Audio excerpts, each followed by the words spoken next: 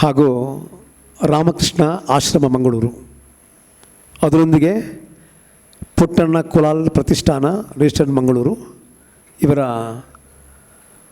ಸಹಯೋಗದಲ್ಲಿ ನಾವು ನಡೆಸಲಿರುವಂತಹ ದಿವಂಗತ ಬಾಬು ಕುಡ್ತಡ್ಕ ಪ್ರಶಸ್ತಿ ಪ್ರಧಾನ ಸಮಾರಂಭ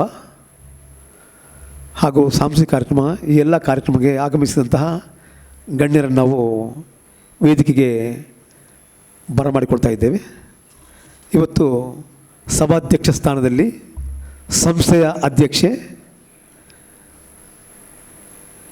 ಲಲಿತಾ ಗೌಡ ಅವರಿರ್ತಾರೆ. ಆನಂತರ ಡಾಕ್ಟರ್ ಅಣ್ಣಯ್ಯ ಕುಲಾಲ್, ದಯವಿಟ್ಟು ಅವರು ವೇದಿಕೆಗೆ ಬರಬೇಕು ಅಂತ ಕೇಳಿಕೊಡ್ತಾ ಇದ್ದೇನೆ. ಡಾಕ್ಟರ್ ಅಣ್ಣಯ್ಯ ಕುಲಾಲ್ರವರು ಪುಟ್ಟಣ್ಣ ಪ್ರತಿಷ್ಠಾನದ ಗೌರವಾಧ್ಯಕ್ಷರು. ಅದರೊಂದಿಗೆ ಎ ಕೃಷ್ಣಮೂರ್ತಿಯವರು, ಚಾರ್ಟರ್ಡ್ ಅಕೌಂಟೆಂಟ್ ಮಂಗಳೂರು, ಇವರನ್ನು ಕೂಡ ವೇದಿಕೆಗೆ ಕರ್ಕೊಂಡು ಬರಬೇಕು. ಕೃಷ್ಣಮೂರ್ತಿಯವರು, ಶ್ರೀ ಎ ಕೃಷ್ಣಮೂರ್ತಿ. ಆನಂತರ ಶ್ರೀಯುತ ಆರ್ ದಿನೇಶ್ ಶೆಟ್ಟಿ, ಇವರು ಕೂಡ ವೇದಿಕೆಗೆ ಬಂದು ಆಸನ ಸ್ವೀಕರಿಸಬೇಕು ಅಂತ ಕೇಳಿಕೊಡ್ತಾ ಇದ್ದೇನೆ.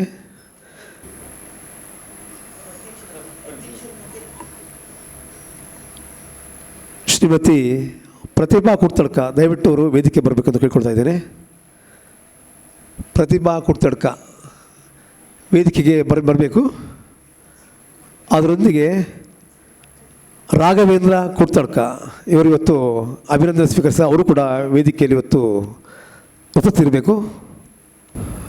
ಪ್ರಧಾನ ಭೂಮಿಕೆಯಲ್ಲಿ ಇವತ್ತು ಬಾಬು ಕುಡ್ತಡ್ಕ ಪ್ರಶಸ್ತಿ ಸ್ವೀಕಾರ ಮಾಡಿರುವಂತಹ ಶ್ರೀಯುತ ಕುಮಾರಗೌಡ ಪುತ್ತಿಗೆ ಅವರನ್ನು ನಮ್ಮ ಸದಸ್ಯರೆಲ್ಲರೂ ವೇದಿಕೆಗೆ ವಿದ್ಯುಕ್ತವಾಗಿ ಬರಮಾಡಿಕೊಳ್ಬೇಕು ಅಂತ ಕೇಳಿಕೊಡ್ತಾ ಇದ್ದೇನೆ. ದಯವಿಟ್ಟು ಶ್ರೀಯುತ ಪುತ್ತಿಗೆ ಕುಮಾರ ಗೌಡ್ರು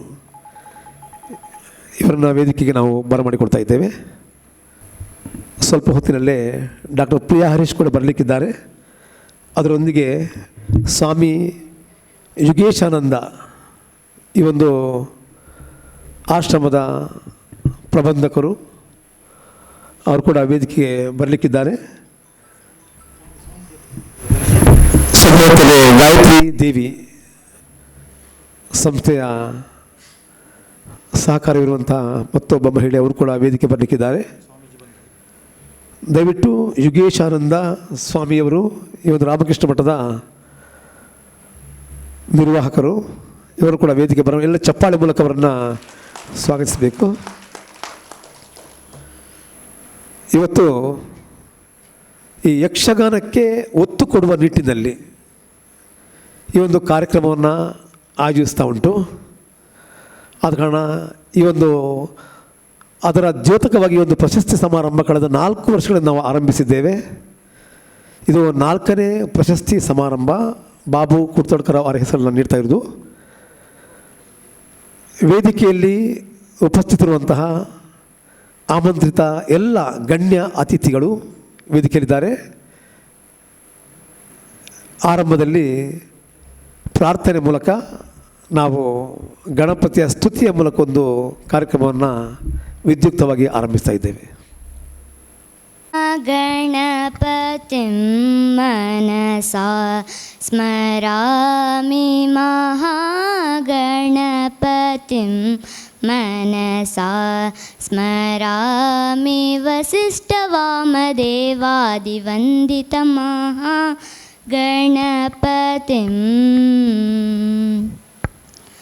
ಮಹಾದೇವಸುತಂ ಗುರುಬುಹಾನುತಂ ಮಾರಕೋಟಿ ಪ್ರಕಾಶಂ ಶಾಂತಂ ಮಹಾಕಾವ್ಯನಾಟಕದೀಪ್ತಿಯಂ ಮಹಾಕಾವ್ಯನಾಟಕದೀಪ್ತಿಯಂ ಮೂಷಿಕವಾಹನಮೋದಕ ಪ್ರಿಯಂ ಮಹಾಗಣಪತಿಂ ಮನಸಾ ಸ್ಮರಾಮಿ ಮಹಾಗಣಪತಿಂ ಮನಸಾ ಸ್ಮರಾಮಿ. ಈ ಕಾರ್ಯಕ್ರಮಕ್ಕೆ ಉತ್ತಮ ಆರಂಭ ನೀಡಿದ್ದೇವೆ. ಯಕ್ಷಗಾನ ರಂಗ ಕರಾವಳಿ ಕರ್ನಾಟಕಕ್ಕೆ ಉತ್ತಮ ಕೊಡುಗೆಯನ್ನು ಕೊಟ್ಟಿದೆ. ಅದೆಷ್ಟೋ ಕಲಾವಿದರನ್ನು ಕೊಟ್ಟಿದೆ. ಅದೆಷ್ಟೋ ಸಂಸ್ಕೃತಿಯನ್ನು ಉಳಿಸುವ ನಿಟ್ಟಿನಲ್ಲಿ ಉತ್ತಮ ಹಾದಿಯಲ್ಲಿ ಆ ಒಂದು ಯಕ್ಷಗಾನ ಕ್ಷೇತ್ರ ಕೇವಲ ನಮ್ಮೂರಲ್ಲ, ಪರದೇಶದಲ್ಲೂ ವಿದೇಶದಲ್ಲೂ ಅದರ ಕರ್ನಾಟಕದ ಮಣ್ಣಿನ ಸೊಗಡನ್ನು ಪರಿಚಯಿಸಿದೆ ಅಂತ ಹೇಳ್ಬೋದು. ಇವತ್ತು ಅಗಲಿದ 2 ಚೇತನಗಳನ್ನು ನಾವು ನೆನಪು ಮಾಡಿಕೊಳ್ತಾ ಇದ್ದೇವೆ. ಇತ್ತೀಚೆಗೆ ತಾಳಮದ್ದಲೆಯ ಹೆಸರಂತ ಅರ್ಥಧಾರಿ ಶಂಭು ಶರ್ಮ ವಿಟ್ಲ ಅವರು ಕಳೆದ ತಿಂಗಳು ಹೃದಯ ಸ್ತಂಭನದಿಂದ ಅಸುನೀಗಿದ್ದರು. ನಮ್ಮ ಅನೇಕ ತಾಳಮದ್ದಲೆಯವರು ಅರ್ಥಧಾರಿಗಳಾಗಿ ಕೆಲಸ ಮಾಡಿದರು. ಅವ್ರನ್ನ ನಾವು ನೆನಪು ಮಾಡಿಕೊಳ್ತೇವೆ. ಹಾಗೂ ಗಾನ ಕೋಗಿಲೆ ದಿನೇಶ್ ಅಮ್ಮಣ್ಣಾಯ ಇವರು ಕೂಡ ಕಳೆದ ತಿಂಗಳು ಹೃದಯಾಘಾತದಿಂದ ನಿಧನ ಹೊಂದಿದ್ದಾರೆ. ಈ 2 ಅಗಲಿದ ಯಕ್ಷಗಾನದ ದಿವ್ಯ ಚೇತನ ನೆನಪು ಮಾಡಿಕೊಳ್ಳಿಕ್ಕೆ 1-2 ಸೆಕೆಂಡ್ಗಳ ಒಂದು ಮೌನ ಆಚರಣೆ ನಾವು ಮಾಡ್ತಾಯಿದ್ದೇವೆ. ದಯವಿಟ್ಟು ಎಲ್ಲರೂ ಎದುರು ನಿಂತೊಂದು ಕೇವಲ ಈ ಒಂದು ಅಗಲಿದ ದಿವ್ಯಾತ್ಮಕ್ಕೆ ನಾವೊಂದು ಸ್ಮರಣೆಯನ್ನು ಸಲ್ಲಿಸೋಣ.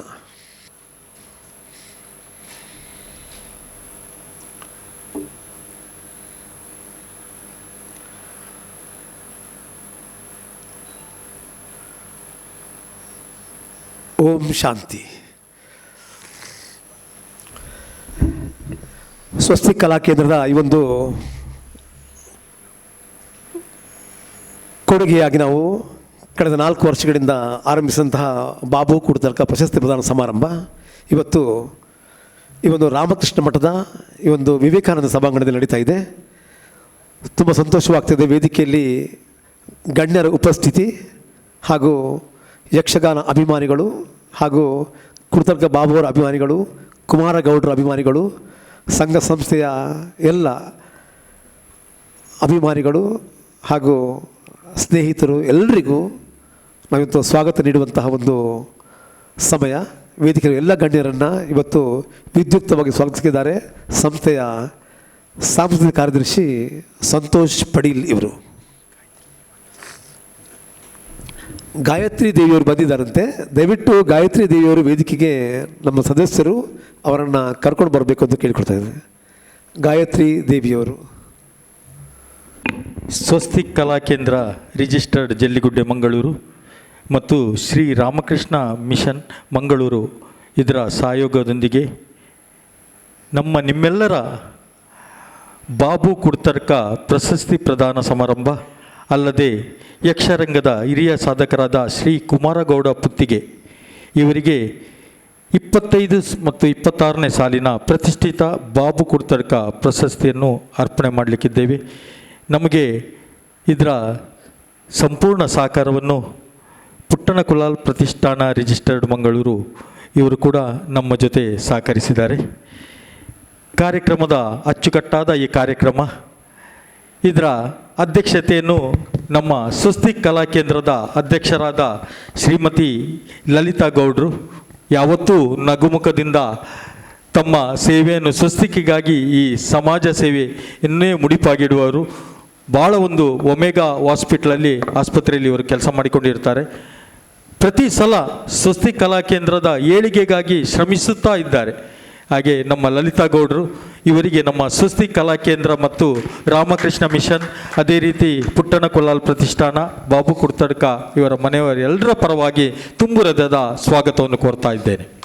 ದಾಕ್ಷಾಯಿಣಿಯವರು ನಮ್ಮ ಜೊತೆ ಕಾರ್ಯದರ್ಶಿ ಇವರು ಅವರಿಗೆ ಶಾಲು ಹಾಗೂ ಹೊತ್ತಿಗೆಯ ಈ ಒಂದು ಸ್ಮರಣಿಕೆ ನೀಡಿ ಗೌರವಿಸಬೇಕು ಎಂದು ಕೇಳಿಕೊಳ್ತಾ ಇದ್ದೇನೆ.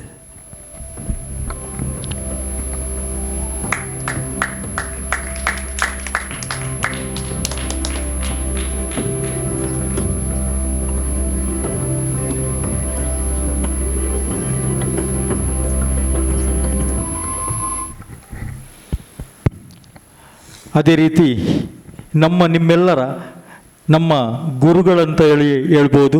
ಯಾಕೇಳಿದರೆ ಕಳೆದ ಸಾಲಿನಲ್ಲಿ ಇಲ್ಲಿಯೇ ನಾವು ರಸಪ್ರಶ್ನೆ ಕಾರ್ಯಕ್ರಮವನ್ನು ಮಾಡಿದ್ದೇವೆ. ನಮ್ಮ ಸ್ವಾಮೀಜಿಯವರು ಯಾವತ್ತೂ ನಗುತ್ತಾ ಇರ್ತಾರೆ. ಅವರು ಸ್ವಾಮಿ ಯುಗೇಶಾನಂದ ಸ್ವಾಮೀಜಿಯವರು ಯಾವತ್ತೂ ಪ್ರತಿಯೊಬ್ಬರು ಬಂದರೆ ಅವರನ್ನೊಂದು ಸ್ವಾಗತ ಮಾಡುವ ರೀತಿ, ಆ ಸ್ವಾಮೀಜಿಯವರು ನಗುತ್ತಾ ನಮ್ಮನ್ನು ಬನ್ನಿ ಸರ್, ಬನ್ನಿ ಕೂತ್ಕೊಳ್ಳಿ ಅಂತೇಳಿ ಸ್ವಾಮೀಜಿಯವರು ಹೇಳುವಾಗ ನಿಜವಾಗಿ ಅವರಿಗೆ ನಾವು ಚಿರಸ ಅವರ ನಮಸ್ಕಾರಗಳನ್ನು ಸಲ್ಲಿಸ್ತಾ ಅವರೊತ್ತಿಗೆ ಯಾವತ್ತೂ ನಮ್ಮ ಜೊತೆ ಆ ಸ್ವಾಮೀಜಿಯವರನ್ನು ಕಾಣುವಾಗ ನಮಗೆ ಒಂದು ಏನೋ ಒಂದು ಕುತೂಹಲ. ಅವರು ಕೂಡ ನಮ್ಮ ವೇದಿಕೆಯಲ್ಲಿದ್ದಾರೆ. ಅವರಿಗೆ ನಮ್ಮ ಸ್ವಸ್ತಿ ಕಲಾ ಕೇಂದ್ರ ಮತ್ತು ನಿಮ್ಮೆಲ್ಲರ ಪರವಾಗಿ ತುಂಬು ಹೃದಯದ ಸ್ವಾಗತವನ್ನು ಕೋರ್ತಾ ಇದ್ದೇನೆ. ಕೋಶಾಧಿಕಾರಿ ಅಶೋಕ್ ಜಾಧವ್ ದಯವಿಟ್ಟು ವೇದಿಕೆ ಬಂದು ಅವರನ್ನು ಶಾಲು ಹಾಗೂ ಹೊತ್ತಿಗೆ ನೀಡಿ ಗೌರವಿಸಬೇಕು ಎಂದು ಕೇಳಿಕೊಳ್ತಾ ಇದ್ದಾರೆ.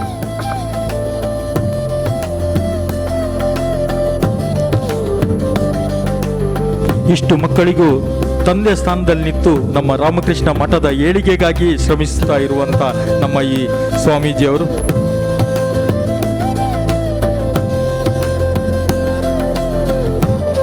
ಅದೇ ರೀತಿ ನಮ್ಮ ಇವತ್ತಿನ ಒಂದು ನಮ್ಮೊಡನೆ ಯಾವತ್ತೂ ನಿಮ್ಮ ಜೊತೆ ನಾನಿದ್ದೇನಂತೇಳಿ ಸದಾ ನಗುತ್ತಾ ಹೇಳುವಂಥ ಒಂದು ವ್ಯಕ್ತಿತ್ವದಲ್ಲಿರುವಂಥವ್ರು ಹೇಳಿದರೆ ನಮ್ಮ ಡಾಕ್ಟ್ರು ಅಣ್ಣಯ್ಯ ಕುಲಾಲ್ ಸರ್.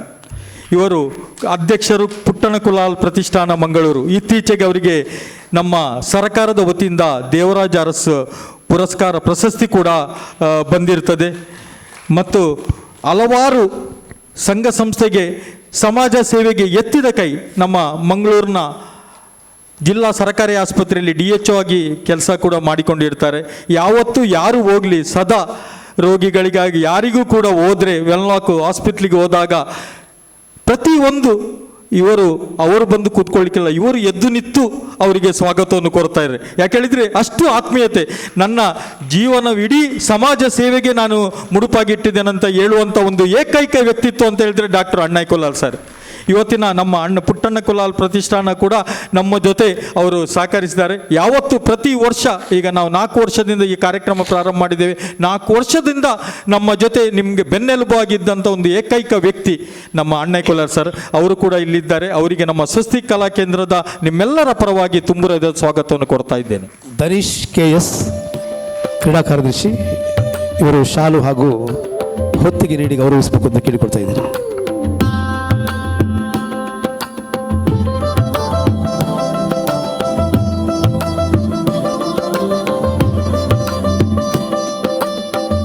ಎಲ್ಲರೂ ಚಪ್ಪಾಳೆ ತಟ್ಟಿ ಪ್ರೋತ್ಸಾಹಿಸಬೇಕಾಗಿ ಕೇಳಿಕೊಳ್ತೇವೆ. ಅದೇ ರೀತಿ ನಮ್ಮ ಜೊತೆ ಯಾವತ್ತು ಸ್ವಸ್ತಿಕಿನ ಬೆನ್ನೆಲುಬು ಆಗಿರುವಂಥವರು ನಮ್ಮ ಚಾರ್ಟೆಡ್ ಅಕೌಂಟೆಂಟ್ ಲೆಕ್ಕ ಪರಿಶೋಧಕರು ಶ್ರೀ A ಕೃಷ್ಣಮೂರ್ತಿ ಸರ್. ಇವರು ಕೂಡ ಹಾಗೆ ಪ್ರತಿ ಸಲ ನಗುತ್ತಾ ಸ್ವಸ್ತಿ ಕಲಾ ಕೇಂದ್ರ ನಾವು ಹೋದಾಗ ನೀವು ಬರುವುದೇ ಬೇಡ, ನೀವು ಖಾಲಿ ಫೋನಲ್ಲಿ ಹೇಳಿದರೆ ಸಾಕು, ದೂರವಾಣಿಯಲ್ಲಿ ಒಂದು ನನಗೆ ಬನ್ನಿ ಅಂತ ಹೇಳಿದ್ರು ಸಾಕು ಅಂತ ಹೇಳುವಂಥ ಆ ಒಂದು ಮನಸ್ಥಿತಿ ಇರುವಂಥ ಒಂದು ವ್ಯಕ್ತಿತ್ವ ಹೇಳಿದರೆ ನಮ್ಮ ಶ್ರೀ A ಕೃಷ್ಣಮೂರ್ತಿ ಲೆಕ್ಕ ಪರಿಶೋಧಕರು, ಕಂಕನಾಡಿ ಮಂಗಳೂರು. ಇವರು ಕೂಡ ವೇದಿಕೆಯಲ್ಲಿದ್ದಾರೆ. ಇವರಿಗೂ ಕೂಡ ಸ್ವಸ್ತಿ ಕಲಾ ಕೇಂದ್ರ ಮತ್ತು ನಿಮ್ಮೆಲ್ಲರ ಪರವಾಗಿ ತುಂಬು ಹೃದಯದ ಸ್ವಾಗತವನ್ನು ಕೋರ್ತಾ ಇದ್ದೇನೆ. ವಿದ್ಯಾ ಅವರು ದಯವಿಟ್ಟು ವೇದಿಕೆ ಬಂದು ಇವರಿಗೆ ಶಾಲು ಹಾಗೂ ಹೊತ್ತಿಗೆಯ ಗೌರವ ನೀಡಬೇಕು ಅಂತ ಕೇಳಿಕೊಳ್ತಾ ಇದ್ದೇನೆ.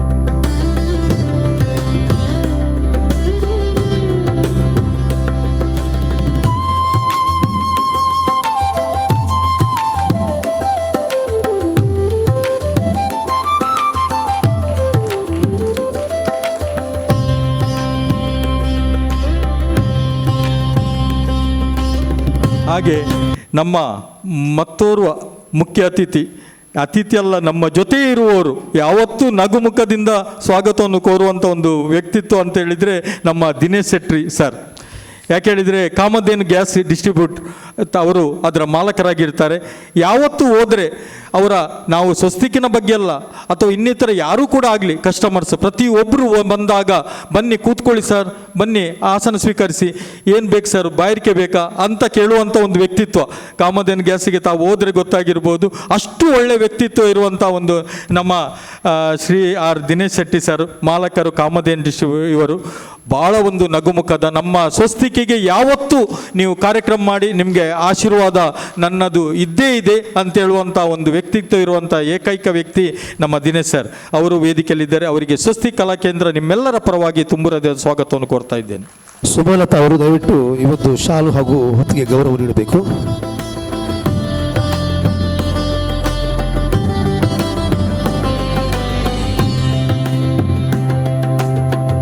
ದಯವಿಟ್ಟು ಎಲ್ಲರೂ ಚಪ್ಪಾಳೆ ತಟ್ಟಿ ಪ್ರೋತ್ಸಾಹಿಸಬೇಕಾಗಿ ಕೇಳಿಕೊಳ್ತಾ ಇದ್ದೀನಿ.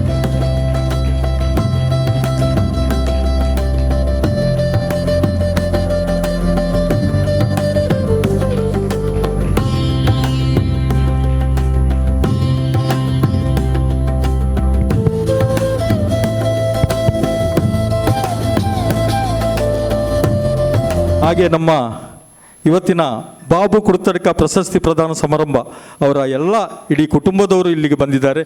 ಅದರಲ್ಲಿ ನಮ್ಮ ಪ್ರಸಾದ್ ಕುರ್ತಡ್ಕ ಅವರು ಬರಬೇಕಾಗಿತ್ತು, ಕಾರಣಾಂತರದಿಂದ ಬರಲಿಕ್ಕಾಗಲಿಲ್ಲ. ಅವರ ಬದಲು ಪ್ರತಿಭಾ ಕುರ್ತಡ್ಕದವರು ಬಂದಿದ್ದಾರೆ. ನಿಜವಾಗಿ ಭಾಳ ಒಂದು ಖುಷಿ. ಅವರು ಬರುವಾಗ ಹೇಳಿದರು, ನಾನು ಯಾಕೆ ಸರ್ ನಾನು ಕೂತ್ಕೊಳ್ಳೋದಿಲ್ಲ ಸರ್ ಪ್ರತಿಭಾ ಕುರ್ತಡ್ಕ ಹೇಳುವಂಥ ಒಂದು ಮಾತು. ಯಾಕೆ ಹೇಳಿದರೆ ಅಷ್ಟು ಒಂದು ಒಳ್ಳೆಯ ಒಂದು, ಯಾಕೆ ಪ್ರತಿಯೊಬ್ಬರಿಗೆ ಗೌರವ ಕೊಡುವಂಥ ಒಂದು ಪ್ರತಿಭಾ ಕುರ್ತಡ್ಕ ಅವರ ಫ್ಯಾಮಿಲಿಯಾಗೆ ಪ್ರತಿಯೊಬ್ಬರಿಗೆ ಗೌರವ ಕೊಡುವಂಥ ಒಂದು ಫ್ಯಾಮಿಲಿ ಅವರು ವೇದಿಕೆಯಲ್ಲಿದ್ದಾರೆ. ಅವರಿಗೆ ನಮ್ಮ ಸ್ವಸ್ತಿ ಕಲಾ ಕೇಂದ್ರದ ಪರವಾಗಿ ತುಂಬ ಹೃದಯದ ಸ್ವಾಗತವನ್ನು ಕೋರ್ತಾ ಇದ್ದೇನೆ. ಶೋಭಾ ಹರೀಶ್ ಇವತ್ತು ಶಾಲು ಹಾಗೂ ಹೊತ್ತಿಗೆ ಗೌರವ ನೀಡಬೇಕು ಅಂತ ಕೇಳಿಕೊಳ್ತಾ ಇದ್ದೇವೆ.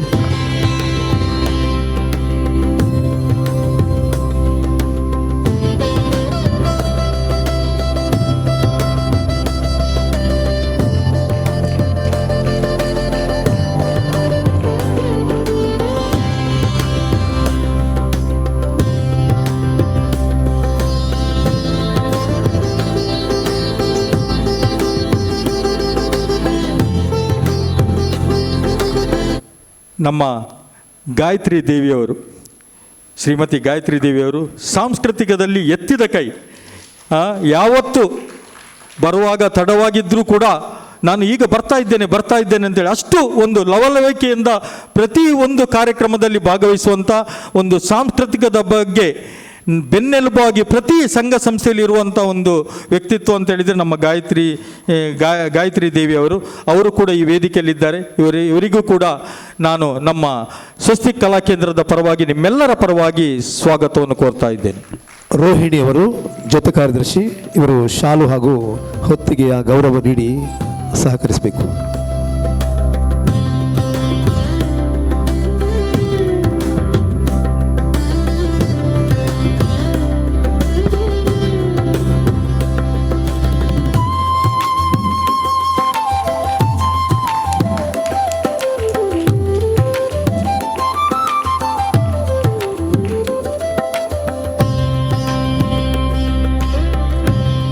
ನಿಮ್ಮೆಲ್ಲರಲ್ಲಿ ಎದುರು ನಮ್ಮ ಒಂದು ಅಭಿನಂದನೆ ಸ್ವೀಕರಿಸಲಿರುವ ಬಾಬು ಕುರ್ತಕರ ಕಿರಿಯ ಪುತ್ರರವರು ನಮ್ಮ ವೇದಿಕೆಯಲ್ಲಿದ್ದಾರೆ.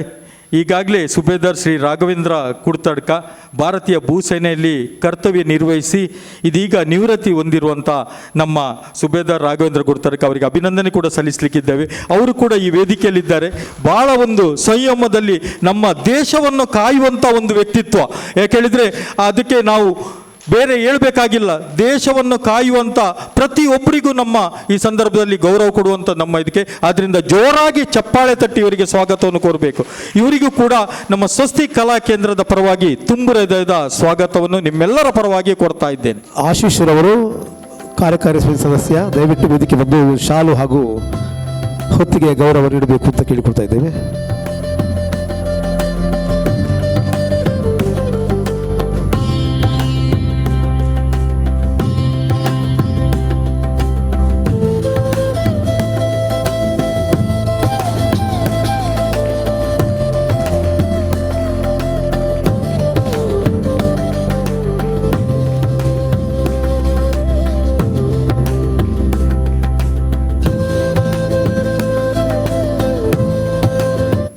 ಅದೇ ರೀತಿ ಯಕ್ಷರಂಗದ ಹಿರಿಯ ಸಾಧಕರಾದ ಶ್ರೀ ಕುಮಾರಗೌಡ ಪುತ್ತಿಗೆ ಇವರಿಗೆ ಕೂಡ ಇವತ್ತು ನಾವು ಪ್ರತಿಷ್ಠಿತ ಬಾಬು ಕುರ್ತಡ್ಕ ಪ್ರಶಸ್ತಿಯನ್ನು ಅರ್ಪಣೆ ಮಾಡಲಿಕ್ಕಿದ್ದೇವೆ.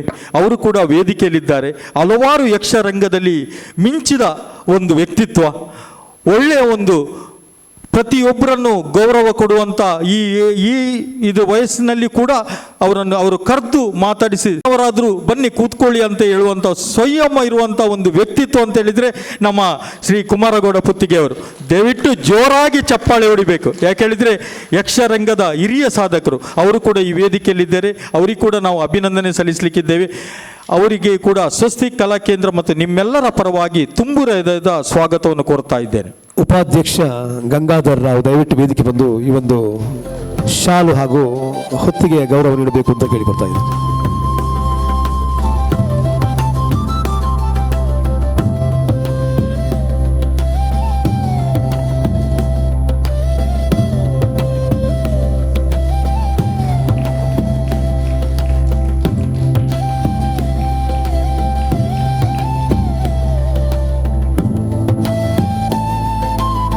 ಅದೇ ರೀತಿ ಇವತ್ತು ನಮ್ಮ ಈ ಕಾರ್ಯಕ್ರಮವನ್ನು ಎಲ್ಲರೂ ಮನೆ ಮನೆಯಲ್ಲಿ ಟಿ ವಿಯಲ್ಲಿ ನೋಡಬೇಕು, ಪ್ರತಿಯೊಬ್ಬರು ಯೂಟ್ಯೂಬಲ್ಲಿ ಕೂಡ ನೋಡಬೇಕಂತ ನಮ್ಮ ಮೀಡಿಯಾ 24x7ನ ನಮ್ಮ ಕಾರ್ತಿಕ್ರವರು ಬಂದಿದ್ದಾರೆ. ಅವರಿಗೂ ಕೂಡ ಈ ಸಂದರ್ಭದಲ್ಲಿ ನಮ್ಮ ಸ್ವಸ್ತಿಕ್ ಕಲಾ ಕೇಂದ್ರ ಮತ್ತು ನಿಮ್ಮೆಲ್ಲರ ಪರವಾಗಿ ನಾವು ತುಂಬು ಹೃದಯದ ಸ್ವಾಗತವನ್ನು ಕೊಡ್ತಾ ಇದ್ದೇನೆ. ಅದೇ ರೀತಿ ಇವತ್ತು ಇಲ್ಲಿ ಬಂದಂಥ ನಮ್ಮ ಪ್ರೇಕ್ಷಕ ವರ್ಗ ಇನ್ನು ಕೆಲವೇ ನಿಮಿಷದಲ್ಲಿ ಶಾಂಭವಿ ವಿಜಯ ಅಂತ ಹೇಳುವಂಥ ಒಂದು ತಾಳಮದ್ದಲೆ ಕೂಡ ಇಲ್ಲಿ ಪ್ರದರ್ಶನಗೊಳ್ಳಲಿದೆ.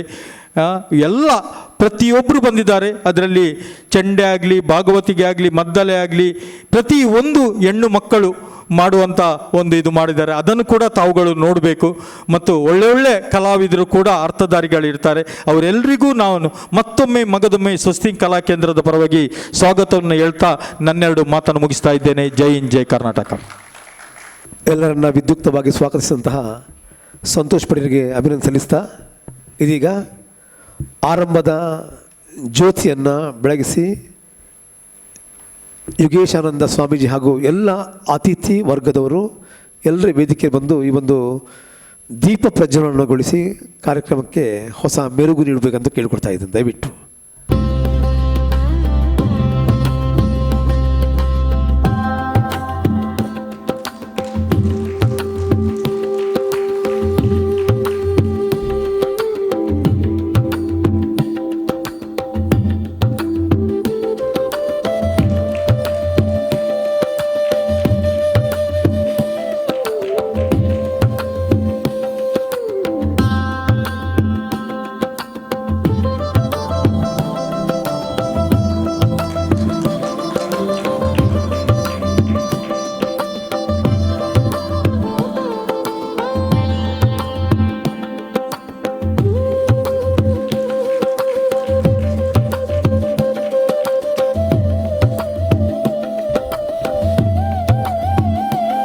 ಸ್ವಸ್ತಿಕ್ ಕಲಾ ಕೇಂದ್ರದ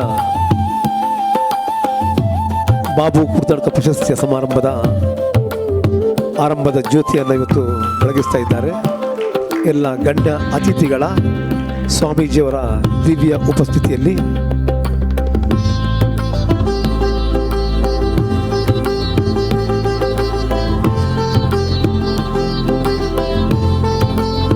ಸ್ವಾಮೀಜಿಗಳು ಇದ್ದಾರೆ. ಅದೇ ರೀತಿ ನಮ್ಮ ಇವರು ಅಣ್ಣೆ ಕುಲಾಲ್ ಸರ್ ಕೂಡ ಇದ್ದಾರೆ. ಅವರೆಲ್ಲರ ಪರವಾಗಿ ನಿಮ್ಮೆಲ್ಲರ ಪರವಾಗಿ ಗೌರವದಿಂದ ಅವರಿಗೊಂದು ಸ್ವಾಗತವನ್ನು ಕೋರ್ತಾ ಇದ್ದೇವೆ. ಆದ್ದರಿಂದ ಚಪ್ಪಾಳೆ ತಟ್ಟಿ ಇವರಿಗೆ ತಾವುಗಳು ಕೂಡ ಸ್ವಾಗತವನ್ನು ಕೋರಬೇಕು. ಶ್ರೀಮತಿ ಗಾಯತ್ರಿ ದಯವಿಟ್ಟು ವೇದಿಕೆ ಬಂದು ಈ ಒಂದು ಶಾಲು ಹಾಗೂ ಹೊತ್ತಿಗೆ ಗೌರವವನ್ನು ಅವರಿಗೆ ನೀಡಬೇಕು ಅಂತ ಕೇಳ್ತೇನೆ. ಗಾಯತ್ರಿ ಅವರು ಸಂಸ್ಥೆಯ ಜೊತೆ ಕಾರ್ಯದರ್ಶಿಗಳು.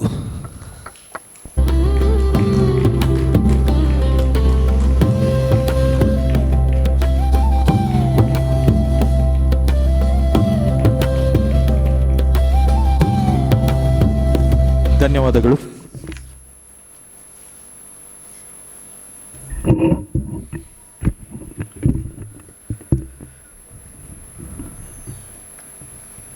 ಕಾರ್ಯಕ್ರಮ ಮುಂದುವರಿಸ್ತಾ ಇದ್ದೇವೆ. ಸ್ವಸ್ತಿಕ್ ಕಲಾ ಕೇಂದ್ರ ಇವತ್ತು ಕೇವಲ ಕಲೆಯನ್ನು ಜನರಿಗೆ ಉಣಬಡಿಸುವುದಲ್ಲ. ಸ್ವಸ್ತಿಕ್ ಕಲಾ ಕೇಂದ್ರ ಆರಂಭ ಕಂಡಿವತ್ತಿಗೆ 22-23 ವರ್ಷಗಳಾಯಿತು. ಈ 23 ವರ್ಷಗಳಲ್ಲಿ ಅನೇಕ ಸಾಮಾಜಿಕ, ಶೈಕ್ಷಣಿಕ, ಧಾರ್ಮಿಕ ಹಾಗೂ ಆರೋಗ್ಯ ಶಿಬಿರಗಳು, ಕ್ರೀಡಾ ಬೇರೆ ಬೇರೆ ರಂಗದಲ್ಲಿ ತನ್ನ ಉನ್ನತಿಯನ್ನು ಸಾಧಿಸಿ ಕಲಾ ಕಾರ್ಯಕ್ರಮಕ್ಕೂ ಹೆಚ್ಚು ಒತ್ತು ಕೊಡುತ್ತಾ ಇವತ್ತು ಬಜಾಲ್ ಗ್ರಾಮದಲ್ಲಿ ಉತ್ತಮ ಹೆಸರು ತಂದುಕೊಟ್ಟು ಕಳೆದ 2016-17 ಸಾಲಿಗೆ ದಕ್ಷಿಣ ಕನ್ನಡ ಜಿಲ್ಲಾ ರಾಜ್ಯೋತ್ಸವ ಪ್ರಶಸ್ತಿಗೆ ಭಾಜನವಾಗಿದೆ. ಸಂಸ್ಥೆ ಅನೇಕ ರೀತಿಯಲ್ಲಿ ವಿವಿಧ ತೆರನಾಗಿ ಅತಿ ಹೆಚ್ಚು ಶಿಕ್ಷಣಕ್ಕೆ ಒತ್ತು ಕೊಡ್ತಾ ಉಂಟು. ಶಾಲೆಯ ಒಳಗಣ ಅನೇಕ ರೀತಿಯಲ್ಲಿ ಕಾರ್ಯಕ್ರಮಗಳನ್ನು ನಾವು ಮಾಡ್ತಾ ಹೋಗ್ತಾ ಇದ್ದೇವೆ. ಸಾರ್ವಜನಿಕವಾಗಿಯೂ ಬೇರೆ ಬೇರೆ ಕಾರ್ಯಕ್ರಮ ಮಾಡ್ತಾ ಇದ್ದೇವೆ. ಅದರಲ್ಲಿ ಈ ಬಾಬು ಕುರ್ತಕ ಪ್ರಶಸ್ತಿ ಒಂದು ನಮ್ಮ ನಿರಂತರವಾಗಿ ಮಾಡುವ ಕಾರ್ಯಕ್ರಮದಲ್ಲಿ ಒಂದು ಅತ್ಯುತ್ತಮ ಶಿಕ್ಷಣ ಟ್ರೋಫಿ. ಅದು ನಿರಂತರವಾಗಿ ಮಾಡುವಂಥ ಪ್ರಕ್ರಿಯೆ. ವರ್ಷ ಶಾಲೆಗಳನ್ನು ಗುರುತಿಸಿ ಆ ಶಾಲೆಯಲ್ಲಿ ಗ್ರಾಮದಲ್ಲಿ ಯಾವ ಶಾಲೆ ಉತ್ತಮ ಶಾಲೆ ಅನ್ನುವಂಥ ರೀತಿಯಲ್ಲಿ ನಾವೊಂದು ಪ್ರಶಸ್ತಿಯನ್ನು ವಾರ್ಷಿಕೋತ್ಸವ ಸಂದರ್ಭ ನೀಡ್ತಾ ಇದ್ದೇವೆ. ಪ್ರತಿ ವರ್ಷ ಬಾಬು ಕುರ್ತಕ ಪ್ರಶಸ್ತಿಯನ್ನು ಸೆಪ್ಟೆಂಬರ್, ಅಕ್ಟೋಬರ್, ನವಂಬರ್, ಡಿಸೆಂಬರ್ ಈ ಸಂದರ್ಭದಲ್ಲಿ ನಾವು ನೀಡ್ತಾ ಇದ್ದೇವೆ. ಈ ವರ್ಷ ಸ್ವಲ್ಪ ತಡವಾಗಿದೆ, ಇಲ್ಲದೆ ಅಕ್ಟೋಬರ್, ನವಂಬರಲ್ಲೇ ಮಾಡಿ ಆಗ್ತದೆ. ಈ ಒಂದು ಪ್ರಶಸ್ತಿ ಆರಂಭಿಸಿ ನಾವು 4 ವರ್ಷಗಳಾಯಿತು. ಇದು 4ನೇ ವರ್ಷ. ಆರಂಭದ ಪ್ರಶಸ್ತಿಯನ್ನು ನಾವು ಅಭಿನವ ಕೋಟಿ ಎಂಬ ಬಿರುದಾಂಕಿತನಾದಂತಹ ಹಿಂದೆ ಕರ್ನಾಟಕ ಯಕ್ಷಗಾನ ನಾಟಕ ಸಭಾದಲ್ಲಿ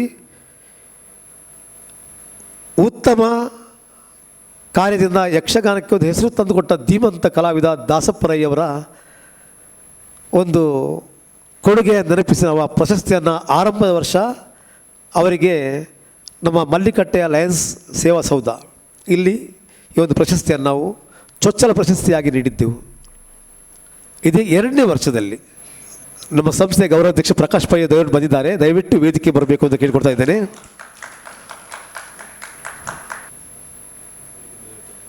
ಪ್ರಕಾಶ್ ಪೈ ಅವರಿಗೆ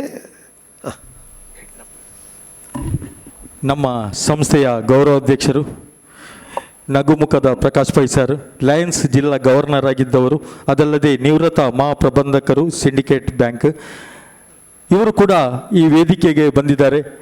ನಮ್ಮ ಭಾಳ ಪ್ರತಿಯೊಂದು ವಿಷಯದಲ್ಲೂ ಬೆನ್ನೆಲುಬಾಗಿರುವಂಥ ಸ್ವಸ್ತಿಕ್ ಕಲಾ ಕೇಂದ್ರಕ್ಕೆ ಒಂದು ಬೆನ್ನೆಲುಬು ಅಂತ ಹೇಳಿದರೆ ನಮ್ಮ ಪ್ರಕಾಶ್ ಪೈ ಸರ್. ಯಾವತ್ತೂ ನಿಮ್ಮ ಜೊತೆ ನಾನಿದ್ದೇನಂತ ಹೇಳುವಂಥ ಒಂದು ವ್ಯಕ್ತಿತ್ವ. ಅವರು ಕೂಡ ಈ ಸಮಾರಂಭಕ್ಕೆ ಬಂದಿದ್ದಾರೆ.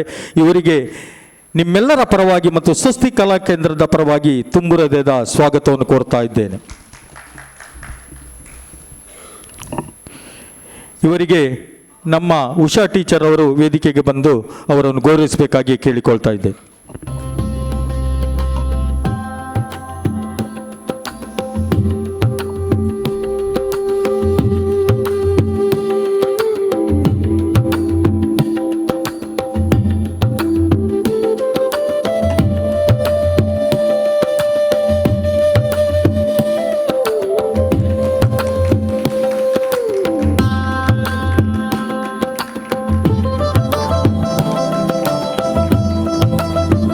ಧನ್ಯವಾದಗಳು. ಪ್ರಥಮ ವರ್ಷ KH ದಾಸಪ್ಪರಯ್ಯ ಅವರಿಗೆ ನಾವೊಂದು ಈ ಪ್ರಶಸ್ತಿಯನ್ನು ನೀಡಿದ್ದೆವು. 2ನೇ ವರ್ಷ ಇದೀಗ ಹನುಮಗಿರಿ ಮೇಳದಲ್ಲಿ ಉತ್ತಮ ಯಕ್ಷಗಾನ ಪಟುವಾದಂತಹ ವೇಣು ಸದಾಶಿವ ಕುಲಾಲ್ ಇವರನ್ನು ನಾವು 2ನೇ ವರ್ಷ ನಾವು ಆ ಒಂದು ಬಾಬುಕೃತ ಪ್ರಶಸ್ತಿಗೆ ಅವರನ್ನು ನಾವು ಆಯ್ಕೆ ಮಾಡಿದ್ದೆವು. ಅವರಿಗೆ ನಗರದ ಕುದ್ಮುಲ್ ರಂಗಾರಾವ್ ಪುರಭವನದಲ್ಲಿ ಈ ಪ್ರಶಸ್ತಿ ನೀಡಿ ಗೌರವಿಸಲಾಗಿತ್ತು. 3ನೇ ವರ್ಷ ತೆಂಗು ಬಡಗು ತಿಟ್ಟುಗಳ ಉಭಯ ತಿಟ್ಟುಗಳ ಸಮರ್ಥ ಸ್ತ್ರೀ ಪಾತ್ರಧಾರಿ ಶ್ರೀಯುತ MK ರಮೇಶ್ ಆಚಾರ್ಯ ಅವರನ್ನು ನಾವು ಪ್ರಶಸ್ತಿಗೆ ಆಯ್ಕೆ ಮಾಡಿದ್ದೆವು. ಅವರನ್ನು ಕೂಡ ಕಳೆದ ವರ್ಷ ನಾವು ಕುದ್ಮುಲ್ ರಂಗಾರಾವ್ ಪುರಭವನದಲ್ಲಿ ಈ ಒಂದು ಪ್ರಶಸ್ತಿ ನೀಡಿ ಗೌರವಿಸಿದ್ದೇವೆ. ಇದು 4ನೇ ವರ್ಷ. ಈ ವರ್ಷ ಈಗಾಗಲೇ ಪೃಥ್ವಿಯ ಕುಮಾರಗೌಡರು ವೇದಿಕೆಯಲ್ಲಿದ್ದಾರೆ. ಅವರನ್ನು ನಾವು ಆಯ್ಕೆ ಮಾಡಿದ್ದೇವೆ. ಯಕ್ಷರಂಗಕ್ಕೆ ಸ್ವಸ್ತಿಕನ ಕೊಡುಗೆ ಅಪಾರ ಹಾಗೂ ಕಲಾರಂಗಕ್ಕೆ ಕೇವಲ ಯಕ್ಷಗಾನ ಮಾತ್ರವಲ್ಲದೆ ಸಾಂಸ್ಕೃತಿಕ ನಾಟಕ ರಂಗ ಹಾಗೂ ಯಕ್ಷಗಾನ ರಂಗ ಅಲ್ಲದೆ ನೃತ್ಯ ಪ್ರಕಾರಗಳ ಬೇರೆ ಬೇರೆ ಕಲೆಗಳನ್ನು ಉಳಿಸಿ ಬೆಳೆಸುವಲ್ಲಿ ಭಾರತೀಯ ಕಲಾ ಸಂಪನ್ನೆಯ ಮಡಿಲಲ್ಲಿ ನಾವು ಕಾರ್ಯವೆಸಗುತ್ತಾ ಇವತ್ತು ಸ್ವಸ್ತಿಕ್ ಕಲಾ ಕೇಂದ್ರ ಉನ್ನತ ಹಾದಿಯಲ್ಲಿ ಕೆಲಸ ಮಾಡ್ತಾ ಇದೆ. ನಮ್ಮ ಸ್ವಸ್ತಿಕ್ ಕಲಾ ಕೇಂದ್ರಕ್ಕೆ ಅನೇಕ ಮಹನೀಯರುಗಳು ಹಿನ್ನೆಲೆಯಾಗಿ ಸಹಕಾರ ನೀಡ್ತಾರೆ, ಬೇರೆ ಬೇರೆ ಕಾರ್ಯಕ್ರಮ ಬೇರೆ ಬೇರೆ ಸಹಕಾರ ನೀಡ್ತಾ ಇದ್ದಾರೆ.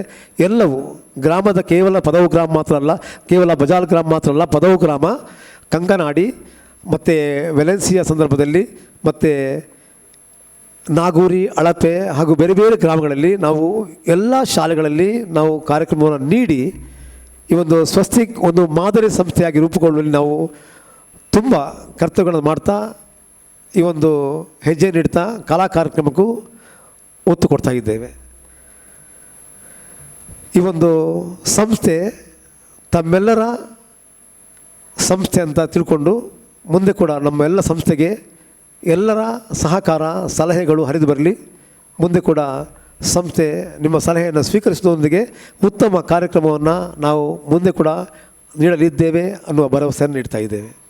ಇದೀಗ ಬಾಬು ಕುಡ್ದಡ್ಕ ಪ್ರಶಸ್ತಿ ಪ್ರದಾನ ಸಮಾರಂಭ. ಇವತ್ತು ವೇದಿಕೆಯಲ್ಲಿ ಪುತ್ತಿಗೆ ಕುಮಾರ್ ಗೌಡ್ ಇದ್ದಾರೆ. ಅವರನ್ನು ದಯವಿಟ್ಟು ಮುಂಭಾಗದಲ್ಲಿ ಆಸನದಲ್ಲಿ ಸ್ವೀಕರಿಸಬೇಕಂತ ನಾವು ಅಶೋಕ್ ಜಾಧವ್ ದಯವಿಟ್ಟು ವೇದಿಕೆ ಬಂದು ಕುಮಾರ್ ಗೌಡ್ರನ್ನು ಎದುರಿನ ಸಾಲಲ್ಲಿ ಕುಳ್ಳಿಸಬೇಕು ಅಂತ ಕೇಳಿಕೊಳ್ತಾ ಇದ್ದೇವೆ. ಅವರ ಪರಿಚಯವನ್ನು ಪ್ರಿಯಾ ಹರೀಶ್ ಅವರು ಮಾಡಲಿಕ್ಕಿದ್ದಾರೆ. ಇವತ್ತು ಅವರ ಅಭಿನಂದನಾ ಭಾಷಣವನ್ನು ಪ್ರಿಯಾ ಹರೀಶ್ ಮಾಡಬೇಕಿತ್ತು. ಕೊನೆಗಳಲ್ಲಿ ಅವರು ಅಭಿನಂದನಾ ಭಾಷಣವನ್ನು ನೀವೇ ಮಾಡಿ ಅಂತ ಕೊನೆಗಳಿಗೆ ಹೇಳಿದ್ದಾರೆ. ಅವರಿಗೆ ತುಂಬ ಕಾರ್ಯಕ್ರಮದ ಜಂಜಾಟ ಬೇರೆ ಬೇರೆ ರೀತಿಯಲ್ಲಿ ಮೊನ್ನೆ ವಿದೇಶ ಪ್ರಯಾಣ ಮಾಡಿದರು. ಆಗ ನಿನ್ನೆ ಬಂದಿದ್ದಾರೆ ಅವರು. ನಾನು ಯಾವುದನ್ನು ಸಿದ್ಧತೆ ಮಾಡಲಿಲ್ಲ, ಆದ ಕಾರಣ ಅದನ್ನು ನೀವೇ ಹೇಳಬೇಕಂತ ಇವತ್ತು ಮಧ್ಯಾಹ್ನ ಫೋನ್ ಮಾಡಿ ಹೇಳಿದರು. ಆದ ಕಾರಣ ಒಂದು ಅವರ ಅಭಿನಂದನಾ ಭಾಷಣವನ್ನು ನಾನೇ ಮಾಡ್ತಾಯಿದ್ದೇನೆ. ಈಗ ಯಕ್ಷರಂಗದ ಮೇರು ಕಲಾವಿದ, ಯಾರು ಮರೆಯಬಾರದ ಮರೆಯಲಾಗದ ಕಲಾವಿದ ಪುತ್ತಿಗೆ ಕುಮಾರಗೌಡರು. ಕುಮಾರಗೌಡರು ಸರಳ ಸಜ್ಜನಿಕೆಯ ಸಾಧಾರಣ ವ್ಯಕ್ತಿ. ಅವರ ಯಕ್ಷಗಾನದ ಒಂದು ಸೇವೆ 33 ವರ್ಷಗಳ ನಿರಂತರ ಸೇವೆ. ಕಳೆದ 33 ವರ್ಷಗಳಲ್ಲಿ ಅವರು ಉತ್ತಮ ಸೇವೆಯನ್ನು ಯಕ್ಷಗಾನ ರಂಗಕ್ಕೆ ನೀಡಿದ್ದಾರೆ. 1950ಕ್ಕೆ ಅವರ ಜನನ ಆಯಿತು. 2000 ಇಸವಿವರೆಗೆ ಅವರು ಯಕ್ಷಗಾನ ರಂಗದಲ್ಲಿದ್ದರು. ಯಶೋಗಾಥೆ ಹೇಗೆಂದರೆ, ಅವರು ತನ್ನ 3ನೇ ತರಗತಿ ವಿದ್ಯಾಭ್ಯಾಸ ಮಾತ್ರದಲ್ಲಿ ಮೊಟಕುಗೊಳಿಸಿ ತನ್ನ 8ನೇ ಹರೆಯದಲ್ಲಿ ಅವರು ಯಕ್ಷಗಾನದಲ್ಲಿ ಬಣ್ಣ ಹಚ್ಚಿ ಗೆಜ್ಜೆ ಕಟ್ಟಿಕೊಳ್ಳಲಿಕ್ಕೆ ಆರಂಭಿಸಿದರು. ಬಾಲಗೋಪಾಲ, ಕೋಡಂಗಿ ವೇಷ ಅಂತ ವೇಷಗಳಿಂದ ಅವರು ವೇದಿಕೆಗೆ ಬಂದರು ತನ್ನ 8ನೇ ವಯಸ್ಸಿನಲ್ಲಿ. ಸೋಮನಾಥೇಶ್ವರ ದೇವಸ್ಥಾನ ಪುತ್ತಿಗೆ ಇಲ್ಲಿ ಯಕ್ಷಗಾನ ತಂಡ ಇತ್ತು. ಆ ಯಕ್ಷಗಾನ ತಂಡದಲ್ಲಿ ಅವರು ಅಲ್ಲಿ ಅಭ್ಯಾಸ ಮಾಡಿದರು. ಮಾಧವ ಶೆಟ್ಟರು ಅವರಿಗೆ ಯಕ್ಷ ನಾಟ್ಯದ ಗುರುಗಳು ಹಾಗೂ ಯಕ್ಷಗಾನ ಪರಿಣಿತರಾಗಿ ಅವರು ಸಿದ್ಧವಾಗಿ 1967ಕ್ಕೆ ಪರಿಪೂರ್ಣ ಕಲಾವಿದರಾಗಿ ಹೊರಹೊಮ್ಮಿದ್ರು. ಅವರು ಪರಿಪೂರ್ಣ ಕಲಾವಿದರಾಗಿ 17 ವರ್ಷಕ್ಕೆ ಅವರೊಂದು ಪರಿಪೂರ್ಣ ಕಲಾವಿದರಿಗೆ ವೇಣೂರು ಮೇಳ ಸೇರ್ತಾರೆ. ಆಗ ವೇಣೂರು ಒಂದು ಮೇಳ ಇತ್ತು. ಆ ಮೇಳದಲ್ಲಿ ಅವರು ಆರಂಭದಲ್ಲಿ ವೇಷ ಮಾಡಿ ಗೆಜ್ಜೆ ಕಟ್ಟಿ ವೇಷವನ್ನು ಪರಿಪೂರ್ಣವಾಗಿ ಆರಂಭಿಸ್ತಾರೆ, ಅರ್ಥ ಹೇಳಲಿಕ್ಕೆ ಆರಂಭಿಸ್ತಾರೆ. ಅಲ್ಲಿ ಒಂದು 6-7 ವರ್ಷ ದುಡಿದು 1976ಕ್ಕೆ ಆ ವೇಣೂರು ಮೇಳ ನಂತರ ಅವರು ಧರ್ಮಸ್ಥಳ, ಕೂಡ್ಲು ಮತ್ತು ಕುಂಡಾವು ಮೇಳದಲ್ಲಿ ತಮ್ಮ ಕಾರ್ಯವನ್ನು ನಿರ್ವಹಿಸಿದರು. ಕುಂಡಾವು ಮೇಳ ಅಂದರೆ ನಿಮ್ಗೆ ಗೊತ್ತಿರಬಹುದು, ಆಗಿನ ಕರ್ನಾಟಕ ಮೇಳ. ಕಲ್ಲಾಡಿ ಕೊರಗ ಶೆಟ್ಟರ ಮಾಲಕತ್ವದ, ಆನಂತರ ಕಲ್ಲಾಡಿ ವಿಠ ಶೆಟ್ಟರ ಮಾಲಕತ್ವದ ಮೇಳ ಕುಂಡಾವು, ಇರಾ ಸೋಮನಾಥೇಶ್ವರ ಮೇಳ ಕುಂಡಾವು ಅಂತ ಉಂಟು. ಆ ಮೇಳದಲ್ಲಿ ಅವರು ದುಡಿದಿದ್ದರು. ಧರ್ಮಸ್ಥಳ ಮೇಳದಲ್ಲಿ ದುಡಿದಿದ್ದರು, ಕೂಡ್ಲು ಮೇಳ ದುಡಿದಿದ್ದರು. ಆನಂತರ ನೇರವಾಗಿ ಬಂದವರೇ ಸುರತ್ಕಲ್ ಮೇಳಕ್ಕೆ, ಮಹಾಮಾಯಿ ಯಕ್ಷಗಾನ ಮೇಳ ಸುರತ್ಕಲ್.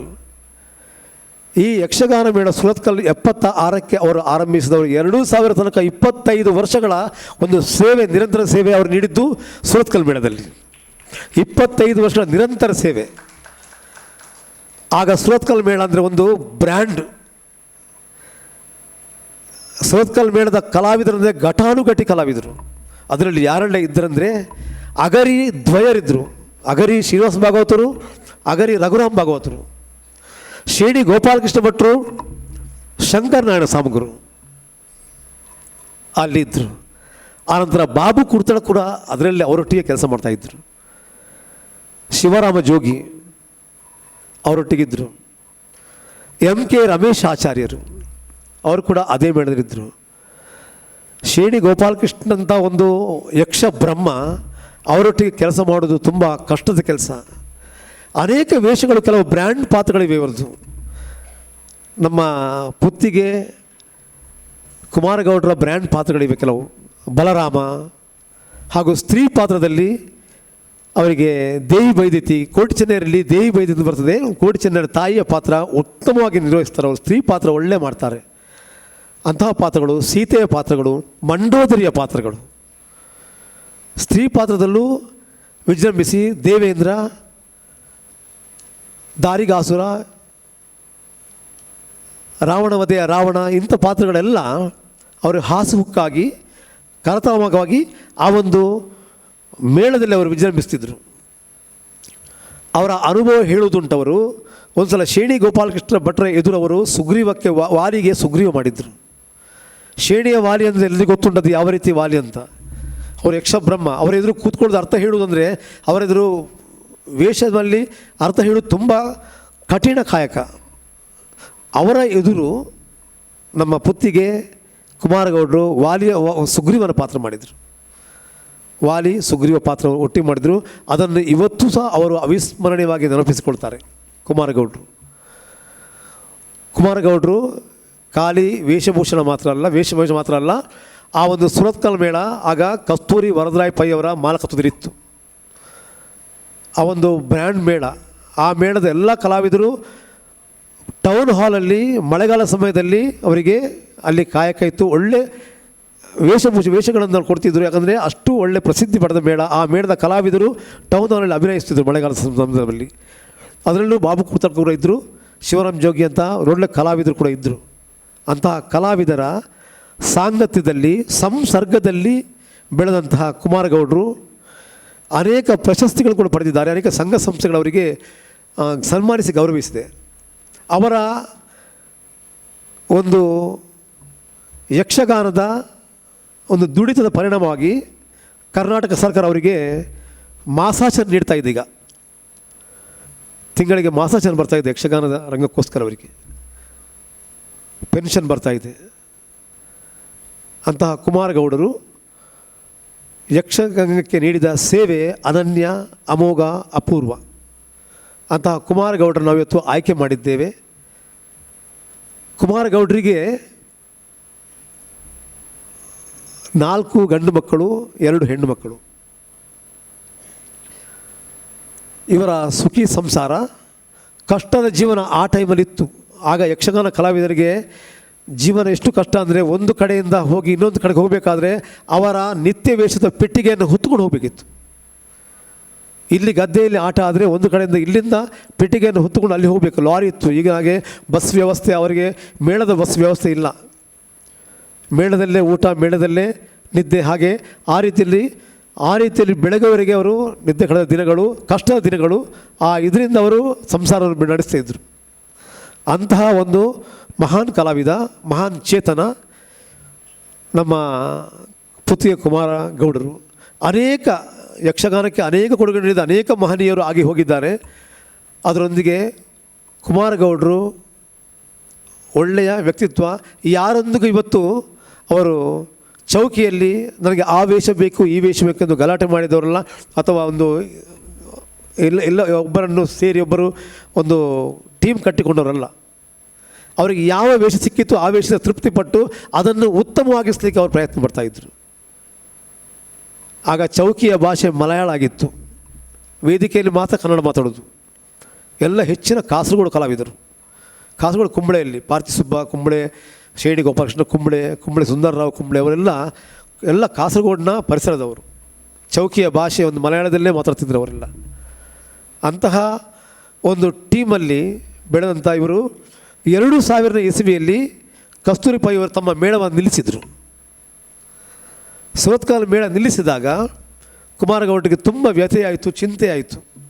ಆದರೆ ಅವರು ಮುಂದೆ ಬಣ್ಣ ಹಚ್ಚಲಿಲ್ಲ, ಬೇರೆ ಮೇಳಕ್ಕೆ ಹೋಗಲಿಲ್ಲ. ಬಾಬು ಕುರ್ತಗವರು ಬೇರೆ ಒಂದು ಮೇಳ ಸ್ಥಾಪಿಸಿದರು. ಇವತ್ತು ಬಾಬುಗಳ ಪ್ರಶಸ್ತಿ ನಾವು ಕೊಡ್ತಾ ಇದ್ದಲ್ಲ, ಅವರು ಸಪ್ರೇಟ್ ಅವರೇ ಆದ ಒಂದು ಮೇಳ, ಒಂದು ತಂಡವನ್ನು ಕುರ್ತಡ್ಕ ಮೇಳ ಅಂತ ಒಂದು ಸ್ಥಾಪನೆ ಮಾಡಿದರು. ಅದರ ಹೆಸರು ರಾಘವೇಂದ್ರ ಕೃಪಾಪೋಷಿತ ಯಕ್ಷಗಾನ ಮಂಡಳಿ. ಇವತ್ತು ವೇದಿಕೆಯಲ್ಲಿ ರಾಘವೇಂದ್ರ ಇದ್ದಾರಲ್ಲ, ಅವರ ಹೆಸರನ್ನು ಇಟ್ಟದ್ದು ಕಾಣುತ್ತೆ ತಂದೆ. ಆದ ಕಾರಣ ಕುರ್ತಡ್ಕ ಮೇಳ ಎಂಬ ಮೇಳ ಒಂದು 10 ವರ್ಷ ಒಳ್ಳೆ ರೀತಿಯಲ್ಲಿ ನಡೆಸಲಾಯಿತು. ಅನೇಕ ಮಹನೀಯರುಗಳಿಗೆ, ಅನೇಕ ಕಷ್ಟದವರಿಗೆ, ಆ ಕಲಾವಿದರಿಗೆ ಒಂದು ಆಸರೆಯಾಗಿ ಕುರ್ತಡ್ಕ ಬಾಬುವರಿದ್ದರು. ಆದರೆ ಕುಮಾರಗೌಡರು ಆ ಮೇಳಕ್ಕೆ ಹೋಗಲಿಲ್ಲ. ಅವರು ತಮ್ಮ ಕೃಷಿಯತ್ತ ಹೊರಡಿದರು. ಅವರು ಕುಡುಬಿ ಜನಾಂಗದ ಒಂದು ಕೃಷಿಯ ಒಂದು ನಾಯಕರಾಗಿದ್ದರು. ಅವರು ಮಿಜಾರು ಅಣ್ಣಪ್ಪ ನಂತರ ಕುಡುಬಿ ಜನಾಂಗದಲ್ಲಿ ವೇಷ ಮಾಡಲಿಕ್ಕೆ ಬಂದವರು ನಮ್ಮ ಕುಮಾರಗೌಡರು. ಮಿಜಾರು ಅಣ್ಣಪ್ಪ ಒಳ್ಳೆ ಹೆಸರು ವೇಷ ಮಾಡಿದ ಹಾಸ್ಯ ಪಾತ್ರಧಾರಿ. ಕರ್ನಾಟಕ ಮೇಳದಲ್ಲಿ, ಕಟೀಲು ಮೇಳದಲ್ಲಿ ಎಲ್ಲ ಅವರು ತನ್ನ ಕಾಯಕವನ್ನು ಮೆರೆದಿದ್ದಾರೆ. ಅಂತಹ ಕುಮಾರಗೌಡರು ಇವತ್ತು ಇರಾ ಸೋಮನಾಥೇಶ್ವರ ದೇವಸ್ಥಾನದ ಪುತ್ತಿಗೆ ಸೋಮನಾಥ ದೇವಸ್ಥಾನದಲ್ಲಿ ಅನೇಕ ಸಂಘ ಸಂಸ್ಥೆಗಳಿದ್ದಾರೆ. ಅಲ್ಲಿ ಪ್ರಶಸ್ತಿ ತಗೊಂಡು ಅನೇಕ ಕೆಲಸ ಮಾಡ್ತಾಯಿದ್ದಾರೆ. ಇವತ್ತು ಸಹ ಅನೇಕ ಕಲಾವಿದರಿಗೆ ನೆರಳಾಗಿ, ಅನೇಕರಿಗೆ ಸಹಕಾರಿಯಾಗಿ ತನ್ನ ವ್ಯಕ್ತಿತ್ವವನ್ನು ಅವರಿಗೆ ಹೇಳಿಕೊಡುವ ಅಥವಾ ತಿದ್ದುವ, ಕಲೆಯನ್ನು ಇನ್ನೊಬ್ಬರಿಗೆ ಹಂಚುವ ಕಾಯಕ ಮಾಡ್ತಾ ಇದ್ದಾರೆ. ಸಂಘ ಸಂಸ್ಥೆಗಳಲ್ಲಿ ಅವರು ಕೆಲಸ ಮಾಡ್ತಾ ಇದ್ದಾರೆ. ನಿರಂತರವಾಗಿ ಅವರು ಕ್ರಿಯಾಶೀಲರಾಗಿದ್ದಾರೆ. ಅಂತಹ ಕುಮಾರಗೌಡರು ನಾವು ಸ್ವಸ್ತಿಕ್ ಕಲಾ ಕೇಂದ್ರ ಇವತ್ತು ಆಯ್ಕೆ ಮಾಡಿದ್ದು ನಿಜವಾಗೂ ಹೆಮ್ಮೆಯ ಸಂಗತಿ. ಅವರಿಗೆಲ್ಲರ ಪರವಾಗಿ ಮತ್ತೊಮ್ಮೆ ನೀವು ತಮ್ಮ ತುಂಬ ಹೃದಯದ ಚಪ್ಪಾಳೆ ನೀಡಬೇಕು ಅಂತ ಕೇಳಿಕೊಳ್ತಾ ಇದ್ದೀನಿ. ಕುಮಾರಗೌಡರು ಒಳ್ಳೆಯ ಯಾವುದೇ ರೀತಿಯಲ್ಲಿ ಒಬ್ಬರಿಗೆ ಎದುರು ಮಾತಾಡಿದವರಲ್ಲ. ತನ್ನ ಕಾಯಕದ ನಂತರ ಎಲ್ಲರೊಂದಿಗೂ ಬೆರೆತು ಕೇವಲ ವೇಷಧಾರಿ ಮಾತ್ರ ಅಲ್ಲ, ಮೇಳದ ಬೇರೆ ಬೇರೆ ಕೆಲಸಗಳಿದ್ದು ಸಹ ಅವರು ಕೈಗೂಡಿಸಿ ಮೇಳದೊಂದಿಗೆ ತನ್ನ ಮೇಳ ಎಂಬ, ತನ್ನ ಮನೆ ಎಂಬ ರೀತಿಯಲ್ಲಿ ಅವರು ಅಲ್ಲಿ ಕೆಲಸ ಮಾಡ್ತಾಯಿದ್ರು. ಅಂತಹ ಕಲಾವಿದ ಇವತ್ತು ಅನೇಕ ಪ್ರಶಸ್ತಿಗೆ ಭಾಜನರಾಗಿದ್ದಾರೆ. ಕುರ್ತಡ್ಕ ಪ್ರಶಸ್ತಿಯನ್ನು ಅವರಿಗೆ ನೀಡುವುದು ನಿಜವಾಗಿ ಅವರಿಗೆ ಹೆಮ್ಮೆ. ಅವರ ಕುರ್ತಡ್ಕ ಬಾಬುವರ ಇವತ್ತು ಮನೆಯವರೆಲ್ಲ ಬಂದಿದ್ದಾರೆ, ಅವರಿಗೆ ಕೂಡ ತುಂಬ ಹೆಮ್ಮೆ ಅನ್ನಿಸ್ತದೆ. ಆದ ಕಾರಣ ಅಂತಹ ಕಲಾವಿದರಿಗೆ ಒಳ್ಳೆಯ ಪ್ರಶಸ್ತಿ ಹೋಗಬೇಕು. ಆದ ಕಾರಣ ಇವತ್ತು ಪ್ರಶಸ್ತಿಗೆ ಅವರನ್ನು ನಾವು ಆಯ್ಕೆ ಮಾಡಿದ್ದೇವೆ. ಪ್ರಶಸ್ತಿ ಸಮಾರಂಭ ಈಗ ನಡೀಲಿಕ್ಕಿದೆ. ಪ್ರಶಸ್ತಿ ಸಮಾರಂಭ ಸ್ವೀಕರಿಸಿದ ನಂತರ ಕುಮಾರಗೌಡರು ಮಾತಾಡಲಿಕ್ಕಿದ್ದಾರೆ.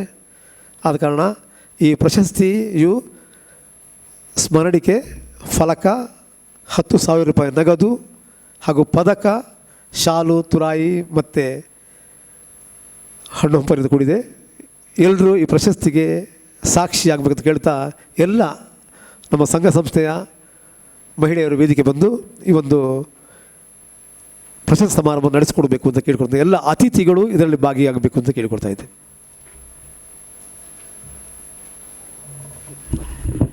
ನಮ್ಮ ಇವತ್ತಿನ ಸಮಾರಂಭಕ್ಕೆ ನಮ್ಮ ನಿಕಟಪೂರ್ವ ಅಧ್ಯಕ್ಷರಾದ ಕಾವು ಪಂಚಲಿಂಗೇಶ್ವರ ದೇವಸ್ಥಾನ ಕಿರಣ್ ರೈ ಸರ್ ಬಂದಿದ್ದಾರೆ.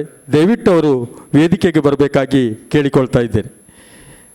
ನಮ್ಮ ಭಾಳ ಒಂದು ಆತ್ಮೀಯರು ಕಿರಣ್ ರೈ ಸರ್. ಯಾವುದಕ್ಕೂ ನಾವು ಕರೆದಾಗ ಇಲ್ಲ ಅಂತ ಹೇಳುವಂಥ ವ್ಯಕ್ತಿತ್ವ ಅಲ್ಲ, ಅವರು ಬಂದಿದ್ದಾರೆ. ಅವರಿಗೆ ಸ್ವಸ್ತಿಕ್ ಕಲಾ ಕೇಂದ್ರ ಮಲ್ಲಿಕರವರು ಸಾಲೋದಿಸುವ ಮೂಲಕ ಅವರಿಗೆ ಸ್ವಾಗತಿಸಬೇಕಾಗಿ ಕೇಳಿಕೊಳ್ತಾ ಇದ್ದೇನೆ.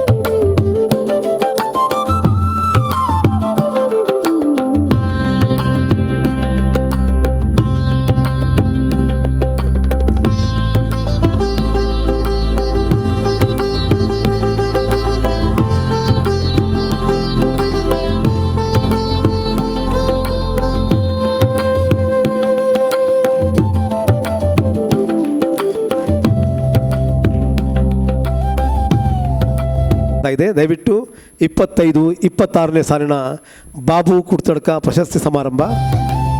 ದಯವಿಟ್ಟು ಎಲ್ಲ ಅತಿಥಿಗಳು ಇದಕ್ಕೆ ಕೈ ಜೋಡಿಸಬೇಕು.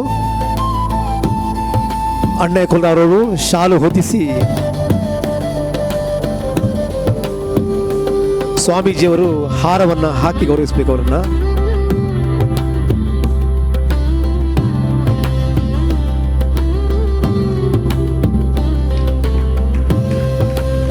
ಪ್ರಕಾಶ್ ಪೈ ಅವರು ಪದಕ ನೀಡಿ ಗೌರವಿಸಬೇಕು.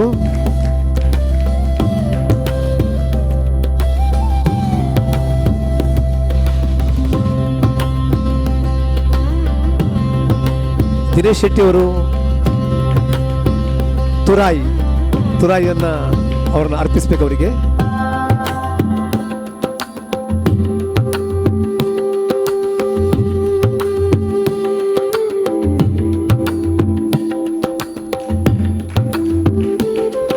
ಕೃಷ್ಣಮೂರ್ತಿಯವರು ಆ ಒಂದು ಸ್ಮರಣಿಕೆಯನ್ನು ಅವರಿಗೆ ನೀಡಬೇಕು. ಬಾಬು ಕುಡ್ತಡ್ಕ ಪ್ರಶಸ್ತಿಯ ಫಲಕ.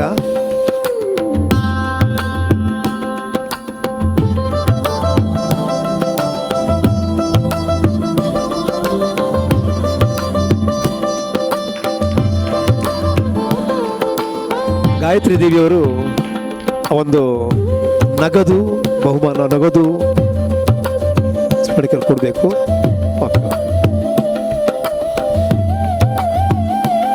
ಸ್ಮರಣಿಕೆಯನ್ನು ದಯವಿಟ್ಟು ಪ್ರಿಯಾ ಹರೀಶ್ ಹಾಗೂ ಎಲ್ಲ ಅತಿಥಿಗಳು ಅವರನ್ನು ನೀಡಿ ಗೌರವಿಸಬೇಕು. 25-26 ಸಾಲಿನ ಬಾಬು ಕುಡ್ತಡ್ಕ ಪ್ರಶಸ್ತಿ ಶ್ರೀಯುತ ಪುತ್ತಿಗೆ ಕುಮಾರ ಗೌಡ ಅವರಿಗೆ ಅರ್ಪಣೆ. ಮಹಾನ್ ಚೇತನ, ಮಹಾನ್ ಯಕ್ಷಗಾನದಲ್ಲಿ ಕಳೆದ 33 ವರ್ಷಗಳಿಂದ ತನ್ನನ್ನು ತೊಡಗಿಸಿಕೊಂಡಂತಹ ಒಂದು ಧೀಮಂತ ಯಕ್ಷ ಕಲಾವಿದ. ಸಮರ್ಪಕವಾಗಿ ಅವರಿಗೆ ಅರ್ಪಣೆಯಾಗಿದೆ.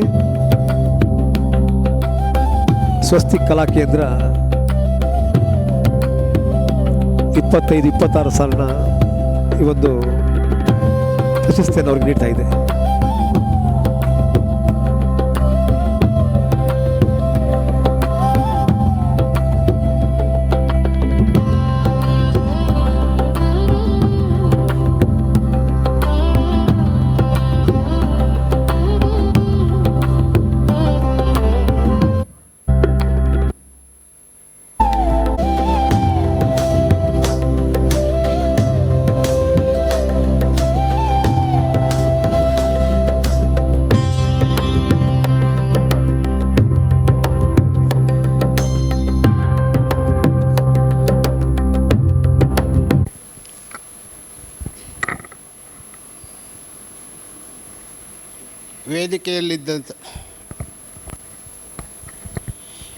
ವೇದಿಕೆಯಲ್ಲಿದ್ದಂತಹ ಎಲ್ಲ ಗಣ್ಯರಿಗೂ ಮೊದಲಾಗಿ ನಮಸ್ಕರಿಸಿದ್ದೇನೆ.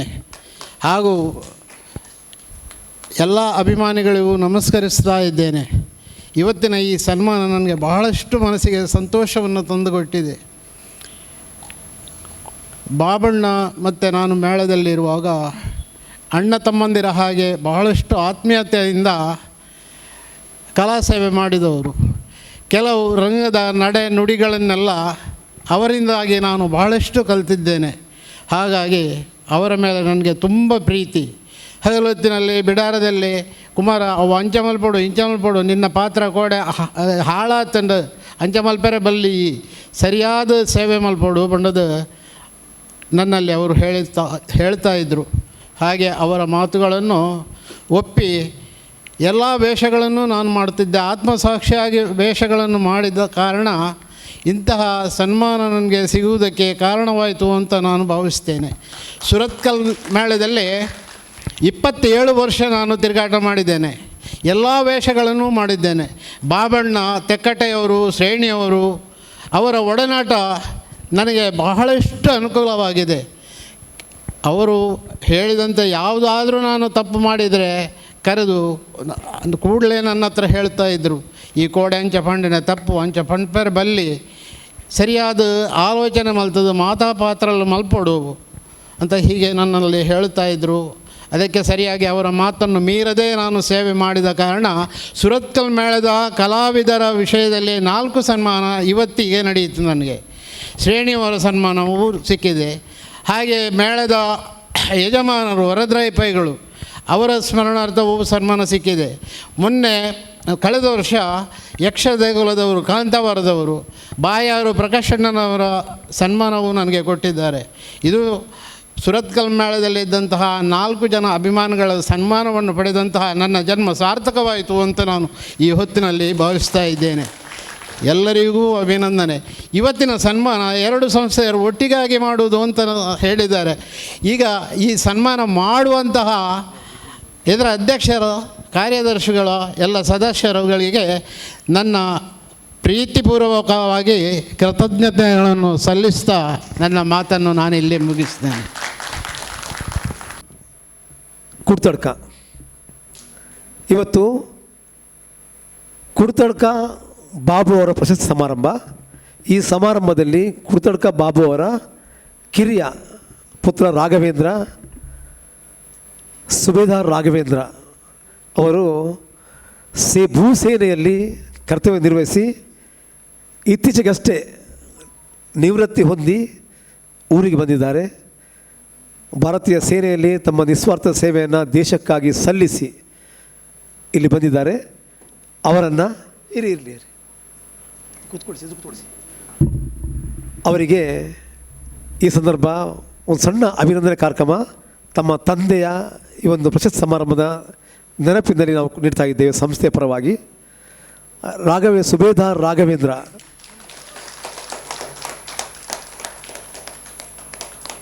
ಸೇನೆಯಲ್ಲಿ ತನ್ನ ಕರ್ತವ್ಯ ನಿರ್ವಹಿಸಿದಂತಹ ಒಬ್ಬ ವೀರ ಯೋಧ.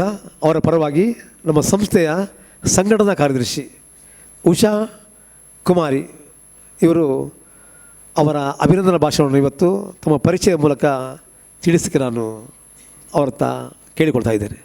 ಬಜ್ಜಾಲ್ ಹಾಗೂ ಶ್ರೀರಾಮಕೃಷ್ಣ ಮಿಷನ್ ಇದರ ಸಹಯೋಗಗಳೊಂದಿಗೆ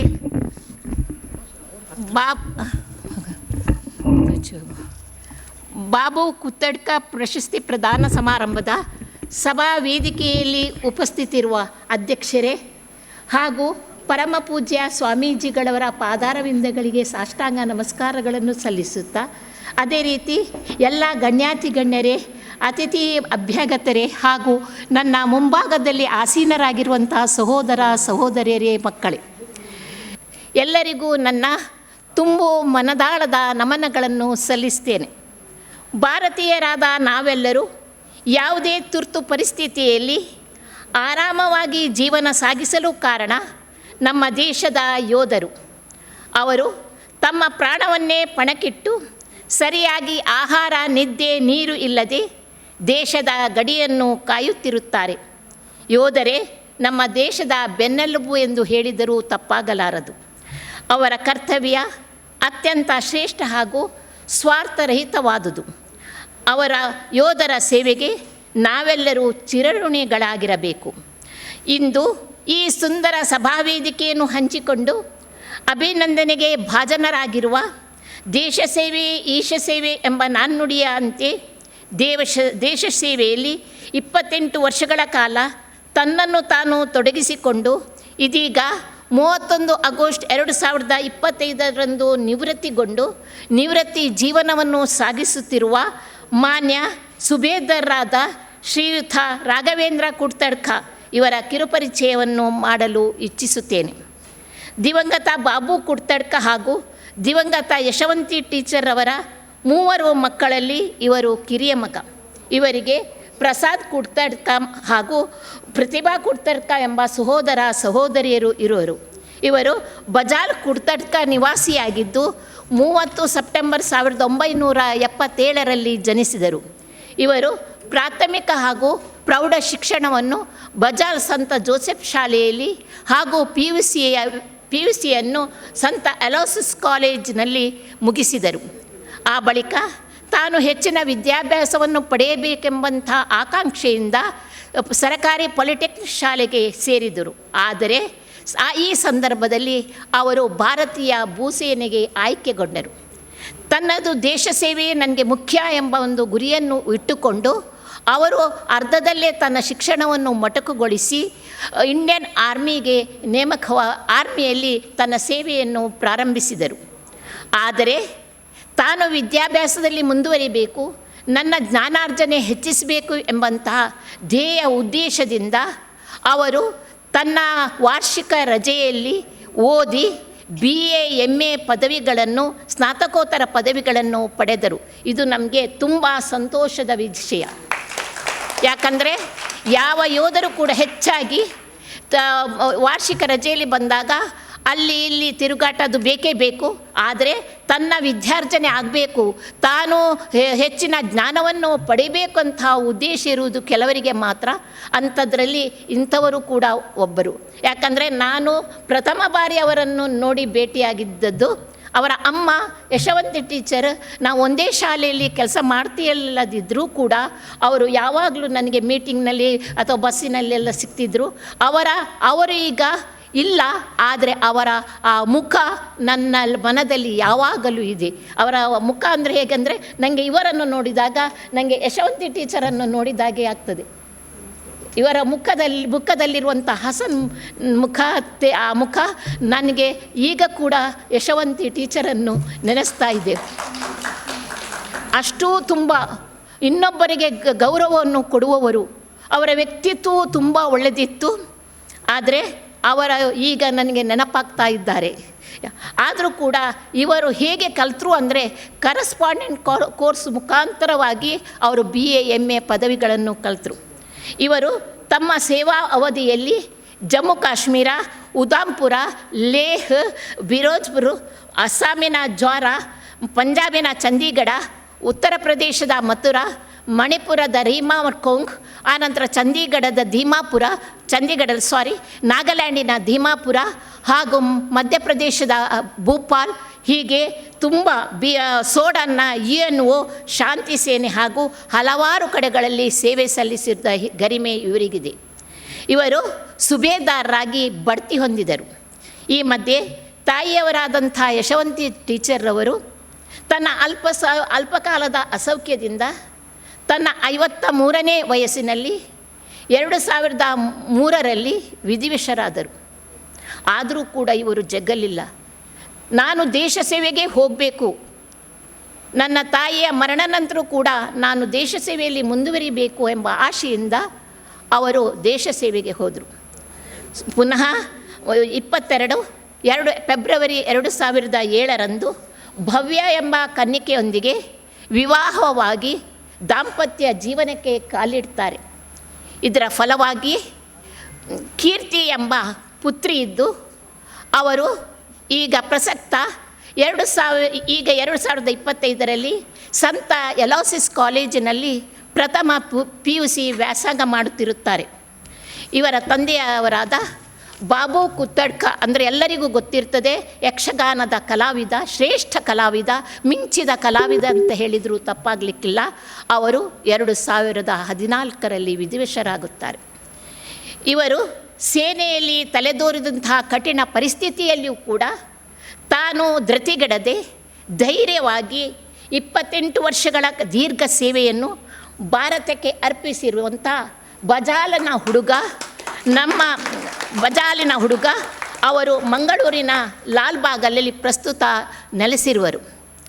ಇವರು ನಮ್ಮ ಮನದಾಳದಲ್ಲಿ ಭೂಸೇನೆಯ ಯೋಧನಾಗಿ, ಆನಂತರ ಸುಬೇದಾರನಾಗಿ ಅಂದರೆ ಆ ಒಂದು ಧೀಮಂತ ನಾಯಕನಾಗಿ, ಅಧಿಕಾರಿಯಾಗಿ ಸೇವೆ ಸಲ್ಲಿಸಿದ್ದಾರೆ.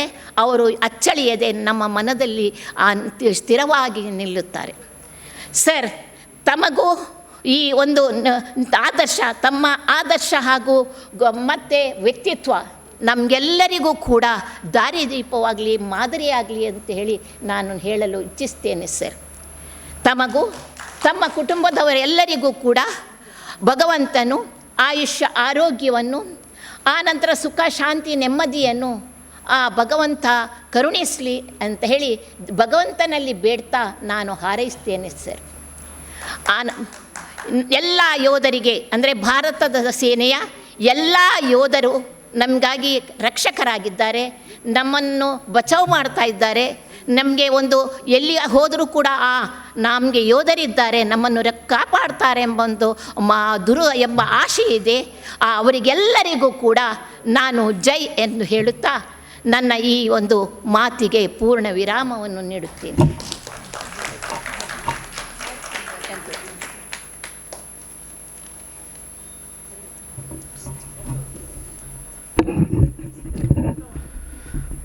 ಭಾರತೀಯ ಭೂಸೇನೆಯಲ್ಲಿ ನಿರಂತರ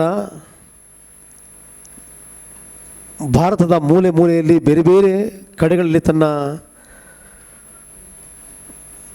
ಛಾಪನ್ನು ಒತ್ತಿ ದೇಶಕ್ಕಾಗಿ ತನ್ನನ್ನು ಅರ್ಪಿಸಿಕೊಂಡ ಶ್ರೀಯುತ ರಾಘವೇಂದ್ರ ಇವರ ಪರಿಚಯವನ್ನು ಈಗಾಗಲೇ ಮಾಡಿದರು. ರಾಘವೇಂದ್ರರ ಸಾಧನೆ ದೇಶಕ್ಕೆ ಹಾಗೂ ಇತರರಿಗೆ ಖಂಡಿತ ಮಾದರಿಯಾಗಬಲ್ಲದು. ಅಂತಹ ಸೇವೆ ನೀಡಿದಂತಹ ರಾಘವೇಂದ್ರ ಅವರಿಗೆ ನಿಮ್ಮೆಲ್ಲರ ಪರವಾಗಿ ತುಂಬ ಹೃದಯ ಕೃತಜ್ಞತೆ ಅರ್ಪಿಸ್ತಾ, ಇದೀಗ ರಾಘವೇಂದ್ರರು ತಮ್ಮ ಮನದಾಳದ ಒಂದೆರಡು ಮಾತುಗಳನ್ನು ಆಡಬೇಕು ಅಂತ ಕೇಳಿಕೊಡ್ತಾ ಇದ್ದೇವೆ. ಆನಂತರ ಅದಕ್ಕೆ ಮೊದಲು ಅವರಿಗೆ ಈ ಒಂದು ಅಭಿನಂದನಾ ಕಾರ್ಯಕ್ರಮವನ್ನು ನಡೆಸಿಕೊಡ್ತೇವೆ. ಅಭಿನಂದನೆ ಸ್ವೀಕರಿಸಿದ ನಂತರ ತಮ್ಮ ಎರಡು ಮಾತುಗಳು ಆಡಬೇಕು ಅಂತ ಕೇಳಿಕೊಡ್ತಾ ಇದ್ದೇವೆ.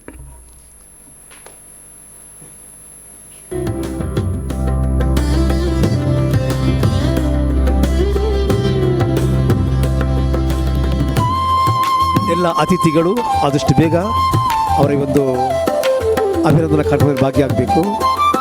ಶಾಲು, ಹಾರ, ತುರಾಯಿ ಹಾಗೂ ಸ್ಮರಣಿಕೆ ನೀಡಿವತ್ತು ಈ ಬಾಬು ಕುರ್ತಲ ಪ್ರಶಸ್ತಿ ಸಮಾರಂಭದ ವೇದಿಕೆಯಲ್ಲಿ ನಡೀತಾ ಇದೆ.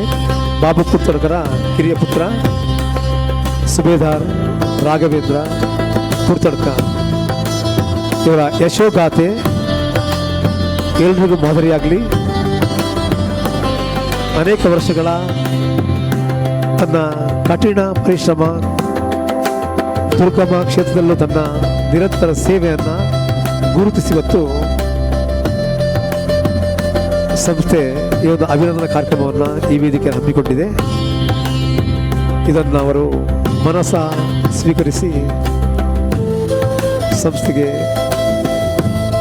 ಉತ್ತಮ ಹಾರೈಕೆ ನೀಡಬೇಕು ಅಂತ ಕೇಳಿಕೊಳ್ತಾ ಇದ್ದೀನಿ.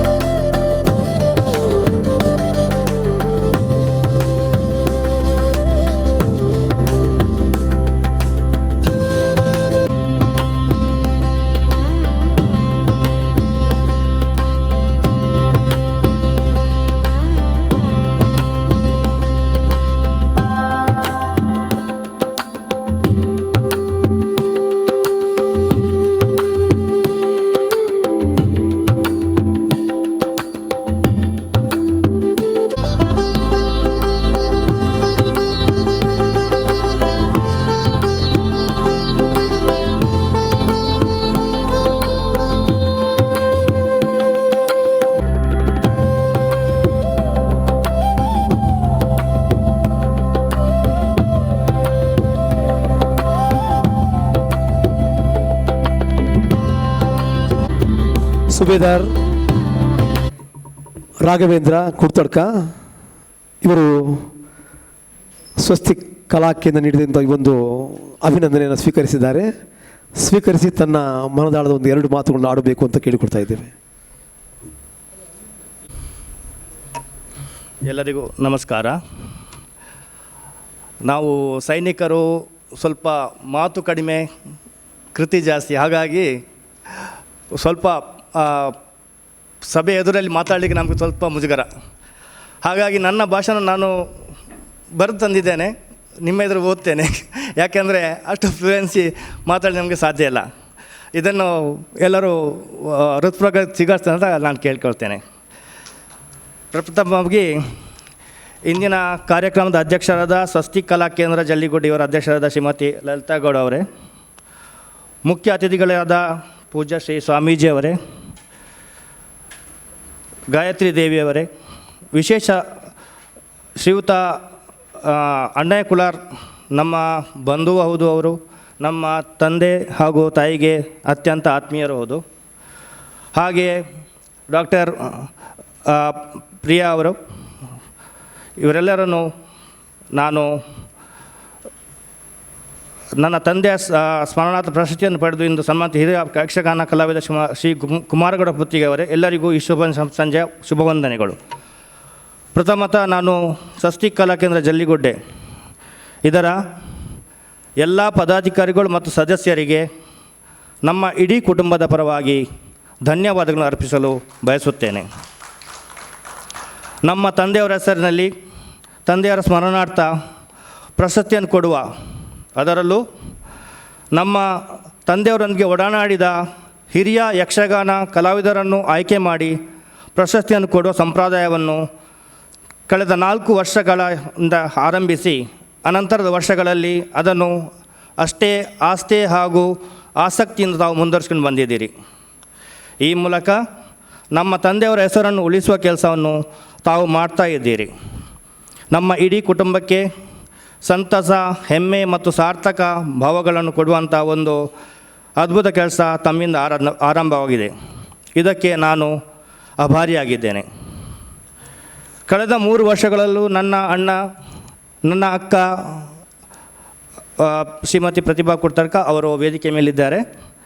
ನನ್ನ ಚಿಕ್ಕಮ್ಮ ಮತ್ತು ನಮ್ಮ ಬಂಧು ಬಾಂಧವರು ಈ ಪ್ರಶಸ್ತಿ ಪ್ರದಾನ ಸಮಾರಂಭದಲ್ಲಿ ಭಾಗಿಯಾಗುತ್ತಾ ಬಂದಿದ್ದಾರೆ. ಆದರೆ ನನಗೆ ಅವಕಾಶ ಸಿಕ್ಕಿರಲಿಲ್ಲ. ಭಾರತೀಯ ಭೂಸೇನೆಯಲ್ಲಿ ಕರ್ತವ್ಯ ನಿರತನಾಗಿದ್ದ ನಾನು ಈ ಕಾರ್ಯಕ್ರಮ ಸಮಯದಲ್ಲಿ ಎಂದು ಊರಲ್ಲಿ ಇರದಿಲ್ಲದ ಕಾರಣ ಈ ಅವಕಾಶದಿಂದ ವಂಚಿತನಾಗಿದ್ದೆ. ಈ ವರ್ಷ ತಂದೆಯವರ ಹೆಸರಿನ ಪ್ರಶಸ್ತಿ ಪ್ರದಾನ ಸಮಾರಂಭದ ಜೊತೆಗೆ ನನ್ನನ್ನು ಅಭಿನಂದಿಸುವ ಕಾರ್ಯಕ್ರಮವನ್ನು ಹಮ್ಮಿಕೊಂಡಿರುವ ತಮ್ಮ ಹೃದಯ ವೈಶಾಲ್ಯತೆಗೆ ನಾನು ಮತ್ತೊಮ್ಮೆ ಆಭಾರ ವ್ಯಕ್ತಪಡಿಸ್ತೇನೆ. ನನ್ನ ಪಾಲಿಗೆ ಇದೊಂದು ಹೂವು ಕೂಡ ಹೂವಿನೊಂದಿಗೆ ನಾರು ಸ್ವರ್ಗಕ್ಕೆ ಹೋಗುವಂಥ ಅನುಭವ. ನನ್ನ ಬಗ್ಗೆ ಹೇಳುವುದಾದರೆ 19ನೇ ಹರೆಯದಲ್ಲಿಯೇ ಭಾರತೀಯ ಭೂಸೇನೆಯ ಕರ್ತವ್ಯಕ್ಕೆ ಸೇರಿದ ನಾನು ಅಂದು ಇಂದು ಯಕ್ಷಗಾನ ಅಭಿಮಾನಿ ಮತ್ತು ಆಸ್ವಾದ ಅಷ್ಟೇ ಹೊರತು ಯಕ್ಷಗಾನ ಕಲೆಗೆ ನನ್ನಂಥ ಒಂದು ಪ್ರತ್ಯೇಕ ಯಾವುದೂ ಕೊಡುಗೆ ಇಷ್ಟರೊಳಗೆ ಇಲ್ಲ. ಆದರೂ ಇಂದಿನ ಯಕ್ಷ ವೇದಿಕೆಯಲ್ಲಿ ಹಿರಿಯ ಯಕ್ಷಗಾನ ಕಲಾವಿದರ ಜೊತೆಗೆ ಸನ್ಮಾನಿತನಾಗುವ ಭಾಗ್ಯ ನನಗೆ ಸಿಕ್ಕಿತು.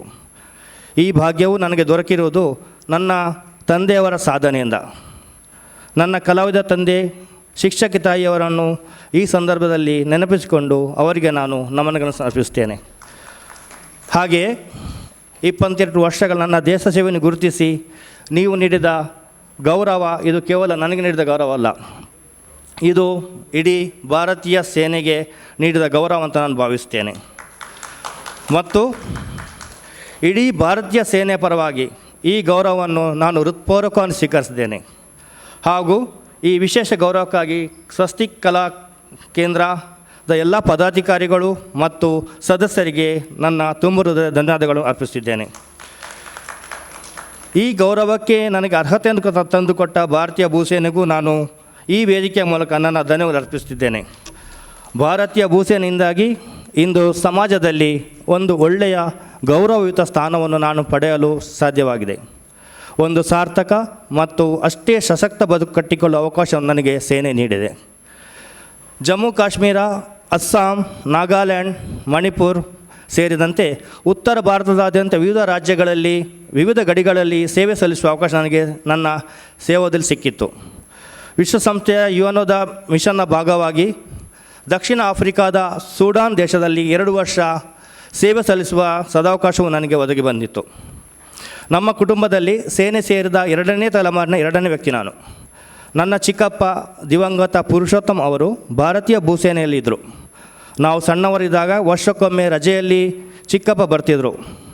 ಸದಾ ಎನರ್ಜೆಟಿಕ್ ಆಗಿ ಇರುವಂಥ ಅವರ ವ್ಯಕ್ತಿತ್ವ, ಸೇನೆಯಲ್ಲಿನ ಅವರ ಅನುಭವಗಳನ್ನು ಕಿಂಚಿತ್ತು ಬೇಸರವಿಲ್ಲದೆ ಉತ್ಸಾಹದಿಂದ ವಿವರಿಸ್ತಾ ಇದ್ದ ಅವರ ಮಾತುಗಳು ಸಣ್ಣಂದಿನಿಂದ ನನ್ನನ್ನು ಪ್ರಭಾವಿಸಿದ್ದವು.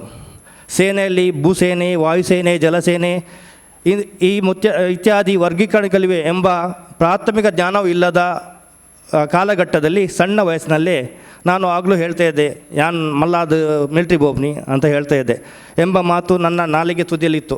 ಅದೇ ಈಗ ಸತ್ಯವಾಗಿ ನಾನು ದೊಡ್ಡವನಾದ ಮೇಲೂ ಆ ಉತ್ಸಾಹ ಅಳಿಯಲಿಲ್ಲ. ನಾನು ನನ್ನ ಬಾಲ್ಯದ ಕನಸಿನಂತೆ ಸೇನೆಯ ಕರ್ತವ್ಯವನ್ನೇ ಆಯ್ಕೆ ಮಾಡಿಕೊಂಡೆ. ಆದರೆ ಈಗಿನ ತಲೆಮಾರಿನ ಮಕ್ಕಳಲ್ಲಿ ಯಾಕೋ ಸೇನೆಯೊಳಗಿನ ಈ ಸೆಳೆತ ಸ್ವಲ್ಪ ಕಡಿಮೆ ಆಗಿದೆ ಅನಿಸುತ್ತದೆ. ದೇಶ ಪ್ರೇಮದ ಭಾಷಣಗಳೇನೋ ದಿನದಿಂದ ದಿನಕ್ಕೆ ಹೆಚ್ಚಾಗ್ತಿದೆ, ಆದರೆ ದೇಶ ರಕ್ಷಣೆ ಜೊತೆ ಹೊಣೆ ಹೊರುವವರ ಸಂಖ್ಯೆ ಕಡಿಮೆಯಾಗಿದೆ. ಪಂಜಾಬ್ ರಾಜ್ಯದಲ್ಲಿ ಅಷ್ಟೇಕೆ ನಮ್ಮದೇ ರಾಜ್ಯದ ಕೊಡಗಿನಲ್ಲಿ ಊರುಗಳಲ್ಲಿ ಪ್ರತಿ ಮನೆಯಲ್ಲಿ ಒಬ್ಬರಾದರೂ ಅವರಿಗೆ ಎಷ್ಟೋ ಕೃಷಿ ಸಂಪತ್ತು ತೋಟ ಇದ್ದರೂ ಒಬ್ಬರಾದರೂ ದೇಶ ಸೇವೆಗಾಗಿ ಸೇನೆಯಲ್ಲಿ ಸೇವೆ ಸಲ್ಲಿಸುವಕ್ಕೆ ತತ್ಪರರಾಗಿರ್ತಾರೆ. ಆದರೆ ನಮ್ಮ ಕರಾವಳಿ ಭಾಗದಲ್ಲಿ ಸೇನೆಯಲ್ಲಿರುವ ಉದ್ಯೋಗಾವಕಾಶದ ಬಗ್ಗೆ ನಮ್ಮ ಮಕ್ಕಳಿಗೆ ಸರಿಯಾದ ಮಾಹಿತಿಯ ಕೊರತೆ ಏನೋ ಅನಿಸುತ್ತದೆ.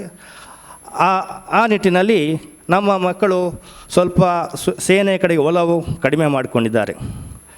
ಇಂದು ಇಲ್ಲಿ ಬಹಳಷ್ಟು ಕ್ಷೇತ್ರದ ಬೇರೆ ಧುರೀಣರು ಇದ್ದೀರಿ. ರಾಮಕೃಷ್ಣ ಮಠದ ಪೂಜ್ಯ ಸ್ವಾಮೀಜಿಯವರು ಇದ್ದೀರಿ. ಪುಟ್ಟಣ್ಣ ಕುಲಾಲ್ ಪ್ರತಿಷ್ಠಾನದ ಡಾಕ್ಟರ್ ಅನ್ನಯ್ಯ ಕುಲಾಲ್ ಹಾಗೂ ಕುಲಾಲ ಯುವ ವೇದಿಕೆ ಅವರು ಇದ್ದೀರಿ.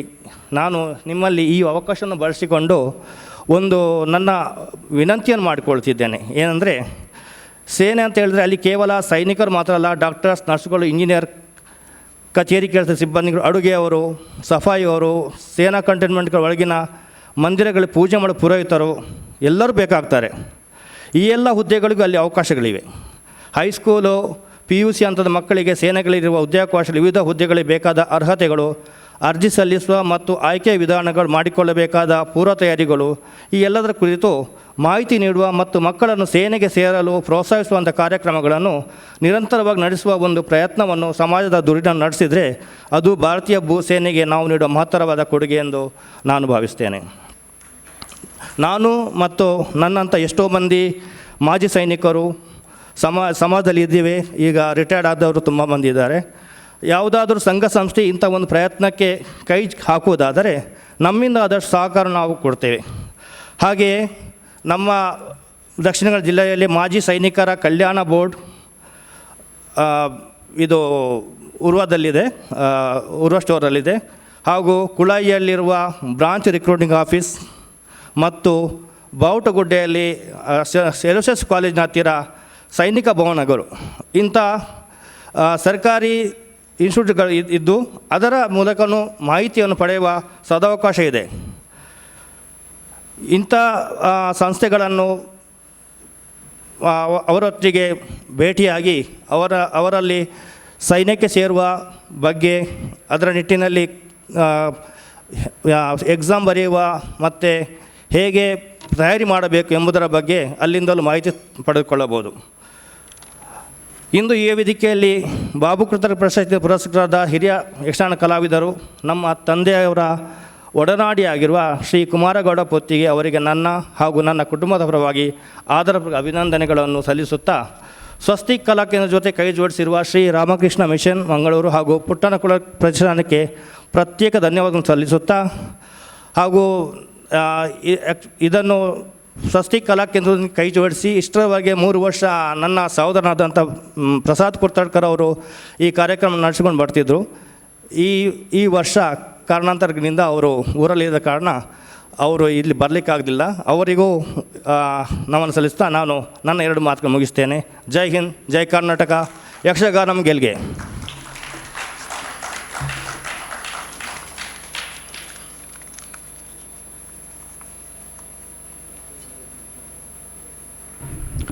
ಶ್ರೀ ರಾಘವೇಂದ್ರ ಸುಬೇದಾರ್ ಇವರ ಮಾತುಗಳಲ್ಲಿ ಎಳೆಯಾಗಿ ಸೋದಾಹರಣವಾಗಿ ತಾನು ಮಾಡಿದಂತಹ ಸೇವೆಗಳು ಇದೆಲ್ಲವನ್ನು ತಮ್ಮ ಮಾತಿನಲ್ಲಿ ವಿವರಿಸಿದ್ದಾರೆ. ಅಭಿನಂದನೆಗಳು ರಾಘವೇಂದ್ರವರೇ. ಮುಂದೆ ಕೂಡ ಸೇನೆಗೆ ಸೇರುವವರ ಸಂಖ್ಯೆ ವಿಪರೀತ ಹೆಚ್ಚಾಗಲಿ, ದೇಶವನ್ನು ಕಾಯುವ ನಿಮ್ಮ ಈ ಒಂದು ಉದ್ಧಟದ ಹಾಗೂ ಆ ಒಂದು ಮುಂದಾಳುತ್ವ ಎಲ್ರಿಗೂ ಪ್ರೇರಣೆಯಾಗಲಿ ಅಂತ ಹೇಳ್ತಾ, ಇದೀಗ ಮುಂದೆ ಪುಟ್ಟಣ್ಣ ಕುಲಾಲ್ ಪ್ರತಿಷ್ಠಾನದ ಶ್ರೀಯುತ ಡಾಕ್ಟರ್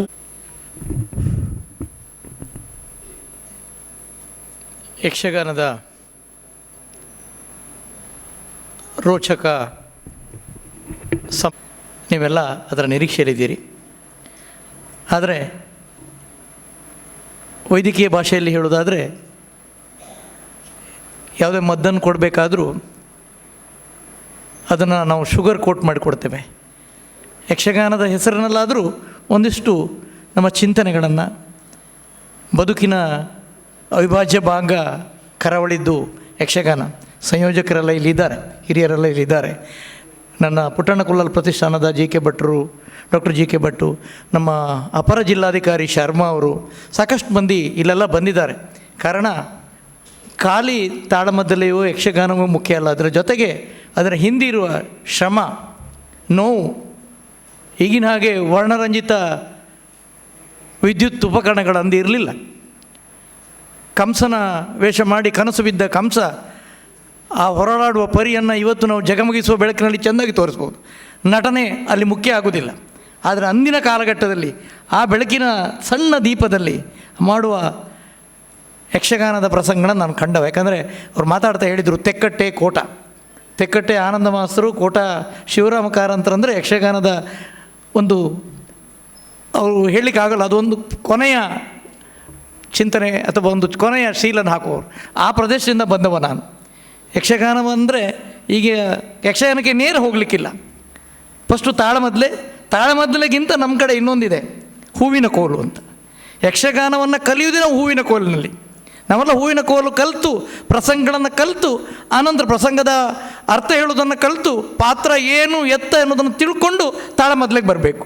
ತಾಳಮದ್ದಲೆಯಿಂದ ರಂಗಸ್ಥಳಕ್ಕೆ ಬರಬೇಕು. ಹಾಗಾಗಿ ಈ 3 ಘಟ್ಟಗಳನ್ನು ಪ್ರವೇಶದಿಂದ ಇಟ್ಟು ಸುಲಭ ಇಲ್ಲ. ನನಗೆ ನಮ್ಮ ಪುಟ್ಟಣ್ಣ ಕುಲಾಲ್ ಪ್ರತಿಷ್ಠಾನ ಸ್ಥಾಪನೆ ಮಾಡಿ 28 ವರ್ಷ ಆಯಿತು. ಸ್ವಸ್ತಿ ಕಲಾ ಕೇಂದ್ರದವರು ನಮ್ಮ ಜೊತೆಗೆ ಇದ್ದವರು. ನಾನು ಪುಟ್ಟಣ್ಣ ಕುಲಾಲ್ ಪ್ರತಿಷ್ಠಾನ ಆರಂಭಿಸಿದಾಗ ಸ್ವಸ್ತಿ ಕಲಾ ಕೇಂದ್ರದವರು ಆರಂಭ ಮಾಡಿದ ದಿನಗಳು. ಒಂದಿನ ಬಂದು ಸಡನ್ನಾಗಿ ಕೇಳ್ತಾರೆ, ಕೋವಿಡ್ ಸಮಯದಲ್ಲಿ, ಸರ್ ನಾವು ಬಾಬು ಕುತ್ತಡ್ಕ ಅವರ ಹೆಸರಿನಲ್ಲಿ ಒಂದು ಗುರುತಿಸುವ ಕೆಲಸ ಮಾಡಬೇಕು ಅಂತ. ನನಗೆ ತುಂಬ ಖುಷಿ ಆಯಿತು. ಯಾಕಂದರೆ ನನಗೆ ಬಡಗುತಿಟ್ಟು ಗೊತ್ತು, ತೆಂಕುತಿಟ್ಟನ್ನು ಕಲಿಸಿದವರು ಬಾಬು ಕುತ್ತಡ್ಕವರು ಮತ್ತು ಕುಂಬ್ಳೆ ಸುಂದರರಾಯರು. ಜಿ.ಕೆ. ಭಟ್ರಿಗೆ ಗೊತ್ತುಂಟು. ಬಾಬು ಕುತ್ತಡ್ಕವರ ಜೊತೆ ನಾನು ತುಂಬ ಒಡನಾಡಿದೆ. ಆದರೂ ಬಾಬು ಕುತ್ತಡ್ಕ ನನ್ನ ಜಾತಿಯವರು ಅಂತ ನನಗೆ ಗೊತ್ತಿರಲಿಲ್ಲ, ಕುಲಾಲ್ ಅಂತ ಗೊತ್ತಿರಲಿಲ್ಲ. ಅವರನ್ನು ನಾನು PM ರಾವ್ ರೋಡ್ ರಸ್ತೆಯ ಪೋಸ್ಟ್ ಆಫೀಸ್ ಎದುರುಗಡೆ, ನಾನು ಮತ್ತು ಅಲ್ಲಿ ಚಂದ್ರಶೇಖರ್ ಅಂತ ಒಬ್ಬರಿದ್ದರು, ಡಾಕ್ಟರ್ ಸುಬ್ಬಯ್ಯ ಅವರ ಭಾವ ಅವರು, ಚಂದ್ರಶೇಖರ್ ಅಂತ. ಅವ್ರ ಅಂಗಡಿಯಲ್ಲಿ ನಾವು ಕುಳಿತುಕೊಳ್ತೀವಿ. ಅಲ್ಲಿ ಸುಕುಮಾರ್ ಶೆಟ್ಟರು ಬರ್ತಿದ್ರು, ಒಂದು ಕಾಲದ MLA. ಬೈಂದೂರಿನ ಸುಕುಮಾರ್ ಶೆಟ್ಟರು, ಕೊಲ್ಲೂರಿನ ಸುಕುಮಾರ್ ಶೆಟ್ಟರು, ಅವ್ರಿಗೆ ಗೊತ್ತುಂಟು. ಕೊಲ್ಲೂರಿನ ಸುಕುಮಾರ್ ಶೆಟ್ಟರು ನಾವೆಲ್ಲ ಕುಳಿತುಕೊಂಡಾಗ ಅಲ್ಲಿ ಇವರು ನಮ್ಮ ಕುತ್ತಡ್ಕ ಅವ್ರು ಬರ್ತಾರೆ. ಬಂದು ಪ್ರಸಂಗದ ಅವ್ರು ಕೇಳ್ತಾರೆ, ಯಾವ ಪ್ರಸಂಗ ಉಂಟು ಈ ಸರಿತಿದು ಅಂತ. ಪ್ರತಿ ವರ್ಷ ಒಂದು ಪ್ರಸಂಗವನ್ನು ಮಾಡಿ, ಅದು ದುಡ್ಡು ಕೊಡ್ತಿರೋ ಕೊಡಲೇ ಇರಲಿ, ಅದು ಕ್ಯಾಸೆಟ್ ಮಾಡಿ ಹಂಚುವ ಕೆಲಸ ಮಾಡ್ತಿದ್ರು. ಅದು ಯಕ್ಷಗಾನವನ್ನು, ಈಗ ನಮಗೆ ವಾಟ್ಸಪ್ ಇದೆ, ಫೇಸ್ಬುಕ್ ಇದೆ, ಸೋಷಿಯಲ್ ಮೀಡಿಯಾ ಇದೆ. ಅವತ್ತು ಕ್ಯಾಸೆಟ್ ಮಾಡಿ ಅದನ್ನು ಮಾರಿ ತಗೊಂಡು ಇದನ್ನು ನೋಡಿ ಕೇಳಿ ತಿಳ್ಕೊಳ್ಳಿ ಅನ್ನುವಂಥದ್ದು ಅಷ್ಟು ಸುಲಭ ಅಲ್ಲ. ಅದನ್ನು ಜನ ಕೆಲವೊಮ್ಮೆ ಕೀಳುಮಟ್ಟದಲ್ಲಿ ನೋಡೋದುಂಟು, ಇವರೇನು ಬಿಸ್ನೆಸ್ ಮಾಡ್ತಾರೆ ಅಂತ. ಅಲ್ಲ, ಯಕ್ಷಗಾನಕ್ಕಾಗಿ ಅದೊಂದು ರೀತಿಯ ಒಂದು ಸೇವೆ. ಆ ರೀತಿ ಮಾಡಿದ ಬಾಬು ಕುತ್ತಡ್ಕವರು ನಂಗೆ ಕೊನೆಗೊಂದಿನ ಅವರು ಹೋದಾಗ ನಾನು ಚಂದ್ರಶೇಖರ್ ಹತ್ರ ಕೇಳಿದಾಗ ಅವರು ಬಜಾಲಿನವರು, ಅವರು ಕುಲಾಲ ಕುಂಬಾರ ಸಮುದಾಯದವರು ಅಂತ ಹೇಳಿದ್ದೇವೆ. ಆ ಮೂಲಕ ನಾನು ಅವ್ರ ಜೊತೆಗೆ ಬಂದು ಅವರ ಧರ್ಮಪತಿ ಯಶವಂತ ಟೀಚರ್ ಇರ್ಬೋದು, ಅವರ ಸಿಸ್ಟರ್ ಟೀಚರ್ ಇರ್ಬೋದು, ಅಥವಾ ಪ್ರಸಾದ್ ಇರ್ಬೋದು, ಪ್ರತಿಭಾ ಇರ್ಬೋದು, ರಾಘವೇಂದ್ರ ಇರ್ಬೋದು, ಇವ್ರನ್ನೆಲ್ಲ ನಾನು ಸಣ್ಣ ಪ್ರಾಯದಿಂದ ನೋಡಿದ್ದೇನೆ. ಅವರೆಲ್ಲ ಶಾಲಾ ಕಾಲೇಜಿಗೆ ಹೋಗುವ ದಿನಗಳಿಂದ ನಾನು ಅವರ ಒಡನಾಟ ಇದೆ. ಆವಾಗ ಅವ್ರು ಹೇಳಿದಾಗ ನಾನು ಅವಕಾಶವನ್ನು ಹಿಡ್ಕೊಳ್ಬೇಕು ಅಂತೇಳಿ ಇದೊಂದು ಅವಕಾಶ ನನಗೆ ರಣ ತೀರಿಸಲಿಕ್ಕೆ. ಯಾಕೆಂದರೆ ಪುಟ್ಟಣ್ಣ ಕುಲಾಲ್ ಪ್ರತಿಷ್ಠಾನ ಆರೋಗ್ಯ ಸೇವೆ ಮಾಡ್ತದೆ. ಅದು ರಾಷ್ಟ್ರ ಮಟ್ಟದಲ್ಲಿ ಹೆಸರಿದೆ ಪುಟ್ಟಣ್ಣ ಕುಲಾಲ್ ಪ್ರತಿಷ್ಠಾನಕ್ಕೆ. ನಾವು ಶೈಕ್ಷಣಿಕ ಸೇವೆ ಮಾಡ್ತೇವೆ, ಸಾಹಿತ್ಯ ಸೇವೆ ಮಾಡ್ತೇವೆ. ಆದರೆ ನಮ್ಮ ಇದರಲ್ಲಿ ಆರೋಗ್ಯ, ಶಿಕ್ಷಣ, ಶೈಕ್ಷಣಿಕ, ಸಾಹಿತ್ಯ ಮತ್ತು ಸಾಂಸ್ಕೃತಿಕ ಅಂತಿದೆ. ಸಾಂಸ್ಕೃತಿಕ ಸೇವೆ ಮಾಡಲಿಕ್ಕೆ ಏನು ಮಾಡೋದು ಒಳ್ಳೆಯದು? ಈಗಿನ ಈ ಪಾಶ್ಚಾತ್ಯೀಕರಣದ ಕೆರಳಿಸುವ ಸಂಸ್ಕೃತಿ ಡ್ಯಾನ್ಸ್ಗಳು ಬಂದ ಮೇಲೆ ನಮ್ಗೆ ಅದರಲ್ಲಿ ನಂಬಿಕೆ ಇಲ್ಲ. ಹಾಗಾಗಿ ನನಗೆ ಯಕ್ಷಗಾನದ ಒಂದು ಅವಕಾಶ ಸಿಕ್ಕಿತ್ತು. ಕುತ್ತಡ್ಕವರ ಹೆಸರಲ್ಲಿ ನಾವು ಪ್ರತಿ ವರ್ಷ ನಾವು ಮಾಡ್ತೇವೆ. ಅದರ ಖರ್ಚು ಎಷ್ಟು ಬರ್ತದೆ, ನಾವೇನು ಕೊಡಬೇಕು ಅಂತೇಳಿ ಪ್ರತಿ ವರ್ಷ ನಾವು ಕೊಡ್ತೇವೆ ಅಂತೇಳಿ ಒಪ್ಪಿಕೊಂಡು ಒಂದು ದೊಡ್ಡ ಅವಕಾಶ ಬಾಬಣ್ಣ ನನಗೆ ಬಡಗುತಿಟ್ಟಿಗೂ ತೆಂಕುತಿಟ್ಟಿಗೂ ಇರುವ ವ್ಯತ್ಯಾಸವನ್ನು ನನಗೆ ಹೇಳಿಕೊಟ್ಟವರಲ್ಲಿ ಒಂದು ಬಾಬಣ್ಣ, ಒಂದು ಕುಂಬ್ಳೆ ಸುಂದರರಾಯರು. ಜಿ.ಕೆ. ಭಟ್ರು ನಮ್ಮಿಂದ ಪ್ರತಿ ವರ್ಷ ಯಕ್ಷಗಾನ ಮಾಡಿಸ್ತಾರೆ. ನಾವು ಪ್ರತಿ ವರ್ಷ ವೈದ್ಯರೆಲ್ಲ ಸೇರಿ ಒಂದು ಯಕ್ಷಗಾನ ಮಾಡ್ತೇನೆ. ಅದರಲ್ಲಿ ಶ್ರೀಕೃಷ್ಣದ ಕಂಸ ವಧೆ ಮಾಡುವಾಗಲ್ಲ, ನಾನು ಅಕ್ರೂರನ ವೇಷ ಮಾಡುವಾಗ ನನಗೆ ಬಾಬಣ್ಣ ಮತ್ತು ನನಗೆ ಅದು ಹೇಗೆ ಆ್ಯಕ್ಟ್ ಮಾಡಬೇಕು, ಹೇಗೆ ಬಾಬಣ್ಣ ಕ್ರೌರ್ಯದ ಆ್ಯಕ್ಟ್ಗಳು ಮಾಡಲಿಕ್ಕೆ ಚೆಂದ ಹೇಳಿಕೊಟ್ರೆ, ಕಂಸ ನನಗೆ ಅಕ್ರೂರನ ವೇಷ ಮಾಡಲಿಕ್ಕೆ ಕುಂಬ್ಳೆ ಸುಂದರರಾಯರು ಹೇಳಿಕೊಟ್ರು. ಅವ್ರ ಮನೆಯಲ್ಲಿ ಕರೆದು ನಂಗೆ ಕಳಿಸಿ, ನಾನು ವೇಷ ಮಾಡುವಾಗ ಎದುರುಗಡೆ ಕುಳಿತುಕೊಂಡು ನೀನು ಮಾಡಿ ಸರಿ ಇದೆ ಅಥವಾ ತಪ್ಪಿದೆ ಅಂತ ವಿಮರ್ಶೆ ಮಾಡ್ತಿದ್ದ ಇಬ್ಬರು ಯಕ್ಷಗಾನ ಕಲಾವಿದರು. ನಾನು ವೃತ್ತಿಯಲ್ಲೇನೂ ಕಲಾವಿದ ಅಲ್ಲ. ನಾನು ಕೋಟ ಶಿವರಾಮ್ ಕಾರಂತರ ಮಕ್ಕಳ ಮೇಳದಿಂದ ಸ್ವಲ್ಪ ಕಾಗುಣಿತವನ್ನು ಕಲ್ತ್ಕೊಂಡವ. ಆದರೆ ಬಾಬಣ್ಣ ಹೆಸರಲ್ಲಿ, ಯಕ್ಷಗಾನದ ಹೆಸರಲ್ಲಿ ನಮಗೊಂದು ದೊಡ್ಡ ಅವಕಾಶ ಸಿಕ್ಕಿದೆ. ಆ ಕುಟುಂಬಕ್ಕೆ ಮತ್ತು ಸ್ವಸ್ತಿ ಕಲಾ ಕೇಂದ್ರದವರಿಗೆ ನಾನು ಆಭಾರಿಯಾಗಿದ್ದೇನೆ. ನಿಮಗೂ ಇನ್ನು ಮುಂದೆ ಸಹ ಪುಟ್ಟಣ್ಣ ಕುಲಾಲ್ ಪ್ರತಿಷ್ಠಾನದ ಒಂದು ಕರ್ತವ್ಯ ಇದು, ಒಂದು ನಮ್ಮ ದೀಕ್ಷೆ ಅಂತ ಹೇಳಿಕೊಂಡು ಮುಂದೆಯೂ ಇದು ಯಾವುದೇ ನೀವು ಬಾಬು ಗುತ್ತಾಡಕರ ಹೆಸರಲ್ಲಿ ಯಾವುದೇ ಕಾರ್ಯಕ್ರಮ ಮಾಡೋದಿದ್ರೆ ನಮಗೆ ಅವಕಾಶವನ್ನು ಪ್ರಥಮತವಾಗಿ ಒದಗಿಸಿಕೊಡಬೇಕು. ನಾವು ನಿಮ್ಮ ಜೊತೆಗಿದ್ದೇವೆ ಅಂಥೇಳಿ ನಿಮಗೆಲ್ಲರಿಗೂ ಪಡಮಾಡುತ್ತಾ ಯಕ್ಷಗಾನಂ ವಿಶ್ವಗಾನಂ ವಂದನೆಗಳು. ಧನ್ಯವಾದಗಳು. ಈಗ ಕೃಷ್ಣಮೂರ್ತಿಯವರು ತನ್ನ 2 ಅನಿಸಿಕೆಗಳನ್ನು ಹೇಳಬೇಕಾಗಿ ಕೇಳ್ಕೊಂಡೆ. ಸ್ವಸ್ತಿಕ್ ಕಲಾ ಕೇಂದ್ರ ಇದರ ಅಧ್ಯಕ್ಷರಾದ ಶ್ರೀಮತಿ ಲಲಿತಾ ಗೌಡ್ರಿ, ಡಾಕ್ಟರ್ ಅಣ್ಣಯ್ಯ ಕೊಲ್ಲಾಲ್ರಿ ಹಾಗೂ ಪರಮ ಪೂಜ್ಯ ಸ್ವಾಮಿ ರಾಮಕೃಷ್ಣ ಮಠದ ಪರಮ ಸ್ವಾಮೀಜಿಯವರೇ ಹಾಗೂ ವೇದಿಕೆಯಲ್ಲಿರುವ ಎಲ್ಲ ಗಣ್ಯರೇ ಹಾಗೂ ಇಲ್ಲಿ ನೆರೆದಿರುವಂತಹ ಸಭ್ಯ ಕಲಾ ಪೋಷಕರೇ, ನಿಮಗೆ ಡಾಕ್ಟರ್ ಅಣ್ಣಯ್ಯ ಕುಳಾಳರು ಬೇಕಾದಷ್ಟು ವಿಷಯಾಮೃತವನ್ನು ನಿಮ್ಮ ಎದುರಿಟ್ಟಿದ್ದಾರೆ.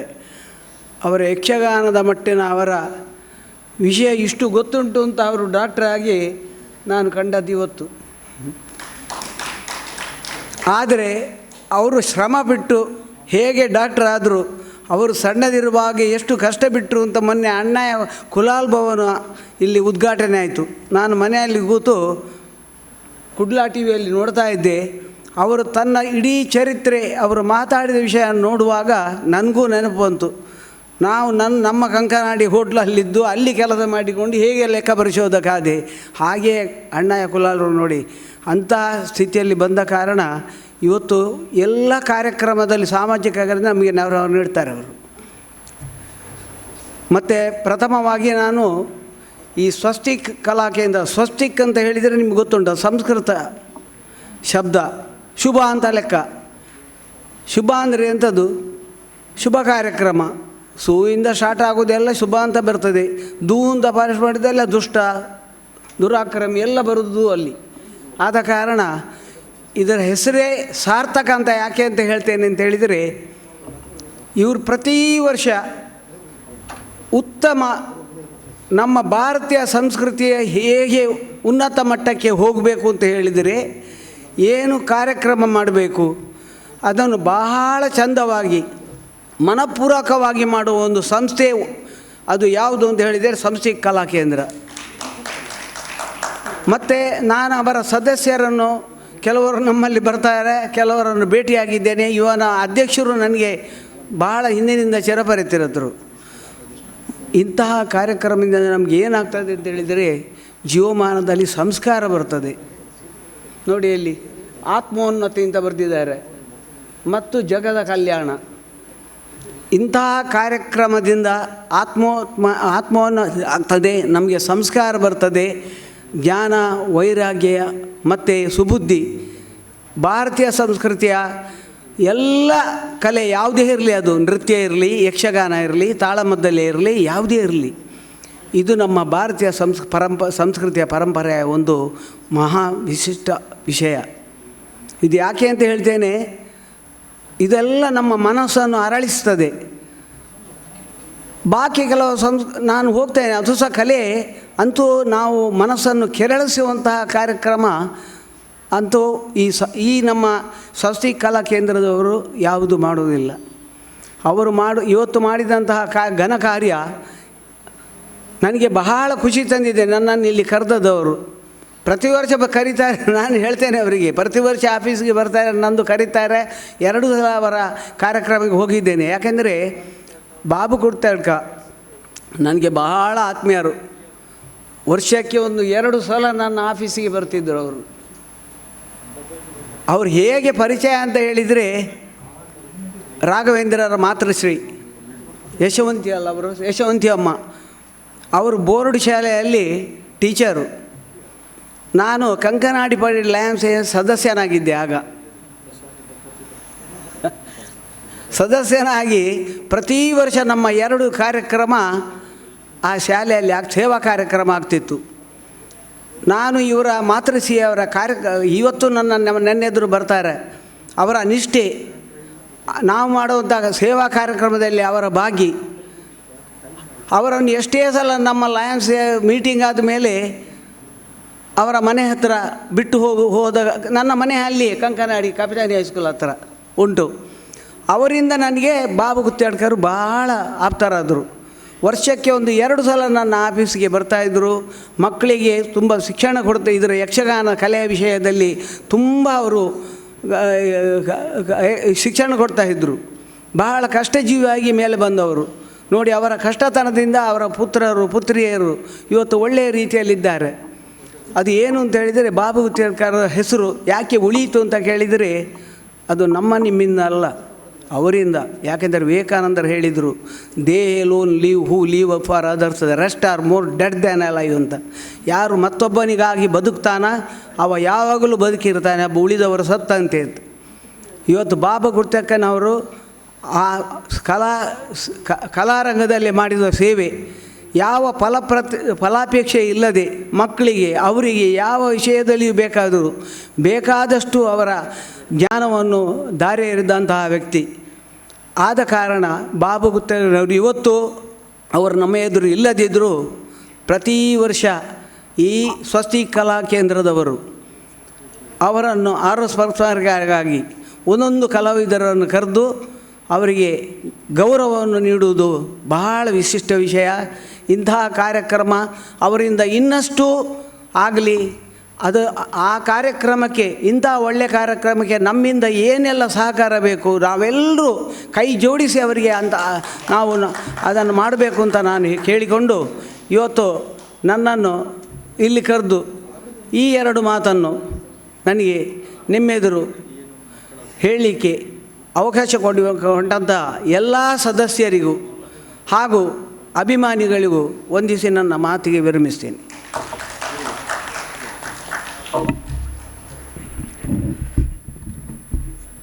ಸಂಸ್ಥೆಗೆ ಹಲವು ವರ್ಷಗಳಿಂದ ಹಿನ್ನೆಲೆಯಾಗಿ ವಿವಿಧ ರೂಪದಲ್ಲಿ ಸಹಕರಿಸುವಂಥ ಕೃಷ್ಣಮೂರ್ತಿ ಅವರಿಗೆ ಅಭಿನಂದನೆ ಸಲ್ಲಿಸ್ತಾ. ಇದೀಗ ಗಾಯತ್ರಿ ದೇವಿಯವರು ತನ್ನ 2 ಮಾತುಗಳನ್ನು ಆಡಬೇಕು.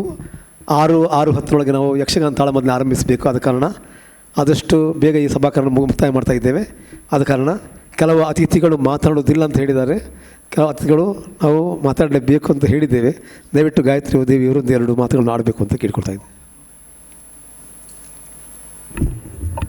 ವೇದಿಕೆ ಮೇಲೆ ಆಸೀನರಾಗಿರುವಂಥ ಸಭೆಗೆ ಈಗಾಗಲೇ ಇರುವಂಥ ಎಲ್ಲ ಗಣ್ಯರಿಗೆ ಹಾಗೂ ವೇದಿಕೆ ಕೆಳಗೆ ಆಸೀನರಾಗಿರುವಂಥ ಎಲ್ಲ ಕಲಾಭಿಮಾನಿ ಬಂಧುಗಳಿಗೆ ನನ್ನ ಹೃತ್ಪೂರ್ವಕ ನಮಸ್ಕಾರಗಳು.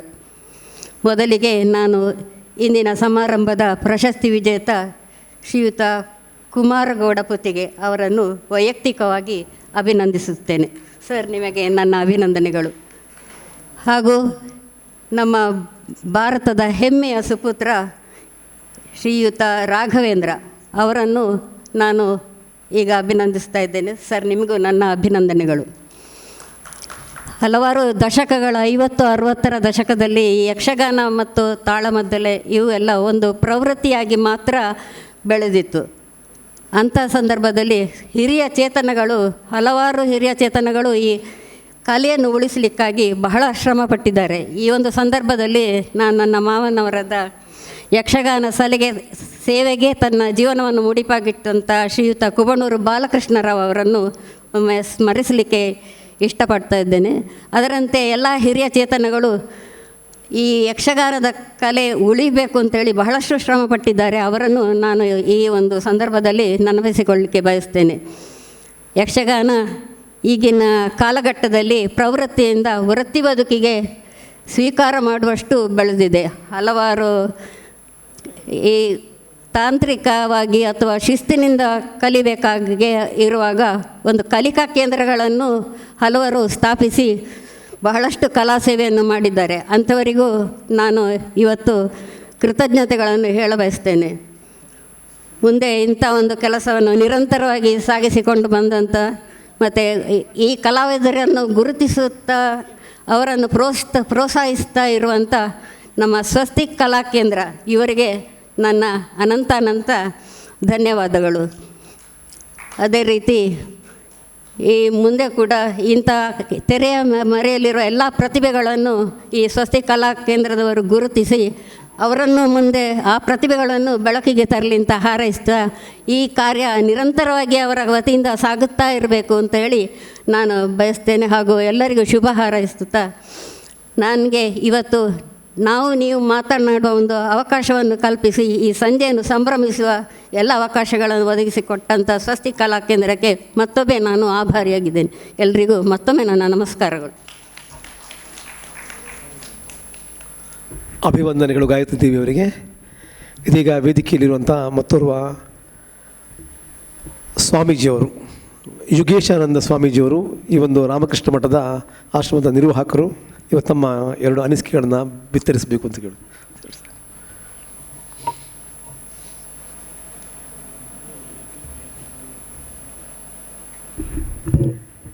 ಹರಿ ಓಂ. ಒಂದು ಸಮಾಜ ಆಗಲಿ, ಒಂದು ಸಂಸ್ಕೃತಿ ಆಗಲಿ ಏಳಿಗೆ ಪಡಿಬೇಕು ಅಂತಂದರೆ ಸಾಧಕರಿರಬೇಕು. ಸಾಧಕರಿಂದ ಸಮಾಜ ಸಂಸ್ಕೃತಿ ಮೇಲೆ ಉತ್ತಮ ಗತಿಯನ್ನು ಪಡೆಯುವಂಥದ್ದು. ಆದರೆ ಸಾಧಕರಿಗೆ ಪೋಷಕರು ಬೇಕು, ಸಲಹುವವರು ಬೇಕು. ಅಷ್ಟೇ ಇದ್ದರೂ ಸಾಕಾಗೋದಿಲ್ಲ. ಅವರನ್ನು ಆದರದಿಂದ, ಹೆಮ್ಮೆಯಿಂದ, ಪ್ರೀತಿಯಿಂದ ನೋಡುವಂಥ ಜನ ಬೇಕು. ಅದು 3 ಜನರ 3 ಗುಂಪುಗಳ ಇಲ್ಲಿ ಒಳ್ಳೆಯ ಒಂದು ಸಮ್ಮೇಳನ ಆಗಿದೆ. ಈ ಕಾರ್ಯಕ್ರಮ ಯಶಸ್ವಿಯಾಗಲಿ ಮತ್ತು ಈ ಎಲ್ಲರಿಗೂ ಕೂಡ ಒಳಿತಾಗಲಿ ಅಂತ ಹೇಳ್ತಾ ಶುಭ ಕೋರ್ತೇನೆ. ಓಂ ಶಾಂತಿ ಶಾಂತಿ ಶಾಂತಿ. ನಿಮ್ಮೆಲ್ಲರ ನೆಚ್ಚಿನ ಸ್ವಾಮೀಜಿಯವರು, ಯಾಕೆ ಹೇಳಿದರೆ ನಮಗೆ ಕೇಳಿದ ಕೂಡಲೇ ನಾವು ನಿಮ್ಮೊಟ್ಟಿಗೆ ಜೊತೆಯಲ್ಲಿದ್ದೇವೆ ಅಂತ ಹೇಳುವಂಥ ಒಂದು ವ್ಯಕ್ತಿತ್ವ. ಆದ್ದರಿಂದ ಅವರನ್ನು ಕೂಡ ನಮ್ಮ ಜೊತೆಯಲ್ಲೇ ಇಟ್ಕೊಂಡು ಆ ಸ್ವಾಮೀಜಿ ಆಶೀರ್ವಾದ ಪಡ್ಕೊಂಡು ನಾವು ಈ ಕಾರ್ಯಕ್ರಮ ಮಾಡಿದ್ದೇವೆ. ಭಾಳ ಒಳ್ಳೆಯದಾಗಿ ನಮಗೆ ಆಶೀರ್ವದಿಸ್ತಾರೆ.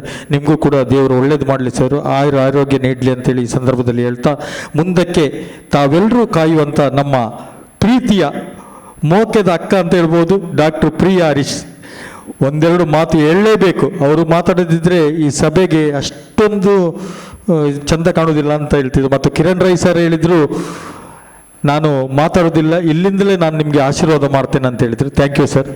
ಮುಂದಕ್ಕೆ ಡಾಕ್ಟರ್ ಪ್ರಿಯಾ ಹರೀಶ್ ಮೇಡಮ್.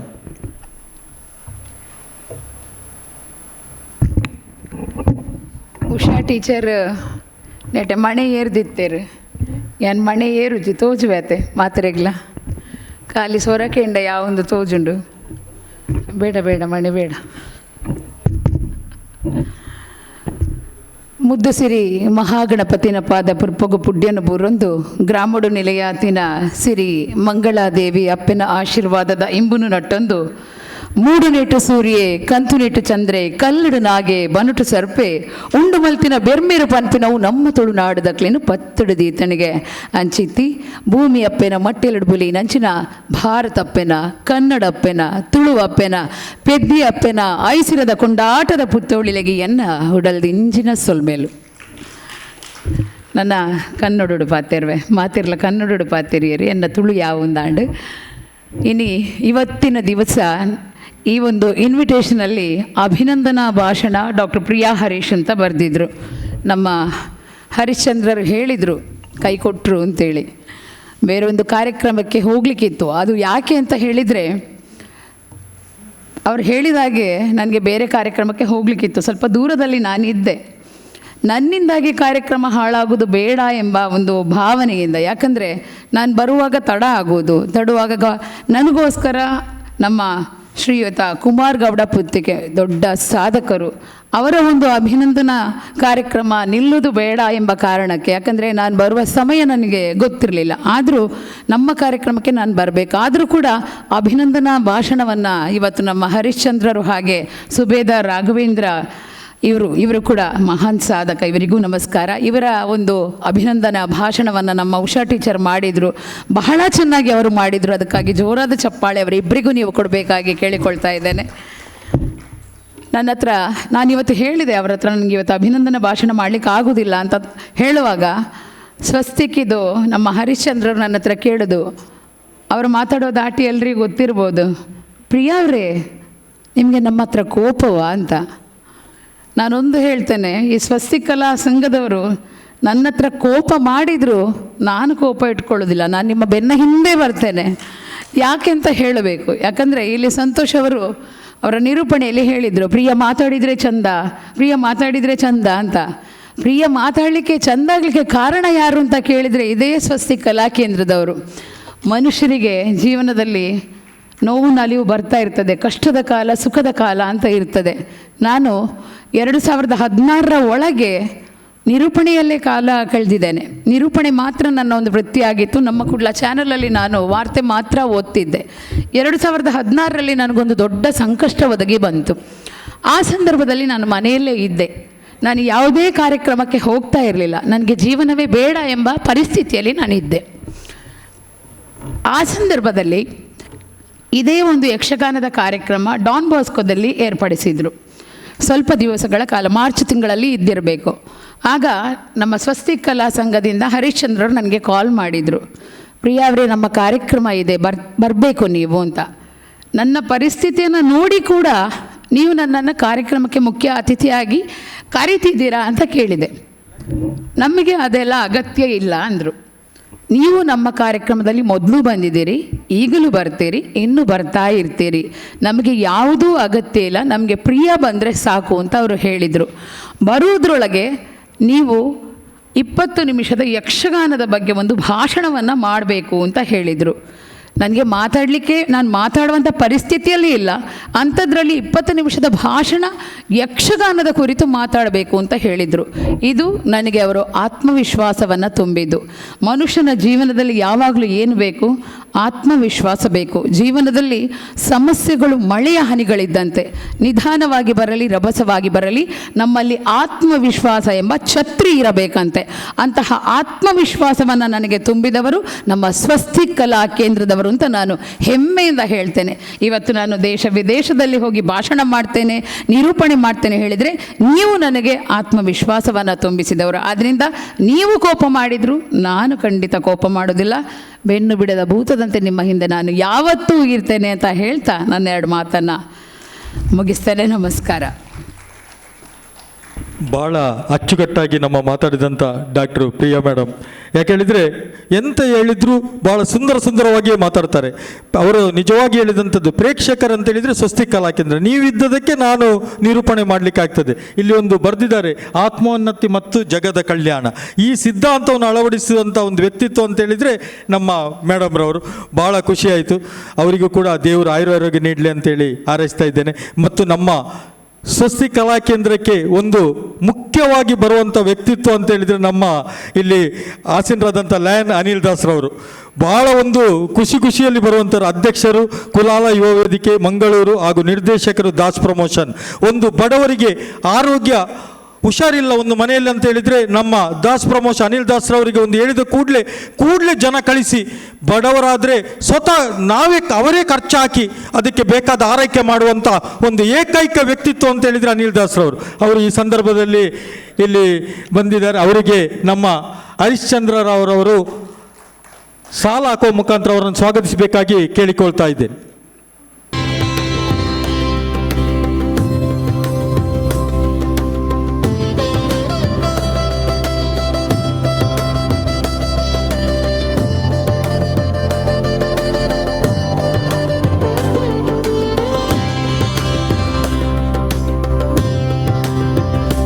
ಕಾರ್ಯಕ್ರಮ ನಿಮಿತ್ತ ಸ್ವಲ್ಪ ತಡ ಆಗಿ ಬಂದಿದ್ದಾರೆ. ಇದಕ್ಕೆ ಒಂದು ಪೂರ್ಣ ಒಂದು ಅಲಂಕಾರ ಅಂತ ಹೇಳಿದರೆ ದಾಸ್ ಬಂದ ನಂತರ ಈ ಒಂದು ಕಾರ್ಯಕ್ರಮ ಭಾಳ ಒಂದು ಅಚ್ಚುಕಟ್ಟು ನಡೆದಿದೆ. ದಯವಿಟ್ಟು ವೇದಿಕೆಗೆ ಬಂದವರು ಒಂದು 2 ಮಾತನ್ನು ಹೇಳಬೇಕಾಗಿ ಕೇಳಿಕೊಳ್ತಾ ಇದ್ದೇನೆ ಸರ್.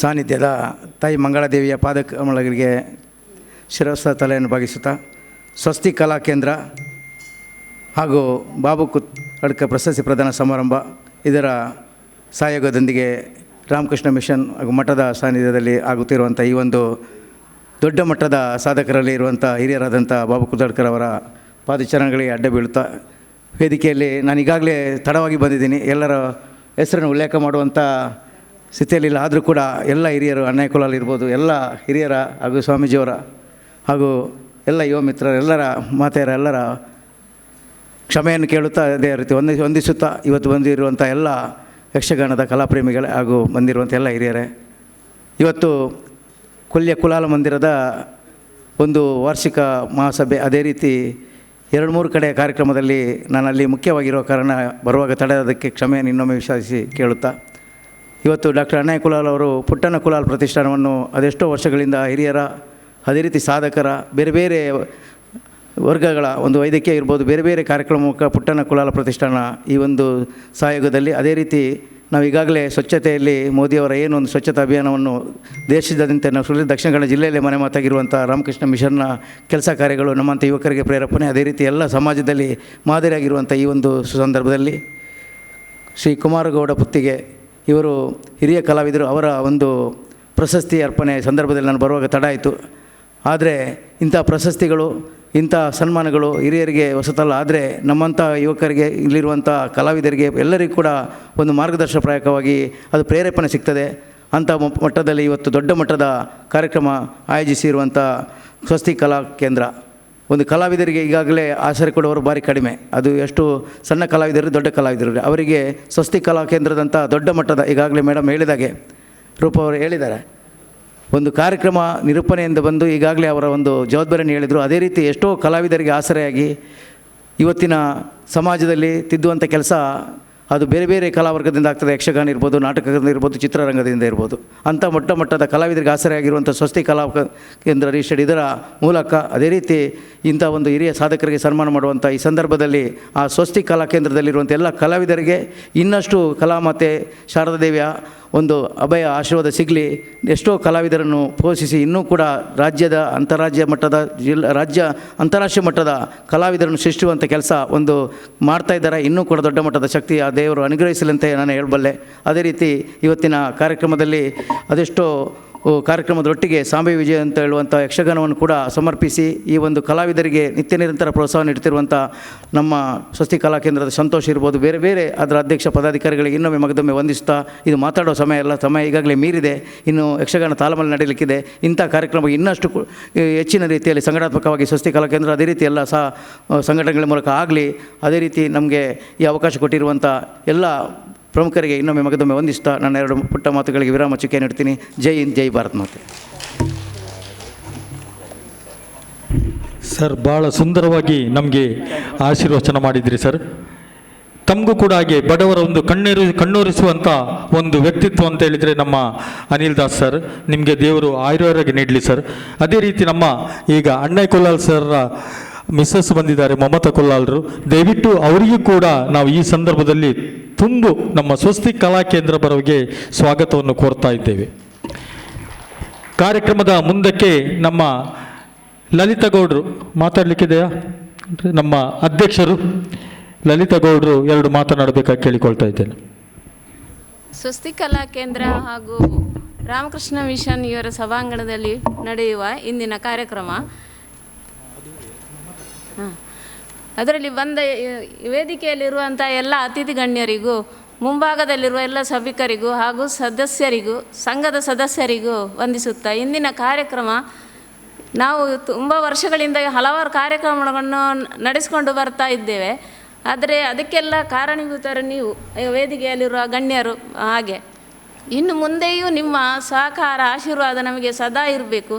ಇನ್ನು ಮುಂದೆಯೂ ಹಲವಾರು ಒಳ್ಳೆಯ ಕಾರ್ಯಕ್ರಮಗಳನ್ನು ನಾವು ಮಾಡಿಕೊಳ್ಳುವ ನಿರೀಕ್ಷೆಯಲ್ಲಿದ್ದೇವೆ. ಅದಕ್ಕೆ ನಿಮ್ಮೆಲ್ಲರ ಸಹಕಾರ ನಮಗೆ ಸದಾ ಇರಬೇಕು, ನಿಮ್ಮೆಲ್ಲರ ಆಶೀರ್ವಾದ ನಮಗೆ ಇರಬೇಕು ಅಂತ ಕೇಳಿ ನನ್ನ ಇಷ್ಟೊಂದು ಚುಟುಕಾದ ಎರಡು ಮಾತುಗಳನ್ನು ನಿಲ್ಲಿಸ್ತೇನೆ. ಧನ್ಯವಾದಗಳು ಲಲಿತಾ ಗೌಡ್ರೆ.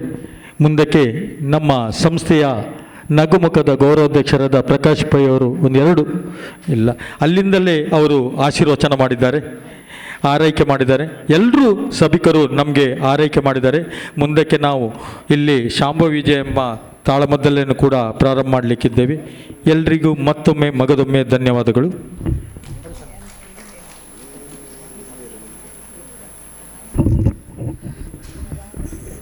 ವೇದಿಕೆಯ ಎಲ್ಲ ಅತಿಥಿಗಳು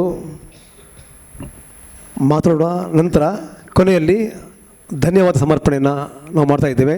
ದಯವಿಟ್ಟು ಸಂಸ್ಥೆಯ ಪ್ರಧಾನ ಕಾರ್ಯದರ್ಶಿ ಆನಂದರಾವ್ ಒಂದು ಸಂಕ್ಷಿಪ್ತ ರೀತಿಯಲ್ಲಿ ಒಂದು ಧನ್ಯವಾದ ಕಾರ್ಯಕ್ರಮ ನಡೆಸಿಕೊಡಬೇಕು ಅಂತ ಕೇಳ್ತೇವೆ. ಆನಂತರ ನಾವು ತಾಳಮದ್ದಲೆ ಕಾರ್ಯಕ್ರಮಕ್ಕೆ ಹೋಗ್ತಾ ಇದ್ದೇವೆ.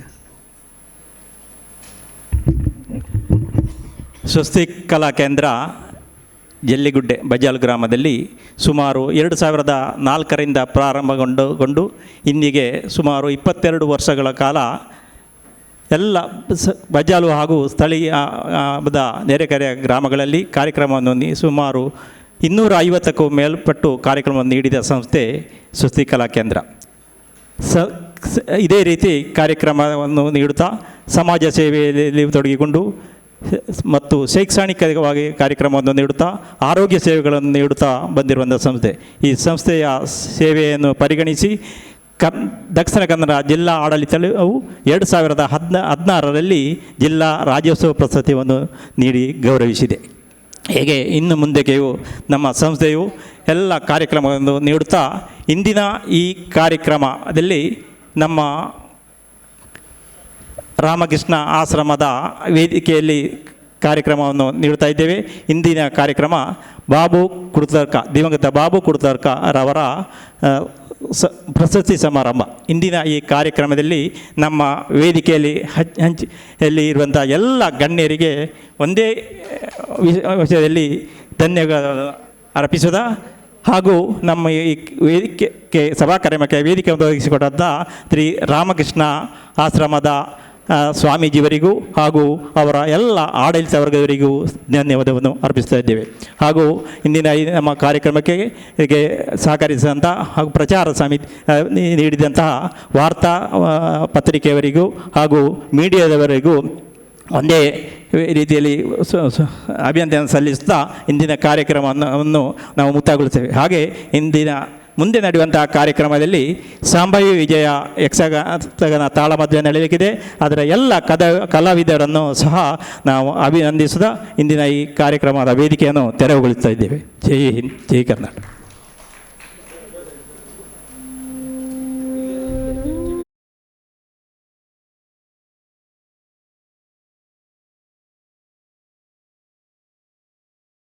ಶಾಂಭವಿ ವಿಜಯ ಎಂಬ ಅಪೂರ್ವ ಯಕ್ಷಗಾನ ತಾಳಮದ್ಯ ಕಾರ್ಯಕ್ರಮ ನಡೆಯುತ್ತೆ. ವೇದಿಕೆಯಲ್ಲಿ ಹಿಮ್ಮೇಳದಲ್ಲಿ ಇವತ್ತು ಸಿಂಚನ ಮೂಡುಗೋಡಿ ಭಾಗವತರಾಗಿ ಈ ಒಂದು ಪ್ರಸಂಗದಲ್ಲಿ ಅವರು ತಂದು ಹೇಳಲಿಕ್ಕಿದ್ದಾರೆ. ಅವರಿಗೆ ವೇದಿಕೆಯಲ್ಲಿ ದಾಕ್ಷಾಯಿಣಿಯವರು ಬಂದು ಶಾಲು ನೀಡಿ ಗೌರವಿಸುವಂತೆ ಕೇಳ್ತಾ ಇದ್ದಾರೆ. ದಯವಿಟ್ಟು ಭಾಗವತರಾದ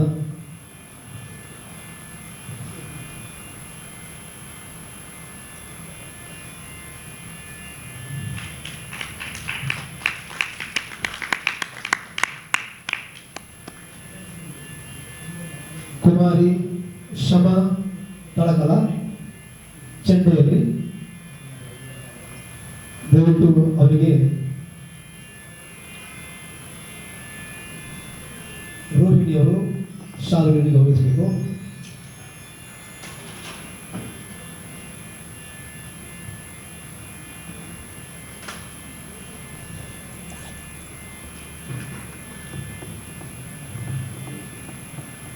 ಕುಮಾರಿ ಮಹತಿ ಶೆಟ್ಟಿ ಮೃದಂಗದಲ್ಲಿದ್ದಾರೆ. ಅವರಿಗೆ ಕೂಡ ಶಾಲೆಯಲ್ಲಿ ಗೌರವಿಸ್ತಾ ಇದ್ದೇವೆ.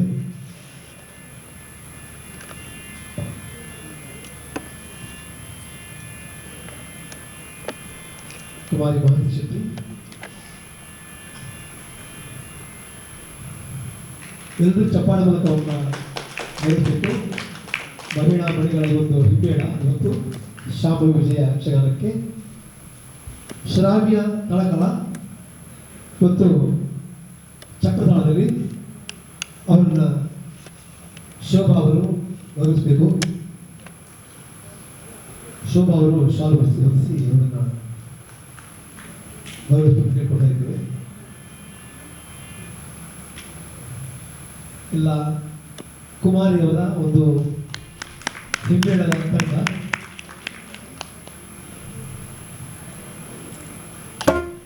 ಗಣಪತಿ ಸ್ತುತಿಯೊಂದಿಗೆ ಶಾಂಭವಿ ವಿಜಯ ತಾಳಮದ್ದಲೆಯನ್ನು ಆರಂಭಿಸ್ತಾ ಇದ್ದಾರೆ.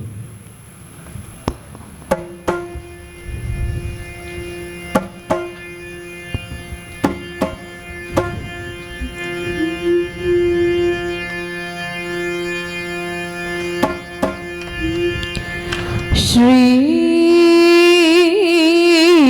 गुरुगणाधिपते नमः।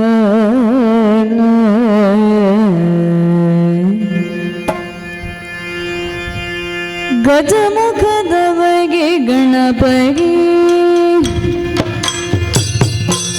ಚಲ್ವ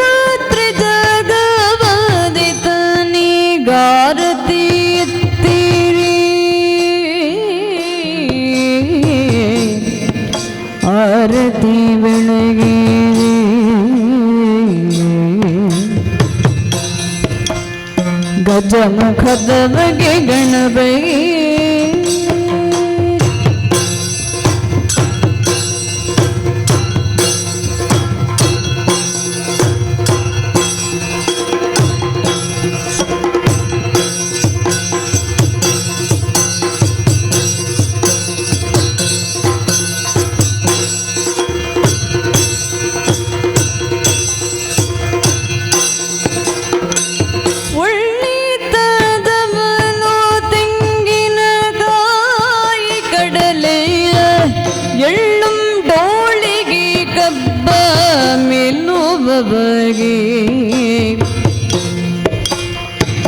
ಬೆಳ್ಳಿಯ ಉಡಿಗೆಜ್ಜೆಗಳ ಕಟ್ಟಿ ಕುಣಿಯುವ ಕಿರುಡುಳ್ಳಿನ ಗಣಪಗಾರತಿ ಎತ್ತೀನಿ ಆರತಿ ಬೆಳಗ್ಗೆ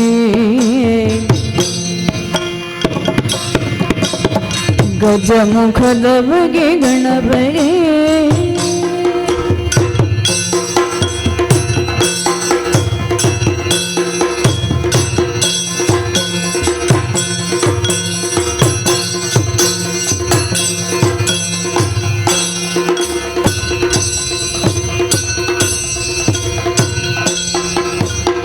ಕರದುಳು ಪರಶುಭ ಶಂಕುಶಧರನಿಗೆ ಹರುಷದಿ ಭಕ್ತರ ಪೂರ್ಣಿಮವಗೆ ಉರಗಭೂಷಣನ ಸುಕುಮಾರದ ಜವದನನ ಚರಣ ಕಮಲಗಾರತಿ ತಿರಿ ಆರತಿ ಬೆಳಗಿರೆ ಗಜಮುಖದವಗಿ ಗಣಪತಿ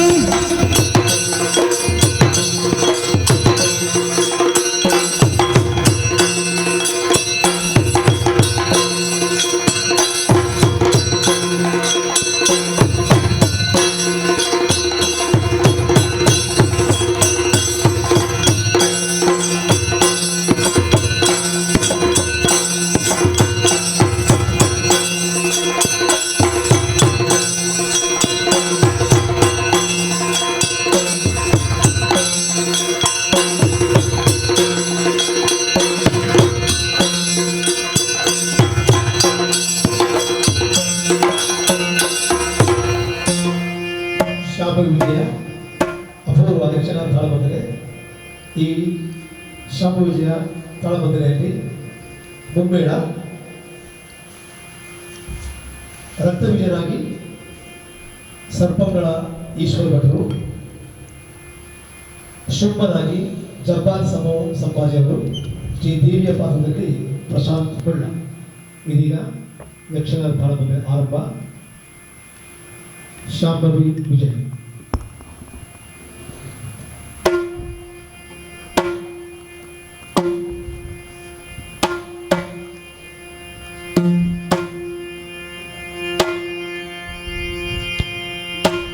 ಅಂಬರಹದಳ ನೇತ್ರಿ ಶ್ರೀ ದುರ್ಗಾಂಬಿಕೆಯ ಬಲಗೊಂಡು ಭಕ್ತಿಯುಳು ಭಕ್ತಿಯುಳ್ಳಂಬಿಗ ಸುತ ವಿಘ್ನರಾಜನ ಪಿರಿದು ಸಂಸುತಿಸೆ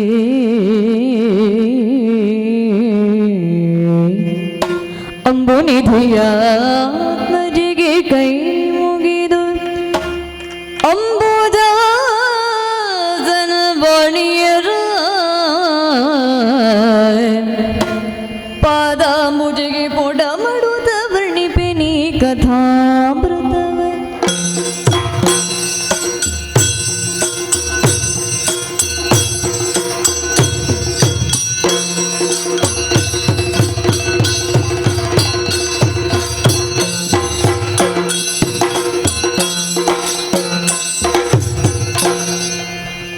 ಅಳುವ ಸುಮನಸ ರಿಂಗಿ ಧೈರ್ಯವ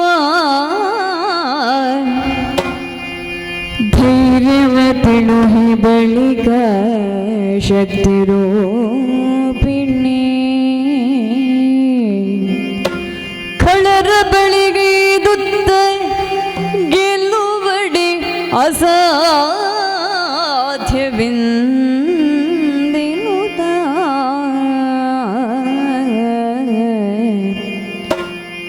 ತಿಳಿದಳ ಕ್ಷಣದೊಳಗೆ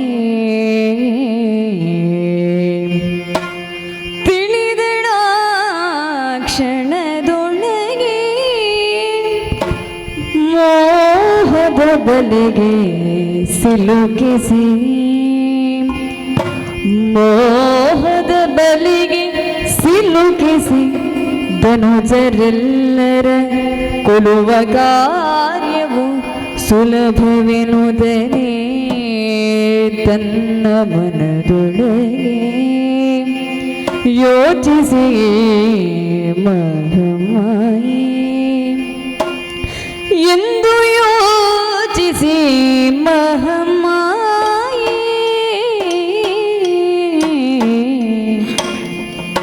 ಮಹಮಾಯಿ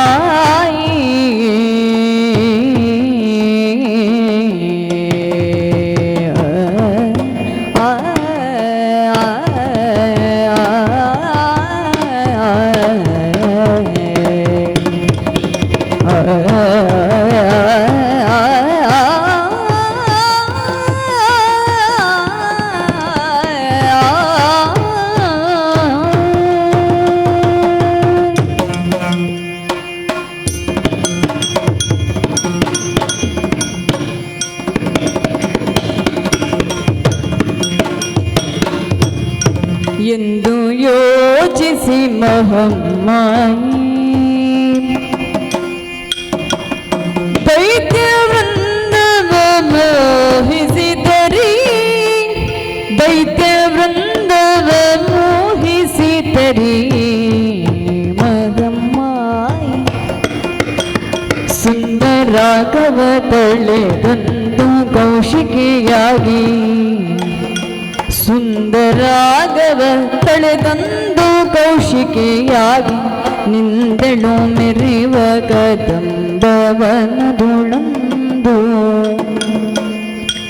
ಸುಂದರಾಗವ ತಳೆದಂದು ಕೌಶಿಕೆಯಾಗಿ ನಿಂದಳು ಮೆರೆವ ಕದಂಬವನದುಳಂದು ನಿಂದಳು ಮೆರೆವ ಕದಂಬವನದುಳಂದು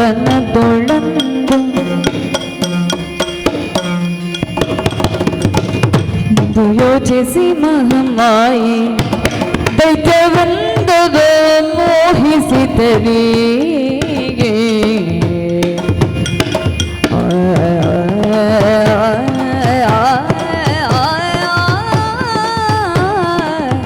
ಮಹಮ್ಮಾಯಿ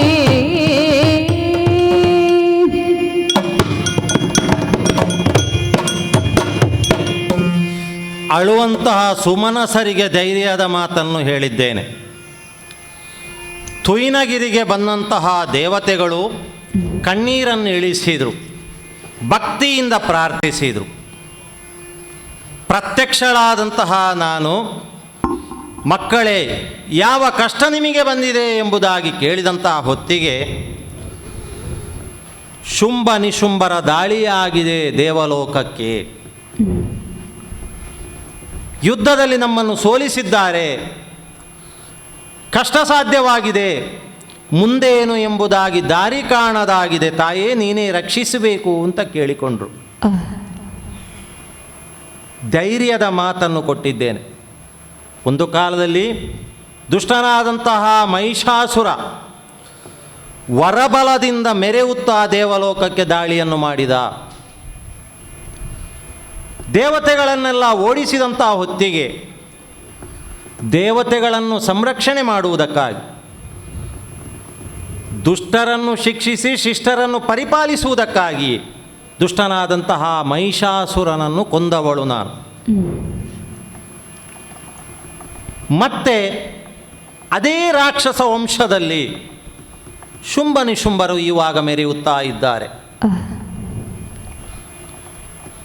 ಧೈರ್ಯದ ಮಾತನ್ನು ಹೇಳಿದಂತಹ ನಾನು ಯೋಚಿಸಬೇಕಾದಂತಹ ಅಗತ್ಯತೆ ಇದೆ. ಬ್ರಹ್ಮನ ವರಬಲದ ರಕ್ಷಾ ಕವಚ ಈ ರಾಕ್ಷಸರಿಗೆ ಇದೆ. ಶೋಣಿತಾಪುರದಲ್ಲಿ ಮೆರೆಯುತ್ತಾ ಇದ್ದಾರೆ. ಅವರ ಮೆರೆಯುವಿಕೆ ಎಂಬುದನ್ನು ಇಳಿಸಲೇಬೇಕು. ನೇರವಾಗಿ ಶೋಣಿತಾಪುರಕ್ಕೆ ಹೋಗಿ ದಾಳಿಯನ್ನು ಮಾಡಬಹುದು, ರಾಕ್ಷಸರನ್ನು ಕೊಲ್ಬೋದು. ಆದರೆ ಬ್ರಹ್ಮ ಕೊಟ್ಟಂತಹ ವರಬಲ ಇದೆ ಅಲ್ಲ, ಆ ವರಬಲ ಇದ್ದ ಹಾಗೆ ಅವರದ್ದಾದಂತಹ ಆ ಪುಣ್ಯ ಎಂಬಂತಹ ಆ ಸಂರಕ್ಷಣೆ ಇದೆ ಅಲ್ವೋ, ಅದರಿಂದ ಅವರು ಹೊರಗಡೆ ಬರಬೇಕು, ಪಾಪದ ಕೊಡ ತುಂಬಬೇಕು. ಅದಕ್ಕೆ ಯಾವ ರೀತಿಯಲ್ಲಿ ರಾಕ್ಷಸರನ್ನು ವಧಿಸುವುದಕ್ಕೆ ಒಂದು ವೇದಿಕೆ ಸಿದ್ಧಗೊಳಿಸಬಹುದು ಅಂತ ನನ್ನೊಳಗೆ ನಾನು ವಿಮರ್ಶಿಸಿದವಾಗ ಶೋಣಿತಾಪುರಕ್ಕೆ ಹೋಗುವುದಲ್ಲ, ಅಲ್ಲಿಂದ ಒಂದೊಂದೇ ರಾಕ್ಷಸರ ಸಂತತಿ ಈ ಕಡೆಗೆ ಬರಬೇಕು. ಎಲ್ಲಿ? ಇದೇ ಈ ತುಯಿನಗಿರಿ, ಈ ಕದಂಬವನದಲ್ಲಿ ನಾನು ಮೆರೆಯಬೇಕು. ನಾನು ಮೆರೆಯುತ್ತಾ ಇದ್ದಂತಹ ರಾಕ್ಷಸರನ್ನು ಇಲ್ಲವಾಗಿಸಬೇಕು. ಬೇಕಾದಂತಹ ವರಬಲವನ್ನು ಪಡೆದಂತಹ ಶುಂಭನೋ ನಿಶುಂಭನೋ ಅಲ್ಲ, ಅವನ ಮಂತ್ರಿಯೋ ಸೇನಾಧಿಪತಿಯೋ ಅಲ್ಲ, ಅವನ ಬಲಗಳು ಅದು ಒಂದೊಂದಾಗಿ ಈ ಕಡೆಗೆ ಬರಬೇಕು ಅಂತಾದರೆ ರಾಕ್ಷಸರ ದೌರ್ಬಲ್ಯ ಏನು? ಹೌದು, ಮದಿರೆಯನ್ನು ಸೇವಿಸಿ ಮದಿರಾಕ್ಷಿಯನ್ನು ಬಯಸುವಂತಹ ರಾಕ್ಷಸರನ್ನು ಸೋಲಿಸುವುದಕ್ಕೆ ಇರುವಂತಹ ದಾರಿ ಒಂದೇ ಅಂತ ನಾನು ನಿರ್ಧರಿಸಿದೆ. ಸಂಕಲ್ಪ ಮಾತ್ರದಿಂದಲೇ ಸುಂದರಾಂಗವ ತಳೆದಂದು ಕೌಶಿಕಿ ಎಂಬಂತಹ ಹೆಸರನ್ನು ಇರಿಸಿ ನಾನು ಈ ಅರಣ್ಯದಲ್ಲಿ ಇದ್ದೇನೆ ಅಂತ ಆದರೆ ಅದು ಅವರಿಗೆ ತಿಳಿದಾವಾಗ ನಮ್ಮದಾದಂತಹ ಕಾರ್ಯ ಸುಲಭವಾಗಬಹುದು. ಮಾಯಾಜಾಲವನ್ನು ರಾಕ್ಷಸರಿಗೆ ಬೀಳಿಸುವುದರ ಮೂಲಕವಾಗಿ ನಮ್ಮ ಮಾಯಾಪಾಶಕ್ಕೆ ಬಿದ್ದಂತಹ ಅವರು ನೇರವಾಗಿ ಮೃತ್ಯುಪಾಶವೇ ಅದು ಎಂಬುದಾಗಿ ಅವರಿಗೆ ಆಗಬೇಕು. ಆ ಮೃತ್ಯುಪಾಶೆಯಿಂದ ಅವರು ಹೊರಗೆ ಬಾರದಂತಹ ವ್ಯವಸ್ಥೆ ಆಗಬೇಕು ಅಂತಾದರೆ ಹೌದು, ಇಲ್ಲಿಯೇ ನಾನು ಇರಬೇಕು. ಏಕಕಾಲದಲ್ಲಿ ಕೋಟಿ ಸೂರ್ಯರು ಮೇಲಿನಿಂದ ಕೆಳಗಿಳಿದು ಬಂದರೆ ಯಾವ ರೀತಿಯ ಪ್ರಕಾಶತೆ ಇರುವುದಕ್ಕೆ ಸಾಧ್ಯವೋ ಆ ರೀತಿಯ ಪ್ರಕಾಶತೆ ಇಲ್ಲಿ ಬೇಕು. ದಿವ್ಯತೆಯಿಂದ ತೇಜಸ್ಸಿನಿಂದ ನಾನು ಕಂಗೊಳಿಸಬೇಕು. ಮಾತ್ರವಲ್ಲ, ಶ್ರುತಿಬದ್ಧವಾಗಿಯೂ ಶಾಸ್ತ್ರಸಮ್ಮತವಾಗಿಯೂ ನಾನಿಲ್ಲಿ ಹಾಡ್ತಾ ಇರಬೇಕು. ನನ್ನದ್ದಾದಂಥ ಹಾಡು ರಾಕ್ಷಸರಿಗೆ ಕೇಳಬೇಕು. ಆ ಹಾಡಿನ ಮೂಲ ಎಲ್ಲಿ ಅಂತ ಅವರು ಹುಡುಕುತ್ತಾ ಈ ಕಡೆಗೆ ಬರುವ ಹಾಗಾಗಬೇಕು. ಮಾತ್ರವಲ್ಲ, ನನ್ನದ್ದಾದಂತಹ ಶರೀರದಿಂದ ಆ ಒಂದು ತೇಜಸ್ಸು ಆ ಕಡೆಗೆ ಹೋಗಬೇಕು. ಮಾತ್ರವಲ್ಲ, ಮಾರುತನಿಗೆ ಹಂತವಾಗಿ ಬೀಸುವುದಕ್ಕೆ ನಾನು ಹೇಳಿದ್ದೇನೆ. ಯಾಕೆ?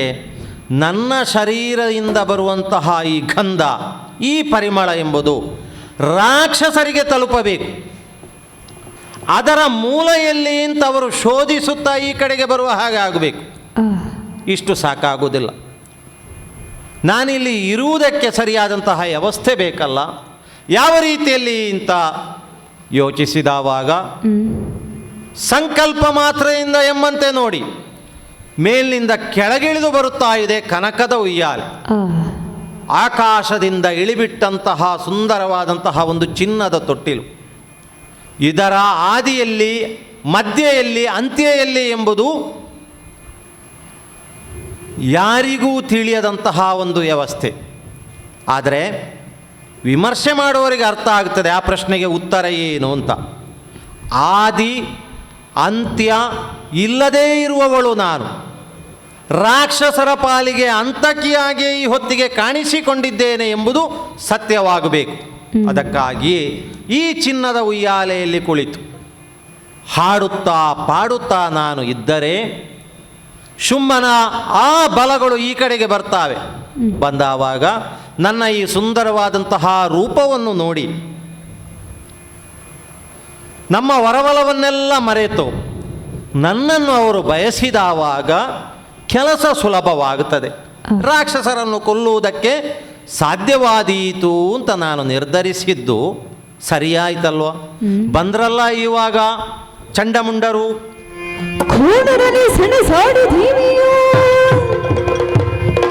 ಕಾಳಗದಿ ಜಯ ಕಾಣದಿರುತ್ತೀರಿ, ಕಾಳಿ ರೂಪವ ಧರಿಸಿದೈತಿರ ಶಿರಗಳನ್ನು ಕಡಿದು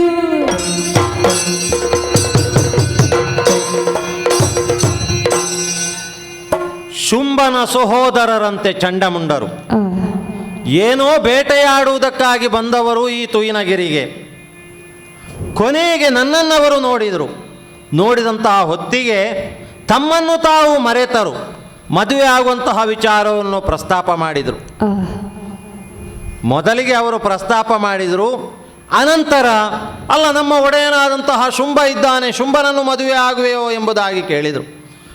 ಶುಂಭನಾಗಲಿ ಅಲ್ಲ ಶಂಭುವೇ ಆಗಲಿ, ಯಾರಾದರೆ ನನಗೇನು, ಯುದ್ಧದ ಮೂಲಕ ನನ್ನನ್ನು ಯಾರು ಜಯಿಸ್ತಾರೆ ಅವನನ್ನೇ ನಾನು ವರನಾಗಿ ಸ್ವೀಕರಿಸುತ್ತೇನೆ ಎಂಬುದಾಗಿ ನಾನು ಹೇಳಿ ಕಳುಹಿಸಿದೆ.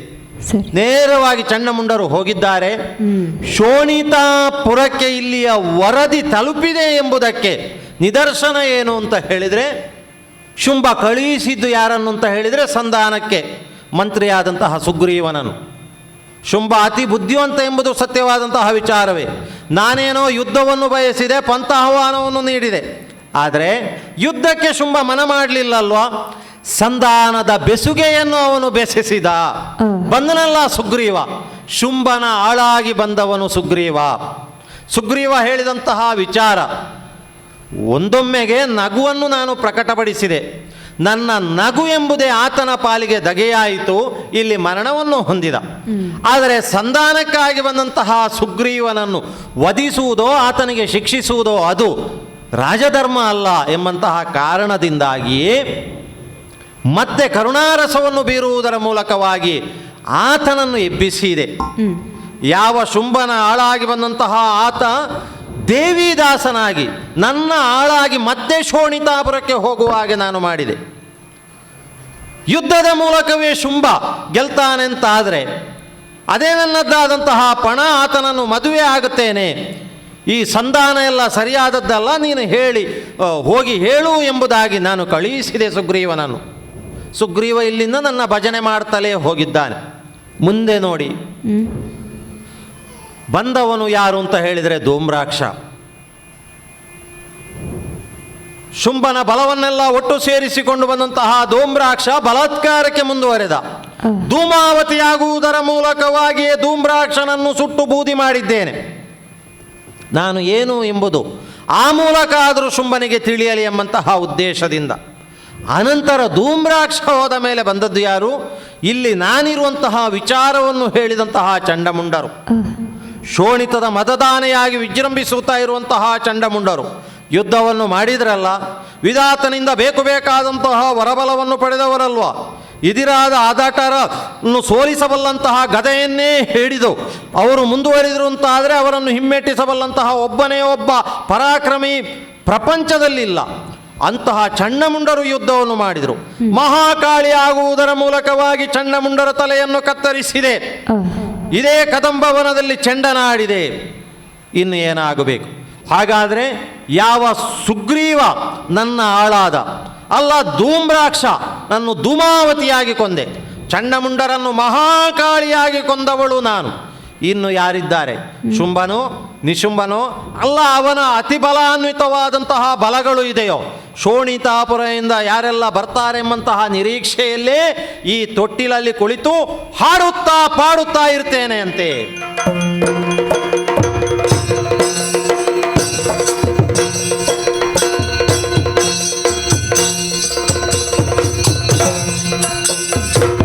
ಚಂಡಮುಂಡರ ತಲೆಯ ಚಂಡ ನೋಡಿದ ಮೂರ್ತಿಯೋ,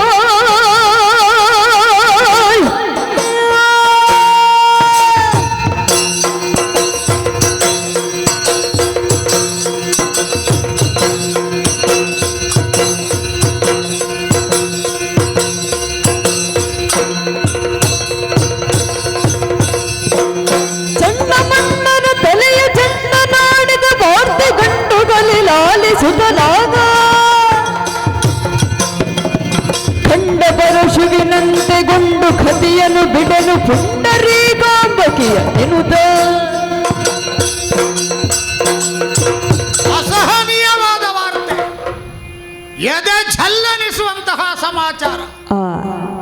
ಆದರೂ ಗಂಡುಗಲಿಯಾಗಿ ಗಂಡದೇವನಾಗಿ ಅಂಗೀಕರಿಸಿದ್ದೇನೆ.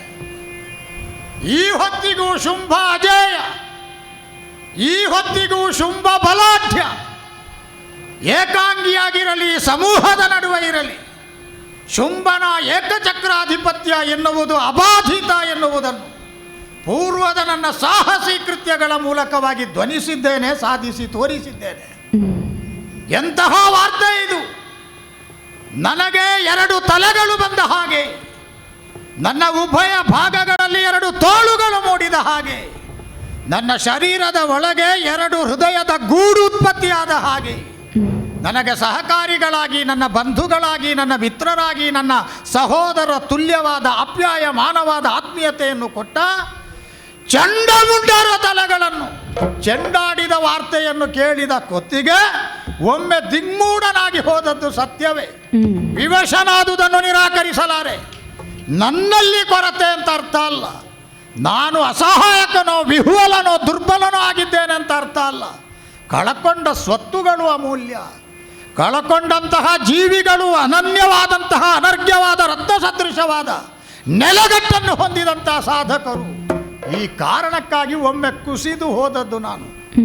ಆದರೂ ಇಲ್ಲಿಯವರೆಗೆ ಈ ಶೋಣಿತಾಪುರದಲ್ಲಿ ಯಾವ ಕಾರಣಕ್ಕೂ ಉಂಟಾಗದ ತಳಮಳ ಕ್ಷೋಭೆ ಕಸಿವಿಸಿ ಹೆಣ್ಣೊಬ್ಬಳ ಕಾರಣದಿಂದ ಸೃಷ್ಟಿಯಾಯಿತು ಅಂತ ಆದರೆ ಬಳಿರೆ ಚೋದ್ಯವೇ ಇದೊಂದು ಒಗಟಾಗಿ ಹೋಯಿತಲ್ಲ, ಜಿಜ್ಞಾಸೆಯಾಗಿ ಹೋಯಿತಲ್ಲ, ಒಡೆಯಲಾಗದ ರಹಸ್ಯದ ಬುರುಡೆಯಾಗಿ ಹೋಯಿತಲ್ಲ. ಈ ಸಲ ಇದನ್ನು ಶೋಧಿಸದೆ ಬಿಡುವುದಕ್ಕಿಲ್ಲ.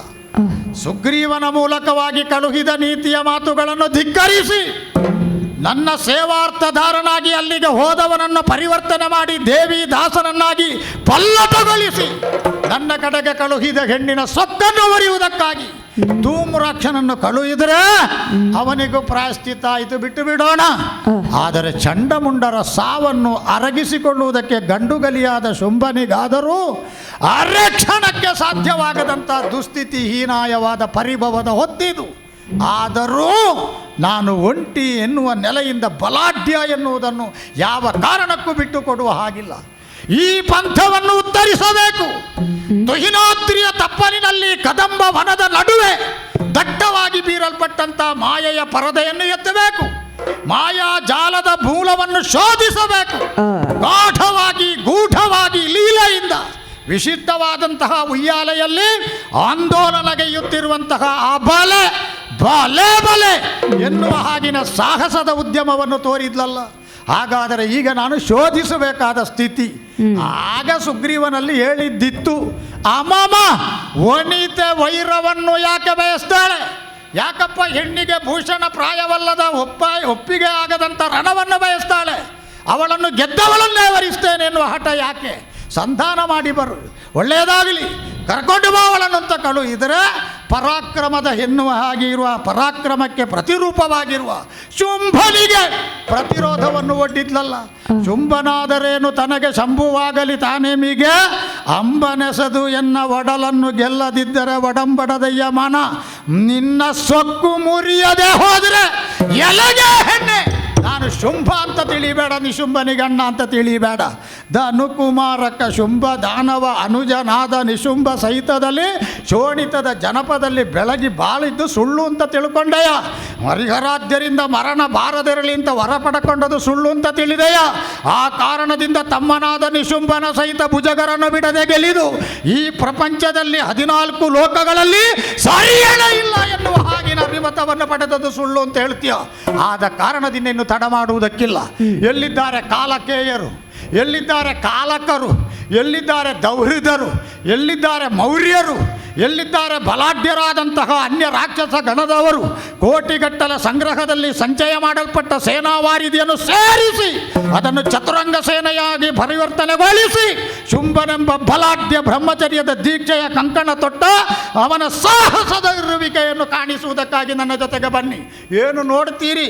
ಕಹಳ ರವ ಮೊಳಗಲಿ, ತಮ್ಮಟಗಳ ಶಬ್ದ ಆಕಾಶವನ್ನು ಭೇದಿಸಲಿ, ವಾದ್ಯ ಎನ್ನುವುದು ಎಂಥವರ ಕಿವಿಯನ್ನು ಗಡ ಚಿಕ್ಕಿಸಲಿ. ಈ ಹೊತ್ತಿಗೆ ನೇರವಾಗಿ ತುಹಿನಾದ್ರಿಯ ಕಡೆಗೆ ಸಾಗೋಣ ಸಾಗೋಣ.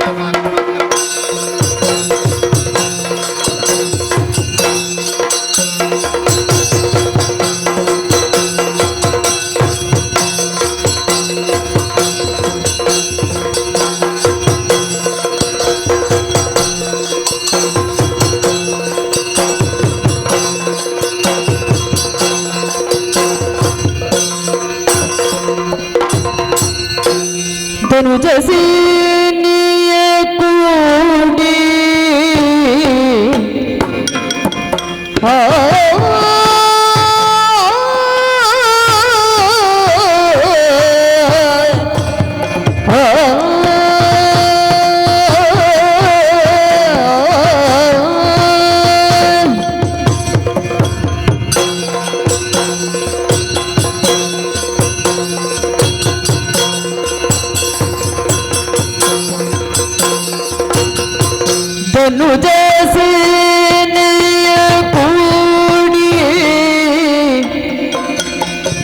ರಡಗೆ ಪೊರಡುತ್ತ ನಿನ್ನನು ರಡಗೆ ಪೊರಡುತ್ತ ನೀರನು ಅನಿತ ನೀಕ್ಷಿಸಿ ಅನಿತ ನೀಕ್ಷಿಸಿ ಕಲಾದೇವಿ ತನಯನಾಗಿ ಹರತ್ತ ಬೀಜಾಗ್ಯನೈ ತನ್ನು ಮಣಿದೆಂದನಾಗದೈತ್ಯನಲಿ ರಕ್ತ ಬೀಜಾಗ್ಯನೈ ತನ್ನು ಮಣಿದೆಂದನಾಗದೈತ್ಯನಲಿ ಮಣಿದೆಂದನಾಗ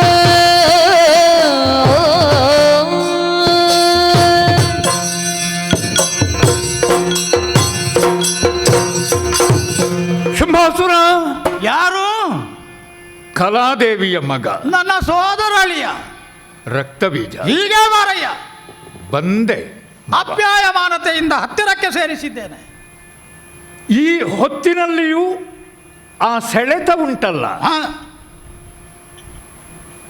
ನನ್ನನ್ನು ಗುರುತಿಸ್ತಿ ನಿನ್ನನ್ನೇ ನೀನು ಗುರುತಿಸಿಕೊಳ್ಳುವಲ್ಲಿ ಸೋತೆಯ ಅಂದರೆ ತಪ್ಪಲ್ಲ ಮಾವ. ಯಾವುದು? ಉನ್ಮಾದದ ಸನ್ನಿವೇಶ ಇದ್ದಾಗ ವಾಸ್ತವ ಗಮನಕ್ಕೆ ಬರುವುದಿಲ್ಲ. ಏರಿನಲ್ಲಿ ಬೀಳು ನೆನಪಾದೀತೆ, ಸೋಲು ಉತ್ಸವಕ್ಕೆ ಕಾರಣವಾಗುವುದುಂಟ. ಅಂದರೆ ಸೇನೆಯನ್ನು ಕೂಡಿಕೊಂಡು ಹೊರಟಿದ್ದಿ ಅಲ್ವೇ? ಬೇರೆ ನಗಾರಿಗಳು ಬಾರಿಸಲ್ಪಡ್ತಾ ಇವೆ, ಉತ್ಸಾಹದ ಸಂಕೇತಗಳಲ್ವೇ? ಕಿವಿ ಗಡಚಿಕ್ಕುವಂತಹ ಸದ್ದು ಕೇಳುತ್ತಾ ಉಂಟು. ಈ ಎಲ್ಲ ಉತ್ಸವ ನಮಗೆ ಈಗಾದ ಸೋಲಿನ ಪ್ರತಿಬಿಂಬ ಅಲ್ವೋ? ಒಗಟಾಗಿ ಮಾತಾಡ್ತಿ. ಬದುಕೇ ಒಂದು ಒಗಟು ಮಾವ. ಶೋಧಿಸಬೇಕಾದ್ದು ಹೊರಗಲ್ಲ. ನೀನು ಅಬ್ಬರಿಸ್ತಾ ಇರುವುದನ್ನು ಕೇಳಿದೆ, ಅದರ ಮೂಲ ಏನು, ಯಾಕೆ ಎನ್ನುವುದನ್ನು ಹುಡುಕಬೇಕು. ಕದಂಬವನದ ಮಾಯೆಯ ತೆರೆಯನ್ನು ತೆರೆದು ನೋಡಬೇಕು. ಬಾಳಿರೆ ಪ್ರವಾಹದಲ್ಲಿ ತೇಲುವ ತೆಪ್ಪದಲ್ಲಿ ಸಂಗೀತ ನುಡಿಸುವುದಕ್ಕೂ ಗಂಡದ ಬೇಕು. ಈ ವಿಷಾದದ ಸಂದರ್ಭದಲ್ಲಿ ಅಧ್ಯಾತ್ಮ ಹೇಳಲಿಕ್ಕೆ ನಿನಗೆತ್ತ ಕೆಚ್ಚದ ಬೇಕು. ಶೋಧನೆ ಮಾಡಬೇಕಾದ್ದು ಒಳಗೆ ಮಾವ. ಆವಾಗ ಬರುವ ವಿಷಯವೇ ಬೇರೆ. ನೋಡೋಣ, ನನ್ನ ಅಳಿಯನ ಬಾಯಿಯಿಂದ ಅಳಿಯಲಾಗದು ಅಳಿಸಲಾಗದು ಏನು ಬಂದಿ, ಅದನ್ನು ಕೇಳುವುದಕ್ಕೆ ಕಿವಿ ಸಿದ್ಧವಾಗಿದೆಯಾ? ಇಡೀ ಕಿವಿ ಆಗುತ್ತೇನೆ. ಹಾಗಾದ್ರೆ ನೀನು ಧನುಜೇಶನಲ್ಲ, ಹಾಗೆಯೇ ಉಳಿಬೇಡ್ವೆ? ಧನುಜೇಶ ಕೀಳಿನ ಮಾತ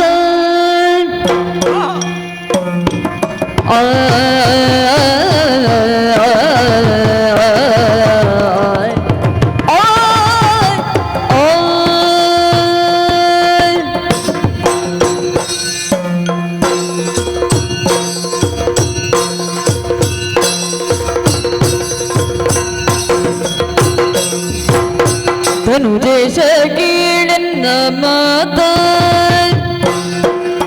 ಏತಕಿನ್ನಿ ತೋನಿ ಭ್ರಮೆಯದೆ ಮನದಲ್ಲಿ ವ್ಯರ್ಥ ಏತಕಿನ್ನಿ ತೋನಿ ಭ್ರಮೆಯದೆ ಮನದಲ್ಲಿ ವ್ಯರ್ಥ ಮನಸಿಜ ಶರಕ್ಕೆ ಸಿಲುಕುತ್ತ ಮನಸಿಜ ಶರಕ್ಕೆ ಸಿಲುಕುತ್ತ ವರ ವನಿತೆಯ ಬಯಕೆಯ ದಿಹೆ ದೈತ್ಯನಾಥ ವರ ವನಿತೆಯ ಬಯಕೆಯ ದಿಹೆ ದೈತ್ಯನಾಥ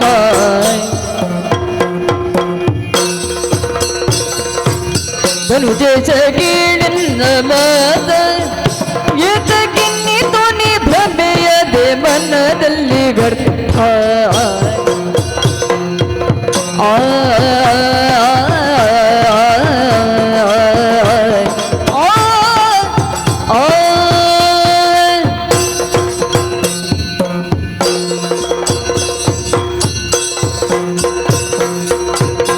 ವಿಸ್ತಾರವಾದ ರಾಕ್ಷಸ ಸಾಮ್ರಾಜ್ಯ. ವರ್ತಮಾನದಲ್ಲಿ ಒಡೆಯನಾದವ ಶುಂಭಾಸುರ, ನಮ್ಮ ತಾಯಿಯ ಸಹೋದರ. ಸಾಮ್ರಾಜ್ಯದಲ್ಲಿ ಜನಿಸಿದ ಪ್ರತಿ ರಾಕ್ಷಸ ಶಿಶುವಿಗೂ ಕೂಡ ಒಂದು ಅದ್ಭುತವಾದಂತಹ ಪ್ರೇರಣೆ ಶುಂಭ. ಅವ ಧನುಜೇಶನಾಗಿ ಬೆಳೆದು ನಿಂತ ಬಗೆ, ವರಗಳನ್ನು ಪಡೆದಂತಹ ಬಗೆ, ಸಾವನ್ನು ಗೆದ್ದ ಬಗೆ, ಪೂರ್ಣ ಅರ್ಹತೆಯಿಂದಲೇ ನೀನು ಧನುಜೇಶನಾದದ್ದು ಅಲ್ವೇ. ಆದರೆ ಧನುಜೇಶ ಎನ್ನುವಾಗ ಕೇವಲ ಧನುಜರಿಗೆ ಈಶನಾಗಿ ಆ ಧನುಜರಿಂದ ಸೇವೆಯನ್ನು ಪಡೆದುಕೊಳ್ಳುವುದು ಮಾತ್ರ ನಿನ್ನ ಸ್ವಾತಂತ್ರ್ಯ ಅಲ್ಲವಲ್ಲ. ಮತ್ತಿನ್ನೇನು? ಈಶನಾಗಿ ನಿನ್ನನ್ನು ಆಶ್ರಯಿಸಿದಂತಹ ಸಮಸ್ತ ಧನುಜ ಸಾಮ್ರಾಜ್ಯವನ್ನು ರಕ್ಷಿಸಬೇಕಾದಂತಹ ಹೊಣೆಗಾರಿಕೆಯು ನಿನ್ನದಲ್ವೇ? ಓಹೋ, ಧಾರಾಳ. ಈಗ ನಿನ್ನೆ ಮೊನ್ನೆಗಳಿಂದ ಕಾಣುತ್ತಾ ಇದ್ದೇನೆ, ರಾಕ್ಷಸ ಸಾಮ್ರಾಜ್ಯದಲ್ಲಿ ಬಹುವಂಶ ನಷ್ಟವಾಗುತ್ತಾ, ಒಂದು ತಲ್ಲಣ, ಒಂದು ಕ್ಷೋಭೆ, ಒಂದು ಕ್ಷಯ. ಅದನ್ನು ರಕ್ಷಿಸುವ ಕಡೆಗೆ ಮನಸ್ಸು ಹೋಗಲಿಲ್ಲ. ಮತ್ತೆ ಹೊಸ ಸೇನೆ ಸಿದ್ಧವಾಗಿದೆ, ಅದರಲ್ಲಿ ಹೊಸ ಮಂದಿ ಇದ್ದಾರೆ, ಹೊಸ ಯೋಧರಿದ್ದಾರೆ. ಆ ಮಟ್ಟಿಗೆ ಸಂತೋಷವೇ. ನಮ್ಮಲ್ಲಿ ಕಡಿಮೆ ಎನಿಸದಷ್ಟು ಮತ್ತೆ ಮತ್ತೆ ತುಂಬಿ ಕೊಡಬಲ್ಲ ಯೋಧರಿದ್ದಾರೆ. ಒಂದರ್ಥದಲ್ಲಿ ಅಕ್ಷಯಕ್ಕೆ ಸಮೀಪ. ಆದ್ರಿಂದ ಅಕ್ಷೋಹಿಣಿಗಳು ಲುಪ್ತವಾದರೂ ಕೂಡ ನಮಗೆ ಗಮನಕ್ಕೆ ಬರುವುದಿಲ್ಲ. ಆದರೆ ಧನುಜೇಶನಾದವನಿಗೆ ಗಮನಕ್ಕೆ ಬರಬೇಡವೆ? ಬರಬೇಕು. ಧನುಜೇಶನಾದವನು ತನ್ನ ಪ್ರಜೆಗಳ ಕೊನೆಯ ಸಾಲಿನಲ್ಲಿ ನಿತ್ತವನ ಮೇಲೂ ಗಮನವನ್ನು ಹರಿಸಬೇಡವೆ? ಆ ಕೊಟ್ಟ ಕೊನೆಯ ವ್ಯಕ್ತಿತ್ವದ ವಿಕಸನವೇ ನಮ್ಮ ಆತ್ಯಂತಿಕವಾದಂತಹ ಉದ್ದೇಶ ಅಲ್ವೇ? ನಿನಗಿರುವಂತಹ ಮಂತ್ರಿಗಳು, ನಿಮಗಿರುವಂತಹ ಸೇನಾಪತಿಗಳು, ನಿಮಗಿರುವಂತಹ ಸೇನಾ ಬಲ, ಇದೆಲ್ಲ ನಿಮ್ಮ ಸಂಸಾಧನಗಳು ಹೌದಷ್ಟೇ. ಈ ಸಂಸಾಧನಗಳನ್ನು ಬಳಸಿಕೊಂಡು ರಾಕ್ಷಸ ಸಾಮ್ರಾಜ್ಯವನ್ನು ಸ್ಥಾಪಿಸಿದ್ದು ಮತ್ತು ಬೆಳೆಸಿದ್ದು. ಈಗ ಅದೇ ನಮ್ಮ ಸರ್ವ ಸಂಸಾಧನಗಳು, ಅಂದರೆ ನಮ್ಮ ಆಡಳಿತ ಯಂತ್ರ. ಈಗ ಕೆಲವು ಸಮಯದಿಂದ ಈಚೆಗೆ ಬಳಕೆಯಾಗುವುದು ಯಾವ ವಿಷಯಕ್ಕೆ? ಹೆಣ್ಣೊಬ್ಬಳ ಮೂಲ ಏನು, ಹೆಣ್ಣೊಬ್ಬಳ ಪಂಥ ಯಾಕೆ ಪ್ರಶ್ನಿಸುವುದಕ್ಕೆ. ಇದು ವಿಷಯವಪ್ಪ. ಒಂದು ರಾಕ್ಷಸ ಸಾಮ್ರಾಜ್ಯದ ಮಹಾಸಭೆ, ಆ ಸಭೆ ಇರುವುದು ಇಂತಹ ಒಂದು ಕ್ಷುಲ್ಲಕವಾದ ವಿಷಯದ ಬಗ್ಗೆ ಚರ್ಚಿಸುವುದಕ್ಕೋ ಅದನ್ನು ತಿಳಿಯುವುದಕ್ಕೋ ಹೇಳು. ನಾವು ಆ ಕುರಿತು ಹೆಜ್ಜೆ ಇಡುತ್ತೇವೆ ಅಂತಾದರೆ ನಡೀಬೇಕಾದಂತಹ ದಾರಿಯಲ್ಲಿ ನಾವು ನಡೆಯುತ್ತಾ ಇಲ್ಲ ಎನ್ನುವುದಲ್ವೇ ಅರ್ಥ. ಹಾಗಾದರೆ ಮನುಷ್ಯನಾದವನು ತಾನು ನಡೀಬೇಕಾದಂತಹ ದಾರಿಯಲ್ಲಿ ಯಾವಾಗ ನಡೆಯುವುದಿಲ್ಲ? ಅವನ ಮನಸ್ಸು ಭ್ರಮೆಗೊಳಗಾದಾಗ. ಮಾನವ ಲೋಕಕ್ಕದು ಸಹಜ.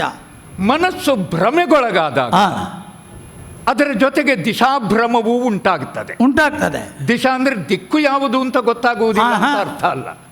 ನಾವು ನಡಿಬೇಕಾದ ದಿಕ್ಕು ಯಾವುದು, ಲಕ್ಷ್ಯ ಗೊತ್ತಾಗದೆ ಇರುವಂತ ಮಾರ್ಗದ ತುದಿ. ನಿನಗೆ ಆ ಬಗೆಯದಾದಂತಹ ಭ್ರಮೆ ಹೇಗೆ ಗುರುತಿಸಿದೆ? ನಿನ್ನ ಮನಸ್ಸು ಭ್ರಮೆಗೊಳಗಾಗಿದೆ.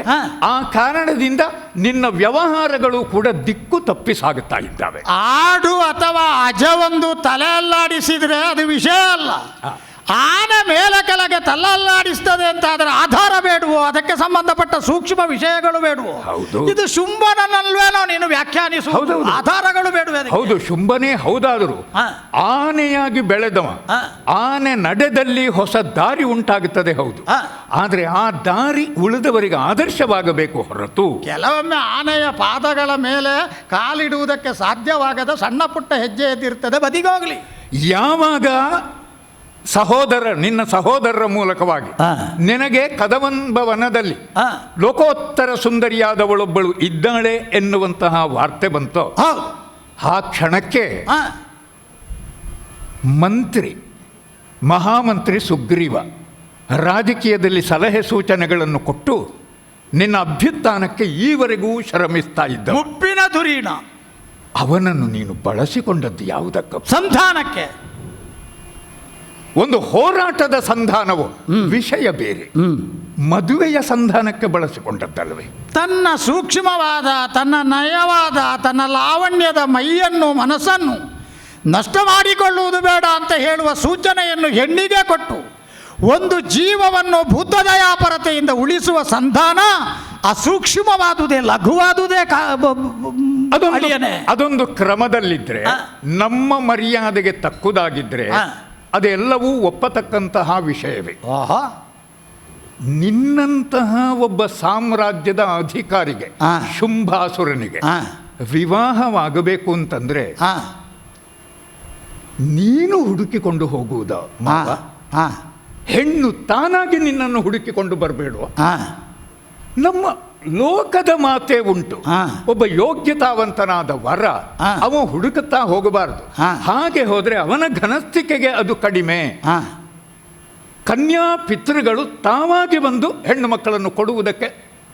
ಈಗ ನೀನು ಬಯಸಿದೆ ವಿವಾಹವಾಗುತ್ತೆ ಅಂತಂದ್ರೆ ನಮ್ಮ ರಾಕ್ಷಸ ಸಾಮ್ರಾಜ್ಯದಲ್ಲಿ ಒಳ್ಳೊಳ್ಳೆ ಮನೆತನದ ಹೆಣ್ಣು ಮಕ್ಕಳು ನಿನಗೆ ಸಿಗಲಿಕ್ಕಿಲ್ವೇ? ಧಾರಾಳವಾಗಿ ಆ ಕುರಿತು ನೀನು ಯೋಚನೆ ಮಾಡಿದವನಲ್ಲ ಎನ್ನುವುದು ಅರ್ಥ. ಹಾಗಾದರೆ ಹೆಣ್ಣೊಬ್ಬಳು ಎಡವಂಕವನ್ನು ತುಂಬಿ ತೆರವಾದಂಥ ಸ್ಥಾನವನ್ನು ಸರಿಯಾದ ರೀತಿಯಲ್ಲಿ ನಿರ್ವಹಿಸಲಿ ಎನ್ನುವುದೊಂದೇ ಧ್ಯೇಯವಾಗಿ ನಾನು ಆಕೆಯನ್ನು ಬಯಸಿದ್ದಲ್ಲ ಅಂತ ನಿನಗೆ ಸೂಕ್ಷ್ಮವಾದ ಆಧಾರ ಸಿಗ್ತದಲ್ಲ. ಆದ್ದರಿಂದಲೇ ನಾನು ತಡೆಯುವುದಕ್ಕೆ ಅಂತ ಹೊರಟದ್ದು.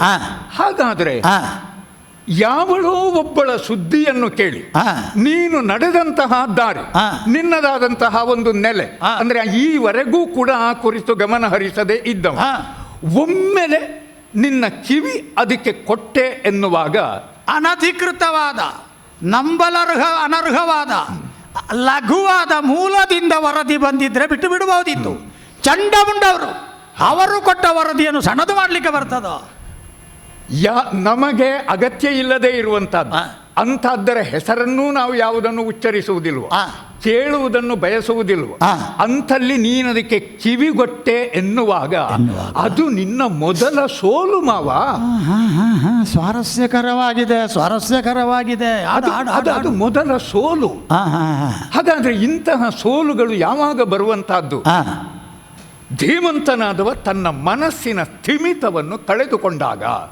ಮನಸ್ಸಿನ ಸ್ಥಿಮಿತ ಅಂದ್ರೆ ಏನು?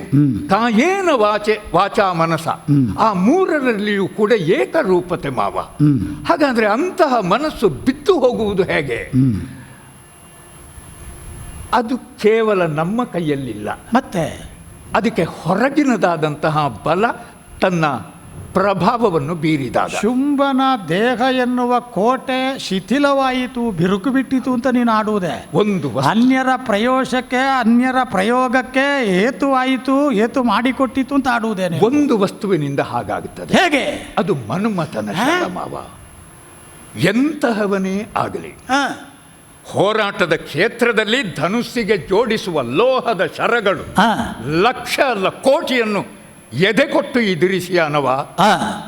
ಅದರಿಂದ 5 ಬಾಣಗಳು ಆ ಮನ್ಮಥನದು ಉಂಟಂತೆ ಅಲ್ಲ, ಅದನ್ನು ಎದುರಿಸುವವನು ಇಲ್ಲ ಲೋಕ. ಹಾಗಾದರೆ ಅವನ ಪಂಚ ಶರಗಳ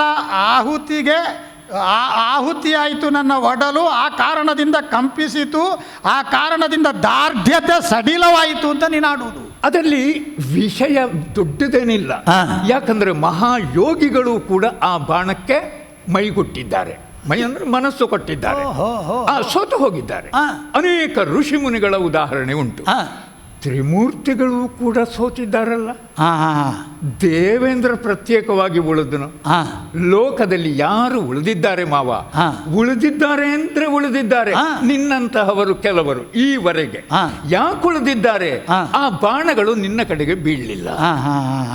ಈಗ ಬಿತ್ತಲ್ಲ ಮಾವ ಬಾಣಗಳು. ಈಗ ಬಿತ್ತು ತಲ್ಲಣವನ್ನು ಹುಟ್ಟಿಸಿತು, ಬೇಕು ಅಂತ ಹೇಳುವ ಅಭೀಪ್ಸೆಯನ್ನು ಹುಟ್ಟಿಸಿತು, ಅದಕ್ಕೆ ಸಂಬಂಧಪಟ್ಟಂತಹ ಪ್ರಸಕ್ತಿಯನ್ನು ಏರ್ಪಡಿಸಿತು, ಪ್ರಯೋಗ ಆಯಿತು. ಈಗ ಮುಂದುವರಿಸಿ ಮನುಷ್ಯರನ್ನು ನೆಲೆಗೆಡಿಸುವುದಕ್ಕೆ ಈ ಮನ್ಮಥನ ಬಾಣ ಒಂದು ಸಾಕು ಮಾವ. ಅದರಿಂದ ವಿದ್ಯಾರ್ಥಿಗಳಾದವರಿಗೆ ಹೆತ್ತವರು ಎಚ್ಚರಿಕೆ ಹೇಳುವಂಥದ್ದು, ಏನೇ ಆದರೂ ಆ ಕುರಿತು ನೀನು ವಿಶೇಷವಾದ ಜಾಗ್ರತೆಯನ್ನು ವಹಿಸಬೇಕು. ಅಂದರೆ ಕಾಪಿಟ್ಟುಕೊಳ್ಬೇಕಾದ್ದು ನಮ್ಮ ಬ್ರಹ್ಮಚರ್ಯ. ಬ್ರಹ್ಮಚರ್ಯ ಎನ್ನುವುದು ವಿವಾಹವಾಗದೇ ಇರುವುದು ಮಾತ್ರ ಅಲ್ಲ, ವಿವಾಹವಾಗಿಯೂ ಆ ನಿಷ್ಠೆಯನ್ನು ಉಳಿಸಿಕೊಂಡಿರುವಂತಹದ್ದು. ನೀನವಳನ್ನು ನೋಡಿದವನಲ್ಲ. ಇಬ್ರು ಅಂದ್ರೆ ನಮ್ಮವರೇ ಚಂಡಮುಂಡರು ಬಂದು ವರ್ಣಿಸಿದ ಮಾತ್ರಕ್ಕೆ ನೀನು ಸೋತು ಹೋದೆಯಲ್ಲ. ಜಿತೇಂದ್ರಿಯರು, ಅತೀಂದ್ರಿಯರು, ಮನೋವೇಗಿಗಳು ಅವರೇ ವರ್ಣಿಸುವಾಗ ನಿನಗೂ ಒಮ್ಮೆ ಅತಿಶಯೋಕ್ತಿ ಅಲ್ಲ ಅಂತ ಅನ್ನಿಸುವುದಿಲ್ವೇ? ಯಾರು ತನ್ನತನವನ್ನು ಮರೆಯುವುದಿಲ್ವೋ, ತನ್ನ ಮೂಲ ನೆಲೆಯಲ್ಲಿ ಗಟ್ಟಿಯಾಗಿ ನಿಲ್ತಾನೋ ಅವನಿಗದು ಅನ್ನಿಸುವುದಿಲ್ಲ ಮಾವ. ನಿನ್ನನ್ನು ಆ ರೂಪದಲ್ಲಿ ನಾವು ಕಂಡದ್ದು, ಆದರೆ ನಿನ್ನನ್ನೂ ಅಡಿ ತಪ್ಪಿಸಿ ಬಿಟ್ಲಲ್ಲ, ಹಾಗಾದರೆ ಅವಳೆಷ್ಟು ದೊಡ್ಡವಳು ಅಂತ. ಈಗ ನೀನು ಇಲ್ಲೇ ಇರುವೆ, ನಾನು ಇಲ್ಲೇ ಇದ್ದೆ. ಈ ನಡುವೆ ಸ್ವಲ್ಪ ಸಂಚಲನ ನಡೆಯಿತು. ಒಬ್ಬನ ದ್ವಾರ ಸಂಧಾನ, ಇಬ್ಬರ ದ್ವಾರ ಬಲಪ್ರಯೋಗ. ಅವರು ಮೂವರು ಕಂಡದ್ದನ್ನು ನಾವು ಕಾಣಲಿಲ್ಲ. ಒಂದು ವ್ಯತ್ಯಾಸ ಉಂಟು. ನಾನು ಅವಿವಾಹಿತ, ನೀನು ಅವಿವಾಹಿತ ಅಲ್ಲಲ್ಲ. ಆ ಕಾರಣದಿಂದ ನೀನು ನನಗೆ ಅಧಿಕೃತವಾಗಿ ಸಾಂಸಾರಿಕವಾದಂಥ ವಿಚಾರಗಳನ್ನು ಆಡತಕ್ಕವನೇ. ಆದರೆ ಪದೇ ಪದೇ ಪದೇ ಪದೇ ಆತ್ಮವಿಶ್ವಾಸದಿಂದ ಬಹಳಷ್ಟು ವಿವರಗಳನ್ನು ಸಂಗ್ರಹಿಸಿದ್ದೇನೆ ಎನ್ನುವಂತಹ ವಿಶೇಷವಾದಂತಹ ಜ್ಞಾನದ ಬಗೆಗಿನ ನಂಬುಗೆಯಿಂದ ಆ ಹೆಣ್ಣಿನ ಕುರಿತಾಗಿ ನೀನು ವಿವರಿಸುವಾಗ, ಈಗ ನೀನು ಕಂಡುಕೊಂಡ ಸತ್ಯ ನೀನು ಊಹೆಯಿಂದಲೋ ತರ್ಕದಿಂದಲೋ, ಯಾಕೆಂದ್ರೆ ತರ್ಕೋ ಪ್ರತಿಷ್ಠಾ ಅಂತ ಮಾತುಂಟು. ತರ್ಕ ಎನ್ನುವುದು ಪ್ರತಿಷ್ಠಿತ ಅಲ್ಲದೆ ಹೋದರೂ ಸತ್ಯ ಶೋಧನೆಗೆ ಹೊರಟಂತಹ ಮಾರ್ಗಶೋಧಕನಿಗೆ ಅದೊಂದು ಆಧಾರ. ಹಾಗಾದ್ರೆ ನೀನು ತಾರ್ಕಿಕವಾಗಿ ಹೇಳು, ಹೋಗಿ ಕಂಡು ಹೇಳು ಅಂತ ನಾನು ಆಡಲಾರೆ, ಆಡಕೂಡದು. ಈಗ ನಿನ್ನ ಅಭಿಪ್ರಾಯದಲ್ಲಿ ಅವಳು ಏನು? ತುಂಬ ದೊಡ್ಡವಳು ಮಾವ. ಅಂದ್ರೆ ನೀನು ತಿಳಿದ ಹಾಗೆ ತರುಣಿಯಲ್ಲ ಅವಳು, ಆದಿಮಾಯಿ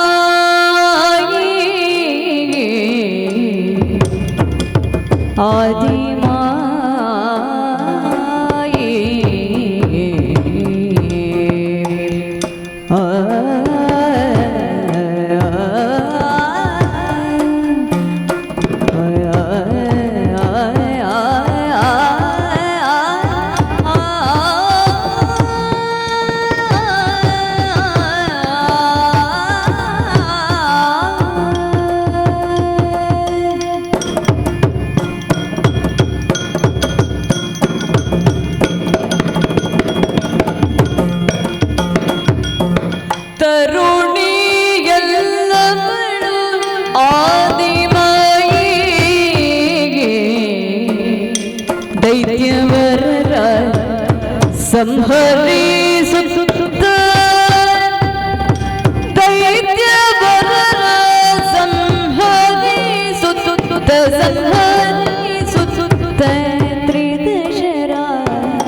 ತ್ರಿದಶರ ಪುರಿ ತರುಣಿಯಲ್ಲ ಬಳ್ಳಾದಿ ಮಾಯ ದೈತ್ಯವರ ಸಂಹರಿಸುತ್ತ ತ್ರಿದಶರ ಪುರಿ ನೆರೆಗೋಚರಿಸುವಡೋದುರಿ ನೆರೆಗೋಚರಿಸುವಡೋದುರಿ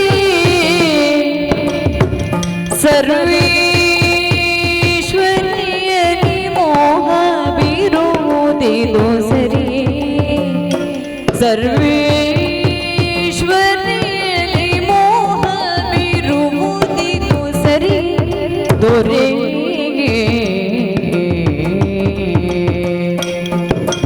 ನೆರೆಗೋಚರಿಸುವಳು ದೊರೆ, ಸರ್ವೇಶ್ವರಿಯಲ್ಲಿ ಮೋಹ ಬಿರುವುದಿದು ಸರಿ. ತರುಣಿಯಲ್ಲವಳು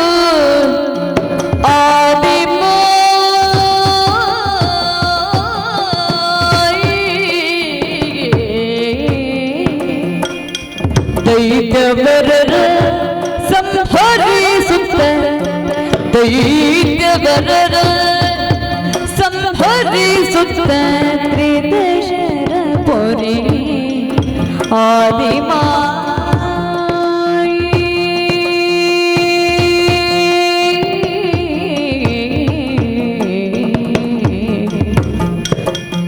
ಧನುಜೇಶ ಕೇಳೆನ್ನ ಮಾತಾ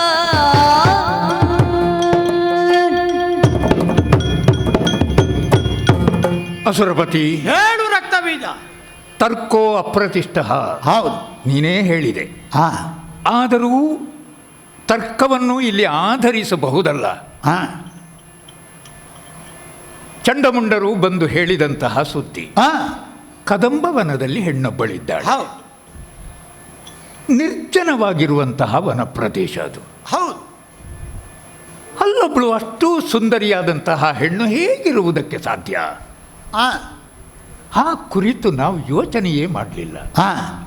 ಯೋಚನೆ ಯಾಕೆ ಮಾಡಲಿಲ್ಲ ಅಂತಂದರೆ, ಆ ಮನಸ್ಸು ಮಥಿಸಲ್ಪಟ್ಟಾಗ ಮತ್ತೆ ತಲೆ ಕೆಲಸ ಮಾಡುವುದಿಲ್ಲ. ಚಂಡಮುಂಡರು ಹೇಳಿತು, ಕನಕದ ಉಯ್ಯಾಲೆಯಲ್ಲಿ ಕುಳಿತು ತೂಗುತ್ತಾ ಇದ್ದಾಳಂತೆ. ನಮಗೆ ಸಂಬಂಧಿಸಿದಂತಹ ಕ್ಷೇತ್ರ ಅದು. ಅಂದರೆ ನಮ್ಮ ಆಡಳಿತಕ್ಕೆ ಒಳಪಟ್ಟ ಪ್ರದೇಶ. ತುಹಿನಾದ್ರಿ, ಕದಂಬವನ. ನಾವು ಆ ಕಡೆಗೆ ವಿಹಾರಕ್ಕೆ ಹೋಗುವುದಿಲ್ಲ. ಅಪರೂಪಕ್ಕೆ ಅಪೂರ್ವ ಎನ್ನುವ ಹಾಗೆ ಹೋಗುವುದು. ನಮ್ಮ ಬಳಿಯಲ್ಲೇ ಒಂದು ಉದ್ಯಾನವನ ಇದ್ದರೆ ಅಲ್ಲಿ ನಮಗೋಸ್ಕರ ನಾವು ತೊಟ್ಟಿಲನ್ನು ತೂಗು ಬಿಟ್ಟಿರ್ತೇವೆ. ಅದು ಬಂಗಾರತಿ, ಅದು ಅಲ್ಲೇ ಇರುತ್ತದೆ. ಈ ಹಿಮವತ್ ಪರ್ವತದ ತಪ್ಪಲು ಪ್ರದೇಶದಲ್ಲಿ ನಾವು ಯಾರಿಗೋಸ್ಕರ ಈ ಉಯ್ಯಾಲೆ ನೇತಾಡಿಸಿ ಇಡುವಂಥದ್ದು? ಅಂದರೆ ಅಲ್ಲಿ ಇರಬೇಕಾದ ಸ್ಥಳ ಅಲ್ಲ. ಅವಳಿಗಾಗಿ ಇಡಲ್ಪಟ್ಟಿತ್ತೋ ಅದು ಇದ್ದದ್ದರಿಂದ ಕೂತುಕೊಂಡ್ಳು. ಅಂತೂ ಆ ಉಯ್ಯಾಲೆಯೂ ಕೂಡ ವಿಸ್ಮಯಕ್ಕೆ ಕಾರಣವಾಗಿದೆ. ಎರಡೂ ನಮಗೆ ಅಧ್ಯಯನಕ್ಕೆ ವಸ್ತು ವಿಷಯಗಳೇ. ಆ ಉಯ್ಯಾಲೆ ನಾವು ಸಾಮಾನ್ಯವಾಗಿ ಮೇಲಿರುವಂತಹ ವೃಕ್ಷದ ಕೊಂಬೆಗೆ ನೇತ ಹಾಕಬೇಕು. ಹೌದು, ಮನೆಯಲ್ಲಾದರೆ ಗಚ್ಚಿನ ತುದಿಯ ಚೂಪಾದ ಜಾಗ ಬೇಕು. ಇಲ್ಲಿ ಯಾವುದಕ್ಕೆ ತೂಗು ಹಾಕಿದ್ದು ಎನ್ನುವುದೇ ಗಮನಕ್ಕೆ ಸಿಗುವುದಿಲ್ಲ. ಎಲ್ಲರೂ ಕೆಳಗೆ ನೋಡಿದ್ರೇನು, ಬಹುಶಃ ಮೇಲೆ ನೋಡಿರ್ಲಿಕ್ಕಿಲ್ಲ. ಆಕಾಶದಿಂದ ಇಳಿದದ್ದು ಕಾಣ್ತದೆ, ಹಾಗಾದ್ರೆ ಅದು ಜೋಡಿದ್ದು ಎಲ್ಲಿಗೆ ಗೊತ್ತೇ ಇಲ್ಲ. ಅನಂತ ಆಕಾಶ ಮೇಲೆ ಇದೆ, ಅಲ್ಲಿಗೆ ಎಲ್ಲಿಗೆ ಬಿಡಿಗುದು ಕಟ್ಟುವುದು? ಅದನ್ನು ಅವರೂ ತರ್ಕಿಸಲಿಲ್ಲ, ನಾವು ಆ ಕುರಿತು ಯೋಚನೆ ಮಾಡಲಿಕ್ಕೆ ಹೋಗಲಿಲ್ಲ. ದೊಡ್ಡದಲ್ಲ. ಯಾಕೆ ದೊಡ್ಡದಲ್ಲ ಗೊತ್ತು? ಯಾಕೆ? ಈಗ ಒಬ್ಬ ಸೋಲ್ತಾನೆ ಯಾವುದೇ ವಿಷಯದಲ್ಲಿ ಅಂತಂದ್ರೆ ಆ ನಮ್ಮನ್ನು ಸೋಲಿಸುವ ವಸ್ತು ಅಷ್ಟು ದೊಡ್ಡದು ಎನ್ನುವುದು ಅದರ ಅರ್ಥ. ಅಂದರೆ ಶುಂಭಾಸುರ ಸೋತದಲ್ಲಿ ದೊಡ್ಡ ವಿಷಯ ಇಲ್ಲ. ಈಗ ಆನೆ ಎನ್ನುವುದನ್ನು ನಿಯಂತ್ರಿಸ್ತದೆ, ಅದು ಆನೆಗಿಂತ ದೊಡ್ಡದು. ಅಂಕುಶ ಆನೆಗಿಂತ ದೊಡ್ಡದು. ಕಾಣುವುದಕ್ಕೆ ಸಣ್ಣದು ಹೌದಾದರೂ ಕೂಡ ಅದು ಆನೆಗಿಂತ ಘನವಾದುದೇ. ಅಂದರೆ ಕ್ರಿಯಾತ್ಮಕವಾಗಿ, ಪ್ರಾಯೋಗಿಕವಾಗಿ, ಪರಿಣಾಮಕಾರಣಾತ್ಮಕವಾಗಿ ಅದು ಹೆಚ್ಚು ಬಲಾಢ್ಯ. ಸತ್ವದಿಂದ ನಿರ್ಣಯವಾಗುವುದಲ್ವಾ ಒಂದು ವಿಷಯ ಹೇಗೆ ಎನ್ನುವಂತಹದ್ದು. ಅದರ ಗಾತ್ರದಿಂದಲೋ ಉಪಕರಣಾದಿಗಳಿಂದಲೋ ಖಂಡಿತ ಅಲ್ಲ. ಅದರಿಂದ ಆನೆಯಿಂದ ದೊಡ್ಡದೇ. ವಿಶೇಷ ಏನು ಅಂತಂದ್ರೆ, ನಿನಗೆ ಬಂದು ಹೇಳಿದವರಿದ್ದಾರಲ್ಲ, ಅವರು ನೈಷ್ಠಿಕ ಬ್ರಹ್ಮಚರ್ಯವನ್ನುಳ್ಳವರಲ್ವ? ಹೌದಪ್ಪ. ಹೆಣ್ಣಿನ ಕಡೆಗೆ ಕಣ್ಣೆತ್ತಿಯೂ ನೋಡುವವರಲ್ಲ. ನೋಡುವುದಿಲ್ಲ, ನೋಡಕೂಡದು ಅಂತ ಪ್ರತೀತಿ. ಅಂತಹವ ಕಾವ್ಯಾತ್ಮಕವಾಗಿ ಒಂದು ಹೆಣ್ಣನ್ನು ವರ್ಣಿಸಬಲ್ಲನೋ? ಈ ಚಂಡಮುಂಡರು ನಿನ್ನ ಸಭೆಯಲ್ಲಿ ವಿವರಿಸುವಾಗ ನಾನು ಕುಳಿತು ಕೇಳಿದೆ, ಎಂತಹ ರಸಮಯವಾಗಿ, ಯಾವ ರಸಿಕರಿಗೂ ಕಡಿಮೆ. ನೀನು ಪ್ರಪಂಚದಲ್ಲಿರುವ ಸುಖದ ಒಳಗಿದ್ದಿ, ಅದು ಕೆಲವು ಪ್ರಪಂಚದಲ್ಲಿ ಭೋಗದ ಒಳಗಿದ್ದಿ, ಸಂಸಾರದ ಒಳಗಿದ್ದಿ. ಒಂದು ದಿನ ಅರ್ಧ ದಿನ ನೀನು ವಿರಕ್ತಿಯ ಬಗ್ಗೆ ಉಪನ್ಯಾಸ ಕೊಡಯ್ಯ ನನ್ನ ಅಳಿಯ ಅಂತ ಹೇಳಿದ್ರೆ ನೀನು ಕೊಡಲಾರೆಯ? ನಾನು ನಿನ್ನ ಇರುವಂತಹ ಸ್ಥಾನ ಕ್ಷೇತ್ರದ ವ್ಯಾಪ್ತಿಗೂ ನಿನ್ನ ಉಪನ್ಯಾಸಕ್ಕೂ ಸಂಬಂಧ. ನಾನು ಇದನ್ನು ಅನುಭವಿಸಿದ್ದರಿಂದ, ಅಂದ್ರೆ ಸಂಸಾರವನ್ನು ಅನುಭವಿಸಿದ್ದರಿಂದ, ಇದರಿಂದ ಆಚೆ ಏನು ಎನ್ನುವುದನ್ನು ನೋಡಬಲ್ಲ, ಹುಡುಕುವ ಇದರ ನೇತ್ಯಾತ್ಮಕವಾದ ಎರಡೂ ಮುಖಗಳನ್ನು ಹುಡುಕುವ ಪ್ರಯತ್ನವನ್ನು ಮಾಡಬಲ್ಲೆ. ಆದರೆ ನಾನು ಹೇಳಿದ ಚಂಡಮುಂಡರ ವಿಷಯದಲ್ಲಿ ಸೋಲೇನು ಗೊತ್ತುಂಟು? ಏನು? ಹಠ ಯೋಗ ಅವರ. ಆದರೆ ಅದು ಪಕ್ಕನೆ ಬಂದಾಗ ಅವರಿಗೆ ಕಣ್ಣು ತಿರುಗಿಸಲಿಕ್ಕೆ ಮನಸ್ಸಾಗುವುದಿಲ್ಲ. ಅಂದರೆ ತಾನು ಬ್ರಹ್ಮಚಾರಿ ಅಂತ ಹೇಳಿಕೊಂಡವರು ಯಾರಿಗೂ ಗೊತ್ತಿಲ್ಲದ ಹಾಗೆ ಗುಟ್ಟಿನಲ್ಲಿ ಅವರು ಅದರ ಕುರಿತು ಯೋಚನೆ ಮಾಡುವುದಕ್ಕೆ ತೊಡಗಿದ್ರೆ, ಅಂದರೆ ಅವರು ಪತನ ಹೊಂದಿದರು ಅಂತ ನಿನ್ನ ಅಭಿಪ್ರಾಯವೇ? ಅವರು ಪತನ ಹೊಂದಿದ್ದು ದೊಡ್ಡದಲ್ಲ, ಅವರು ಪತನ ಹೊಂದುವ ಹಾಗೆ ಮಾಡಿದವಳು ದೊಡ್ಡವಳು ಅಂತ. ಹಾಗಾದ್ರೆ ಅದು ಏನಯ್ಯ, ತರುಣಿ ಅಲ್ಲ ಅಂತ ಹೇಳ್ತೀನಿ? ಖಂಡಿತ ಅಲ್ಲ ಮಾವ. ಮತ್ತೆ ಸತ್ಯ ಹೇಳಬೇಕು ಅಂದರೆ ಅದು ತರ್ಕ ಅಲ್ಲ, ಅದು ಭಾವ. ಕೆಲವೊಮ್ಮೆ ತರ್ಕಕ್ಕೆ ಸಿಗದೇ ಇರುವಂತಹದ್ದು ಭಾವದಲ್ಲಿ ಸ್ಪಂದನೆ ಉಂಟಾಗುತ್ತದೆ. ಒಂದು ಅಪೂರ್ವವಾದ ವಸ್ತುಗಳನ್ನು ಕಂಡಾಗ ನೋಡುವಾಗಲೇ ಇದು ವಿಭೂತಿ ತತ್ವ ಉಳ್ಳದ್ದು ಅಂತ ಕಂಡು ಹೋಗುವುದು. ಹಾಗೆ ನೋಡಿದರೆ ಮಾವ ಅವರೇನು ಹೇಳಿದರೋ, ಸುಗ್ರೀವ ಬಂದು ಏನನ್ನು ಮುಂಭಾಗದಲ್ಲಿ ಒಪ್ಪಿಸಿದನು ಅಲ್ಲ, ಸುಗ್ರೀವನಿಗಾದ ಅನುಭವ, ಸುಗ್ರೀವ ಕಂಡು ಬಂದಿದ್ದಾನೆ. ಆ ಸುಗ್ರೀವನ ಮುಖೇನ ನಾನು ಅದನ್ನು ಒಂದಷ್ಟು ಅನುಭವಿಸಿದೆ ಮಾವ. ಅವಳು ಶರೀರವೇ ಇಲ್ಲದವಳು, ಶರೀರ ಹಾಗಾದರೆ ಇವರೆಲ್ಲ ಅಕ್ಷಿಗಳ ಮೂಲಕ ಪಂಚೇಂದ್ರಿಯಗಳಲ್ಲಿ ಪ್ರಧಾನವಾದ ನಯನಗಳ ದ್ವಾರ ಕಂಡದ್ದು ಭ್ರಮೆ, ಮಿಥ್ಯೆ ಅನ್ನುತ್ತೀಯೇ? ಹೌದು, ಆ ಭ್ರಮೆ. ಯಾಕೆ? ಈ ಪ್ರಪಂಚಕ್ಕೆ ಮೂಲವಾಗಿ ಇರುವಂತಹ ವಸ್ತು ಅದು ಕಾಣಲಿಕ್ಕೆ ಸಿಗುವಂತಹದ್ದಲ್ಲ. ಮೂಲ ವಸ್ತು ಅದನ್ನು ಆದಿ ಮಾಯೆ ಅಂತ ನೀನು ಈ ಕರೆಯುವುದು. ಪ್ರಕರಣವನ್ನು ವಿನಾಕಾರಣ ಜಟಿಲ ಮಾಡುತ್ತೀ ಅಂತ ಖಂಡಿತ ಅನಿಸ್ತದೆ ನನಗೆ. ಆದಿ ಮಾಯೆ ಎನ್ನುವುದು ಆ ಕಾರಣದಿಂದ ಅವಳಿಗೆ ಹೆಸರು. ನಾವೇನೋ ತ್ರಿಮೂರ್ತಿಗಳಿಂದ ಮರಣ ಬರಬಾರ್ದು ಅಂತ ವರ ತಕ್ಕೊಳ್ತೇವೆ. ಯಾಕಂದರೆ ನಮ್ಮ ದೃಷ್ಟಿಯಲ್ಲಿ ಅವರು ಕಾಣುವಂತಹ ದೇವರುಗಳು, ಅದರಿಂದ ಆಚೆ ಇಲ್ಲ. ಆದರೆ ಈ ತ್ರಿಮೂರ್ತಿಗಳಿಗೂ ಕೂಡ ಕಾರಣೀಕರ್ತಳಾಗಿ, ಅವರ ಜನ್ಮಕ್ಕೆ ಕಾರಣಳಾಗಿ ಇನ್ನೊಂದು ತತ್ವ ಅಲ್ಲ, ಶಕ್ತಿ ಅದು ಉಂಟು. ಅದನ್ನು ಆದಿಮಾಯೆ ಎನ್ನುವ ಹೆಸರಿನಿಂದ ಕರೆಯುವುದು. ಆದಿಮಾಯೆ. ಆ ಆದಿಮಾಯೆಯ ಪ್ರಭಾವಲಯದ ಒಳಗೆ ತ್ರಿಮೂರ್ತಿಗಳು ಕೆಲಸ ಮಾಡ್ತಾರೆ. ತ್ರಿಮೂರ್ತಿಗಳ ಹೇಳಿಕೆಯಲ್ಲಿ ದೇವತೆಗಳು ಕೆಲಸ ಮಾಡ್ತಾರೆ.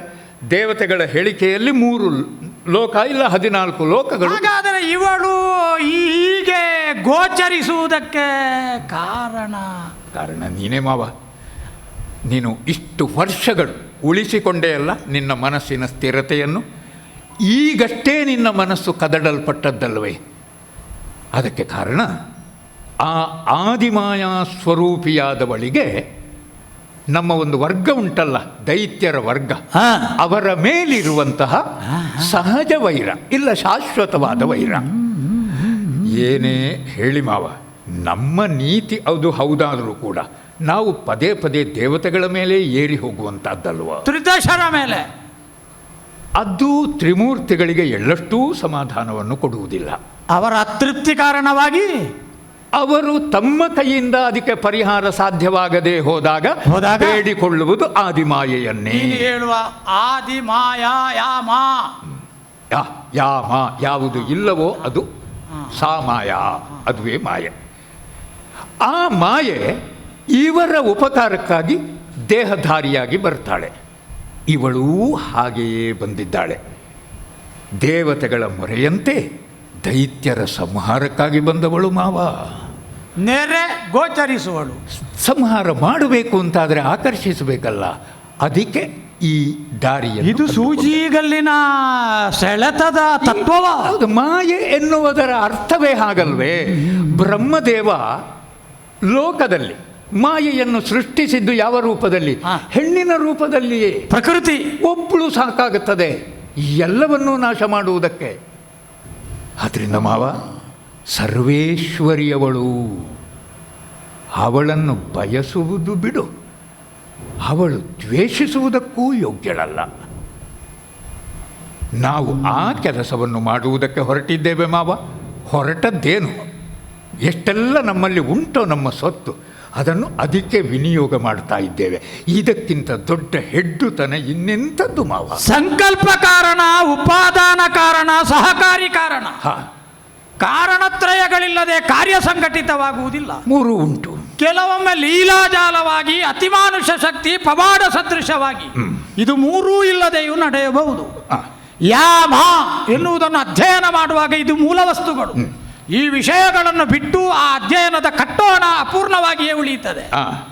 ನನ್ನ ಕಣ್ಣಲ್ಲಿ ಕಣ್ಣಿಟ್ಟು ನೋಡು ರಕ್ತಬೀಜ. ನೋಡಿದರೆ ಬ್ರಹ್ಮನ ಹಂಸಗಳು ಹೂಡಲ್ಪಟ್ಟ ರಥ ನನ್ನ ಅಂಗಳದಲ್ಲಿದೆ. ಕಿಂಜಲ್ಕಿಣಿ ಮಾಲೆ ಸಮುದ್ರ ರಾಜ ಕೊಟ್ಟದ್ದು ನನ್ನ ಕೊರಳಲ್ಲಿದೆ. ವರುಣ ಸದಾಕಾಲ ಕಾಂಚನವನ್ನು ಸ್ರವಿಸುವ ಒಂದು ಮಾಲಿಕೆಯನ್ನು ಕೊಟ್ಟದ್ದೋ, ಪಾಶವನ್ನು ಕಿತ್ತುಕೊಂಡು ನಾನು ಬಂದದ್ದು ನೀನು ಬಲ್ಲೆ. ಮೃತ್ಯುವಿನ ದಂಡವನ್ನು ನಾನು ಸೆಳೆದಿದ್ದೇನೆ. ಅಗ್ನಿಯಿಂದಷ್ಟೇ ಶುದ್ಧಗೊಳ್ಳಬಹುದಾದ ಪಾವಿತ್ರ್ಯವನ್ನು ಸ್ಥಾಪನೆಗೊಳಿಸಬಹುದಾದ 2 ವಸ್ತುಗಳನ್ನು ನನ್ನ ಸಂಗ್ರಹದಲ್ಲಿ ನಾನಿಟ್ಟಿದ್ದೇನೆ. ಕುಬೇರನ ನವನಿಧಿಗಳು ನನ್ನ ಅಸ್ತಿತ್ವದಲ್ಲಿ ಉಂಟು. ಈಗ ನನ್ನ ಅವಕಾಶದಲ್ಲಿ ಉಂಟು. ಈ ಕಾಲದಲ್ಲಿ ದೇವತೆಗಳ ಸಾಲಿನಲ್ಲಿ ಕುಳಿತು ಅರ್ಘ್ಯ ಪಡೆಯಬಹುದಾದಂತಹ, ಅದಕ್ಕಿಂತಲೂ ಹೆಚ್ಚಾದಂತಹ ಸೇವೆಯ ಭಾವದಿಂದ ಅವರಿಂದ ಹೆಚ್ಚಾಗಿ ಪಡೆಯುವಂತಹ ಸಂಪನ್ಮೂಲ ನನ್ನಲ್ಲುಂಟು. ಇಂದ್ರಾಯ ಸ್ವಾಹ ಏನು, ವರುಣಾಯ ಸ್ವಾಹ ಏನು, ಶುಂಭಾಯ ಸ್ವಾಹ ಅಂತ ಹೇಳುವ ಸ್ಥಿತಿ ಉಂಟು, ನೀನು ಬಲ್ಲೆ. ಸೂರ್ಯ ಚಂದ್ರರ ಚಲನೆಯನ್ನು ನನ್ನ ಬಲಾಕಾರದಿಂದ ಬಲಾಢ್ಯತೆಯಿಂದ ನಿಲ್ಲಿಸಿದ್ದೇನೆ. ಹೇಳು ಈ ಬಲಾಢ್ಯತೆಯಿಂದ ನಾನು ಆಕೆಯನ್ನು ಗೆಲ್ಲಲಾರೆನೆ. ಲೋಕದ ಸಂಪತ್ತೆಲ್ಲವೂ ಓರ್ವ ಶ್ರೀಮಂತನ ಬಳಿಯಲ್ಲುಂಟು. ಆದರೆ ಸ್ವತಃ ಅವನಿಗೆ ಒಂದಿಷ್ಟು ಸಿಹಿ ಉಣ್ಣುವ ಯೋಗ ಇಲ್ಲ. ಅಂದರೆ ಇರುವುದೆಲ್ಲ ನಮ್ಮದು ಅಂತ ತಿಳ್ಕೊಂಡ್ರೆ ಅದು ಭ್ರಮೆಯೇ ಮಾವ. ನನ್ನ ಬಲ ನಡೆಯದೆ ಕಂಡವಲ್ಲ. ಹೇಗೆ ಇಲ್ಲ ಅಂತ ಹೇಳಿದೆ ನೀನು? ಸಾಮಾನ್ಯನೋ? ಯಾರು? ಅಲ್ಪನೇ ಧೂಮ್ರಲೋಚನನೋ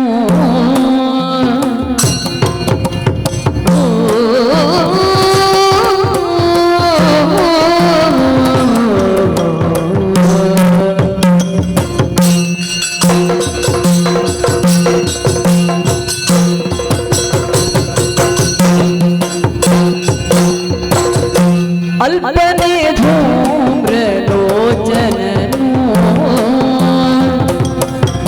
ಕೊಲ್ಲುವ ನಿರ್ಭರೆ ರಣದಲ್ಲಿ ಚಂಡಮಂಡಲನೋ ಕೊಲ್ಲುವ ನಿರ್ಭರೆ ರಣದಲ್ಲಿ ಚಂಡಮಂಡಲನೋ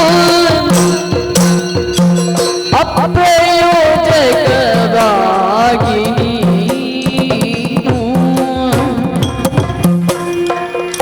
ಅಪ್ರಯೋಜಕವಾಗಿ ನೀನು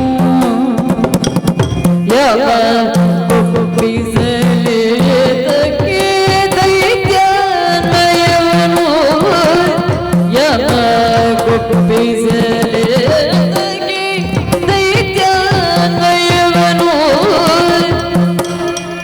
ಅಲ್ಪನೇ ಧೂಮ್ರಲೋಚನನೋ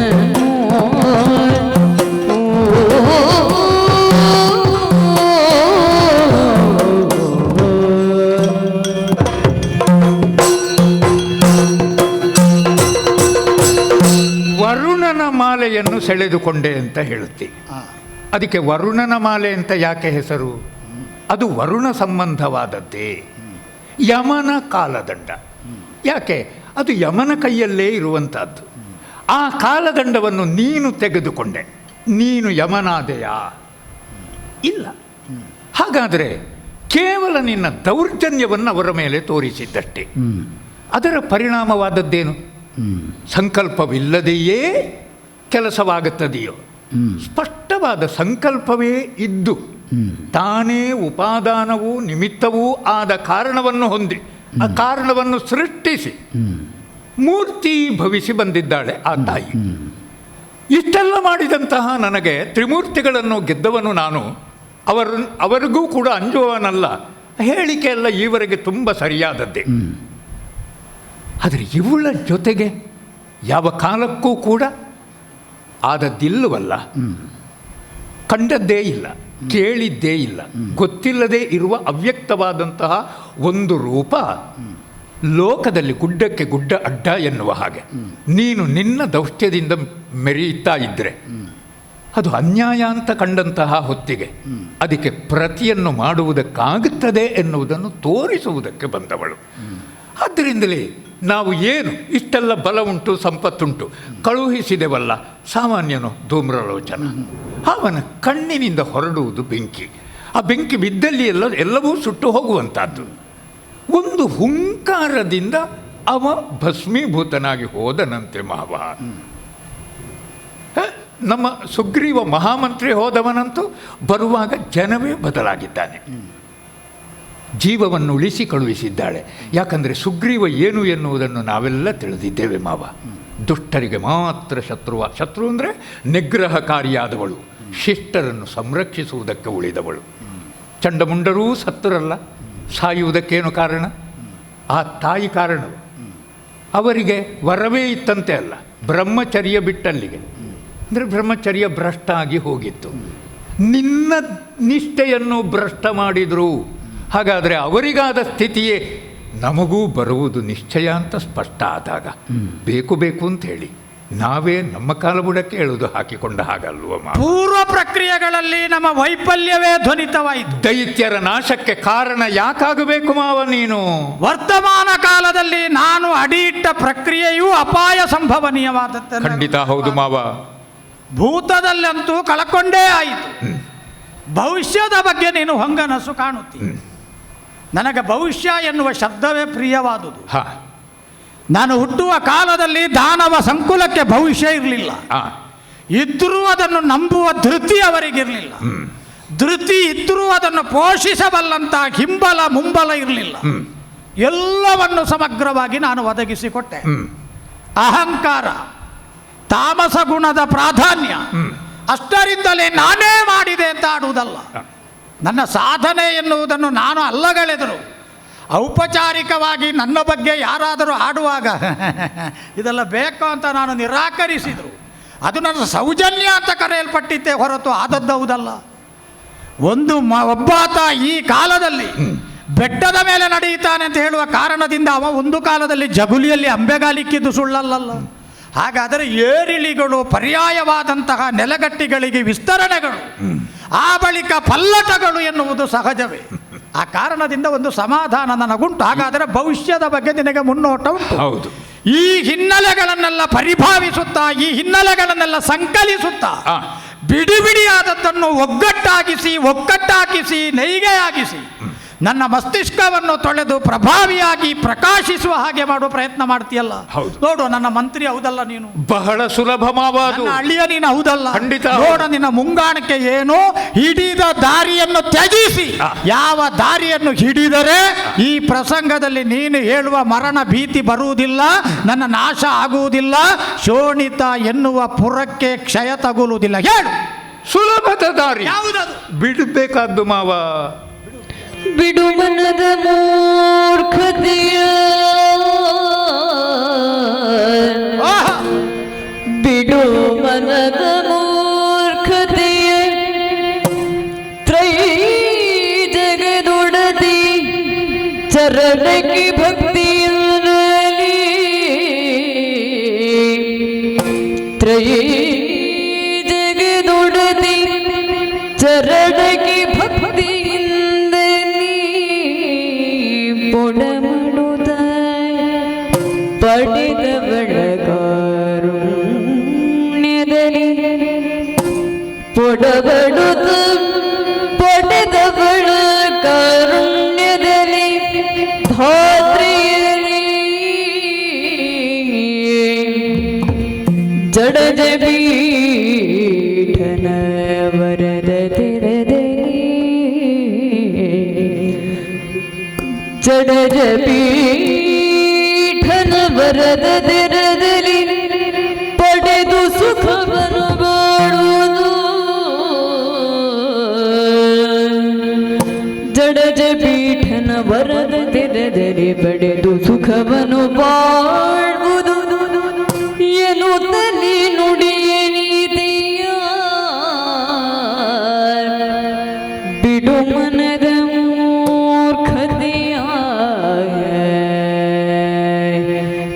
ಜಗನುಡತಿ ಚರಣಗೆ ಭಕ್ತಿಯಿಂದಲಿ ಪುಡ ಮಾಡುದ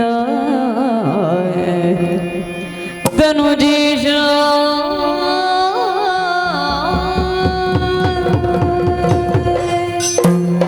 ನನ್ನದು ಎನ್ನುವುದನ್ನು ಬಿಡಬೇಕಾದ್ದು ಮಾವ.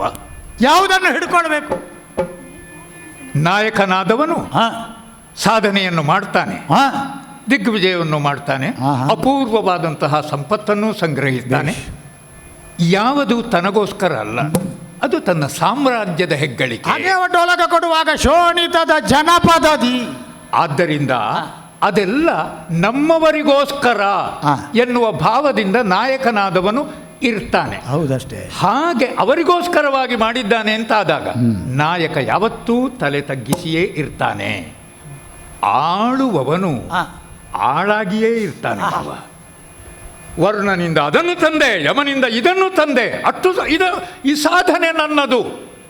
ಏರುಪೇರು ಇದ್ದರೂ ಅಷ್ಟು ಮಾಡಿದವ ನಾನು ಹೇಳಿಕೊಳ್ಳುವುದು ಬೇಡವೇ ಅಂತ ವಿಚಾರ ಮಾಡಿದರೆ ಹಾಗೆ ಹೇಳಿಕೊಳ್ಳುವುದೇ ಮೂರ್ಖತೆ ಮಾವ. ಹಾಗೆ ಹೇಳುವುದಕ್ಕೆ ಹೊರಟ್ರೆ ಜಗತ್ತಿನಲ್ಲಿ ಯಾವುದೂ ನಮ್ಮದಲ್ಲ. ನೋಡುವುದಕ್ಕಿದೆ, ಇಲ್ಲಿದೆ, ಅದನ್ನು ನಾವು ಉಪಯೋಗಿಸಿದೆವು ಅಂತಾದರೆ ಬಳಕೆಯಾಯಿತು ಅಷ್ಟೇ. ಎಲ್ಲಿಯವರೆಗೆ ನಮ್ಮ ಉಸಿರಿರ್ತದೋ ಅಲ್ಲಿಯವರೆಗೆ. ಬಳಸದೆ ಬಿಟ್ರೆ ಸಂಪತ್ತು ಕೂಡಿ ಹಾಕಿಟ್ಟಿರ್ತೇವೆ, ಬಳಸದೇ ಇರ್ತದೆ. ಹಾಗೆ ಅದು ನಷ್ಟವೇ ಆಗಿ ಹೋಗುವಂತಹದ್ದು. ಬಿಡಲು ಮೂರ್ಖತೆ ಕರಗು. ಈ ಸಂಪತ್ತಿಗೆ ಇರುವುದು ಮೂರೇ ದಾರಿ ಅಂತ ಅಲ್ವಾ. ಒಂದು ತಾನು ಬಳಸಿಕೊಳ್ಳುವಂತಹದ್ದು, ಇನ್ನೊಬ್ಬನಿಗೆ ಕೈ ಎತ್ತಿ ಕೊಡುವಂತಹದ್ದು, ಮತ್ತೊಂದು ಹಾಗೆಯೇ ಅದನ್ನು ಬಚ್ಚಿಟ್ಟಿರುವಂತಹದ್ದು. ದೇಹದ ಜಠರದ ಉಗ್ರಾಣದಲ್ಲಿ ಈಗ ಎರಡು, ಒಂದು ಬಚ್ಚಿಟ್ಟುಕೊಳ್ಳುವುದು ಮತ್ತು ತನಗೆ ಖರ್ಚು ಮಾಡುವುದು, ಅದೆರಡೂ ದಂಡವೇ. ಇನ್ನೊಬ್ಬರಿಗೆ ಕೊಟ್ಟದ್ದು ಮಾತ್ರ ಶಾಶ್ವತವಾಗಿ ಉಳಿಯುತ್ತದಂತೆ ಮಾವ. ಹಾಗಾಗಿ ಹೆಮ್ಮೆ ಬೇಡ, ಮನದ ಮೂರ್ಖತೆಯನ್ನು ಬಿಡಬೇಕು ಮಾವ. ಬೇಡ. ತ್ರೈಜಗದೊಡತಿ ಮಾವ ಬಂದವರು ಬ್ರಹ್ಮನಿಗಿಂತ ದೊಡ್ಡವರು ಬರುವುದೇ ಅಪೂರ್ವವಲ್ವೇ. ನಮ್ಮ ಶುಂಭ ಮಹಾರಾಜನ ಕಾಲಘಟ್ಟದಲ್ಲಿ ಅವಳು ಈ ಧರೆಗೆ ಇಳಿದುಳು ಎನ್ನುವುದೇ ಮುಂದಕ್ಕೆ ಇತಿಹಾಸವಾಗಬಹುದು. ಭವಿಷ್ಯದಲ್ಲಿ ಅವಳು ಇಳಿದಳು, ನಾನು ಇಳಿಸಿದ್ದು ಅಂತ ಹೇಳುವುದಿಲ್ಲ. ಶುಂಭನೇ ಇಳಿಸಿದ. ಬಂದಂತಹ ಅವಳ ಪಾದ ಮೂಲಕ್ಕೆ ಇಡೀ ರಾಕ್ಷಸ ಸಾಮ್ರಾಜ್ಯವನ್ನು ತಟ್ಟೆಯಲ್ಲಿ ಇಟ್ಟು ಕೈ ಮುಗಿದು ಶರಣಾದ ಎನ್ನುವ ಹಾಗೆ ಇತಿಹಾಸಕಾರರು ಭವಿಷ್ಯದಲ್ಲಿ ನಿನ್ನ ಕುರಿತು ಬರೆದರೆ ಅದಲ್ವ ಮಾವ ಬೇಕಾದ್ದು, ಕೀರ್ತಿ ಅಲ್ವ ಉಳಿಬೇಕಾದ್ದು.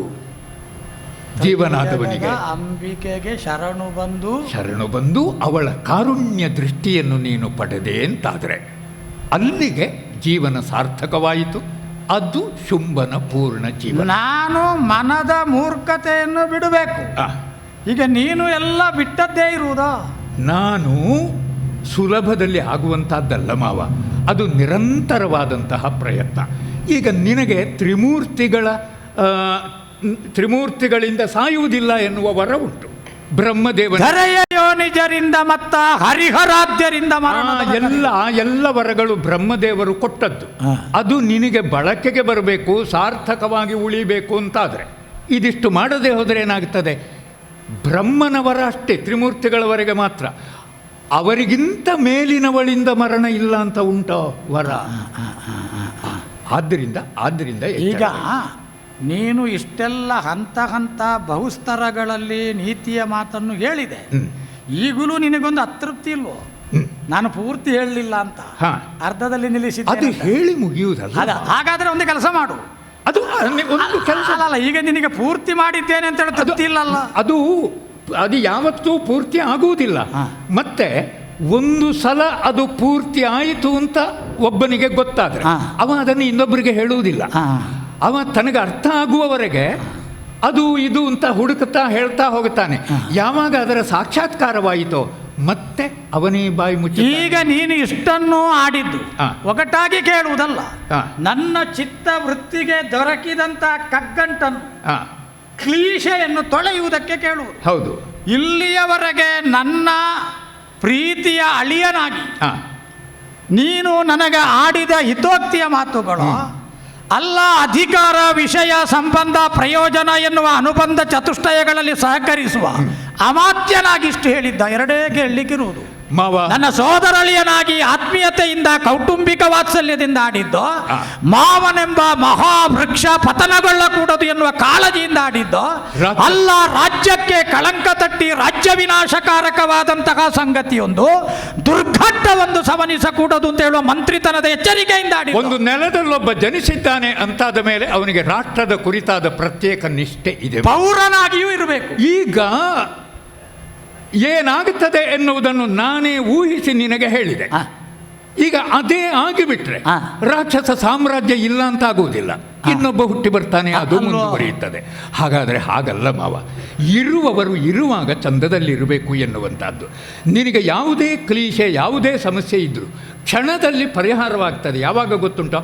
ಅವಳ ಮುಂಭಾಗದಲ್ಲಿ ಹೋಗಿ ನೀನೊಂದು ಕ್ಷಣ ನಿತ್ತ ನೀನಾಗಿ ಶರಣಾಗ್ತಿ. ನಾನಾಗಿ ಶರಣಾಗಿ ಹಸಾದ ಅಂತ ಅವಳ ಕಾಲಿಗೆ ಬಿದ್ದು ಮುಪ್ಪುರಿಗೊಂಡ ದುರೀಣ ಸಣ್ಣವನಾಗಿ ಕರಗಬೇಕು ಅಂತ ಹೇಳುವುದಲ್ವ? ಅದಕ್ಕೆ ಕೇಳಿದ್ದು. ಪೂರ್ತಿ ಹೇಳಲಿಲ್ಲಲ್ಲ, ಅರ್ಧ ನಿಲ್ಲಿಸಿದ್ದ ಹೌದಲ್ಲ? ಅರ್ಧ ಇನ್ನು ಉಳಿದದ್ದು ಅದನ್ನೇ ಹೇಳಿದ್ದು. ನೀನು ಪೂರ್ತಿ ನುಡಿಬೇಡ, ಬಿಡು ಬಿಡು ಬಿಡು ಬಿಡು ನಿನ್ನಯ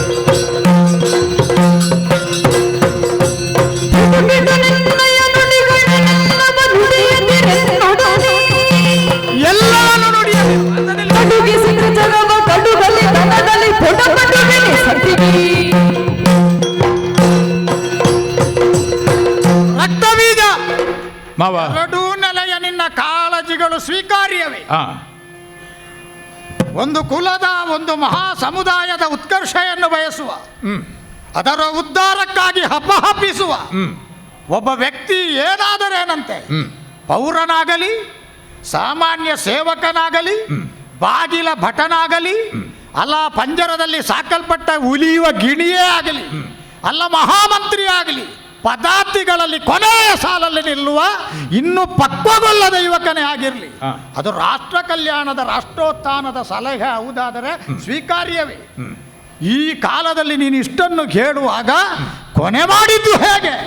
ಹೋಗಿ ಶುಂಭನೆಂಬ ದೈತ್ಯ ಕಾಯವನ್ನು, ಶುಂಭನೆಂಬ ವಿಶಾಲವಾದಂಥ ಸಾಧಕ ಪ್ರವೃತ್ತಿಯಿಂದ ಪ್ರಪಂಚವೇ ತಾನಾಗಿರುವಂತಹ ಒಂದು ಮೊತ್ತವನ್ನು ಇಷ್ಟು ಸುಲಭದಲ್ಲಿ ಏನೂ ಬೆವರಿಳಿಸದ ಒಬ್ಬಳು ಹೆಣ್ಣು ಮಗಳ ಕಾಲಬುಡದಲ್ಲಿ ಇಳಿಸಬೇಕು ಅಂತ ಹೇಳುವುದಾ? ಹೌದು. 14 ಲೋಕಗಳನ್ನು ಗೆದ್ದವ, ಪ್ರಪಂಚದಲ್ಲಿ ಮಹಾ ಸಾಧಕನೆಂಬ ಹೆಗ್ಗುರುತನ್ನು ದಾಖಲಿಸಿದವನು, ಇಷ್ಟರವರೆಗೆ ಬ್ರಹ್ಮಚರ್ಯದ ಬಲಾಢ್ಯತೆಯಿಂದ ಬದುಕಿದ ನನಗೆ ನೀನೀಗ ಎಲ್ಲ ಹೇಳಬೇಡ, ಅರ್ಧದಲ್ಲಿ ನಿಲ್ಲಿಸು ಅಂತ ಹೇಳಿದೆ.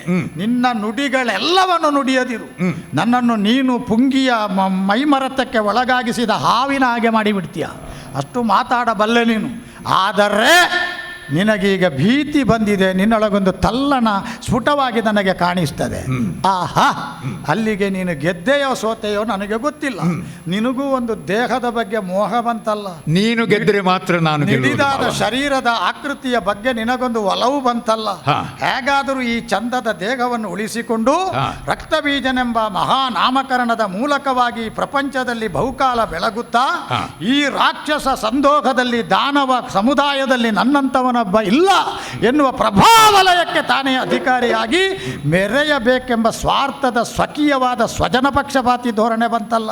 ಅಯ್ಯ, ಚಂದದ ಹಿಟ್ಟಿನಿಂದ ಮಾಡಿದ ಪ್ರತಿಮೆಯ ಹಾಗಿರುವ ನಿನ್ನ ಮೈಗೆ ಏನೂ ಆಗದಿರಲಿ, ಏನೂ ಆಗಬಾರದು, ಯಾರ ಅಂಬಿನ ಗುರುತು ನಿನಗಾಗಬಾರದು ಅಂತ ಆದರೆ ನೀನು ಮಾಡಬೇಕಾದ ಕೆಲಸ ಒಂದೇ. ಸಮುದ್ರಕ್ಕೆ ಇಳಿದ ಮೇಲೆ ಉಪ್ಪು ನೀರು ಕುಡಿಯುವುದಿಲ್ಲ ಅಂತ ಹೇಳಲಿಕ್ಕೆ ಆಗ್ತದೋ? ಮುಳ್ಳಿನ ಮಹಾಪರ್ವತಕ್ಕೆ ಹತ್ತಿದ ಮೇಲೆ ಮುಳ್ಳು ಚುಚ್ಚಿಕೊಳ್ಳುವುದಿಲ್ಲ ಅಂತ ಹೇಳಲಿಕ್ಕೆ ಬರ್ತದ?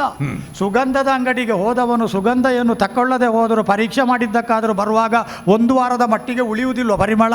ಹಾಗೆಯೇ ಇದ್ದಿಲಿನ ಕಾರಣದಿಂದ ಅವನ ಮೈಯನ್ನು ಅದನ್ನೇ ಹೇಳುವುದು. ಆ ಕಾರಣದಿಂದ ಶುಂಭನ ಸಖ್ಯದಿಂದ ನಿನಗೇನಾದರೂ ನನ್ನ ಅಭೀಪ್ಸೆ, ನನ್ನ ಆತ್ಮವತ್ತಾದಂಥ ಆಲೋಚನೆಗಳು ನಿನಗೆ ಸ್ವಲ್ಪ ಪ್ರಸಾದ ರೂಪದಲ್ಲಿ ಸಿಕ್ಕಿದ್ರೆ ಸಂಗ್ರಹ ಮಾಡಿಟ್ಟುಕೋ, ಮತ್ತೊಬ್ಬರಿಗೆ ನೈವೇದ್ಯ ಕೊಡು, ಚಂದದ ಮೈ ಹಾಳಾಗುವುದು ಬೇಡ, ಪಕ್ಕಕ್ಕೆ ಸರಿದು ನಿಲ್ಲು.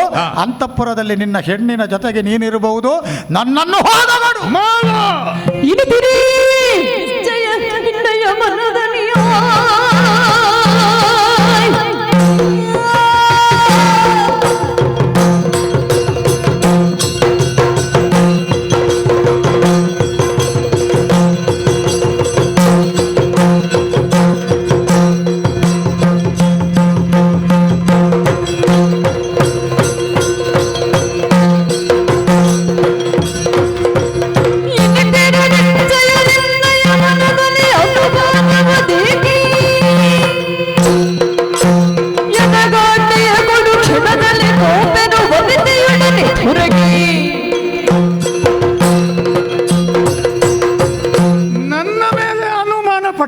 ಅನುಮಾನ ಅಲ್ಲ, ನಿನ್ನ ಬಗ್ಗೆ ಕನಿಕರ. ಇಷ್ಟು ಚಂದದ ಶರೀರಕ್ಕೆ ಪೆಟ್ಟು ಮಾಡಿಸಬೇಕಲ್ಲ ಬಾಬಾ.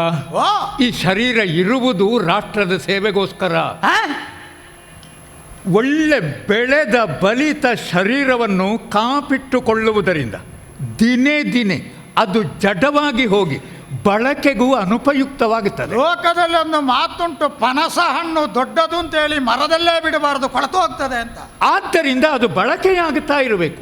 ಮತಿಯಾದರೂ ಅಷ್ಟೇ, ಈ ಕಾಯವಾದರೂ ಅಷ್ಟೇ. ಹಾಗಾದರೆ ನಿನ್ನ ನಿರ್ಣಯ?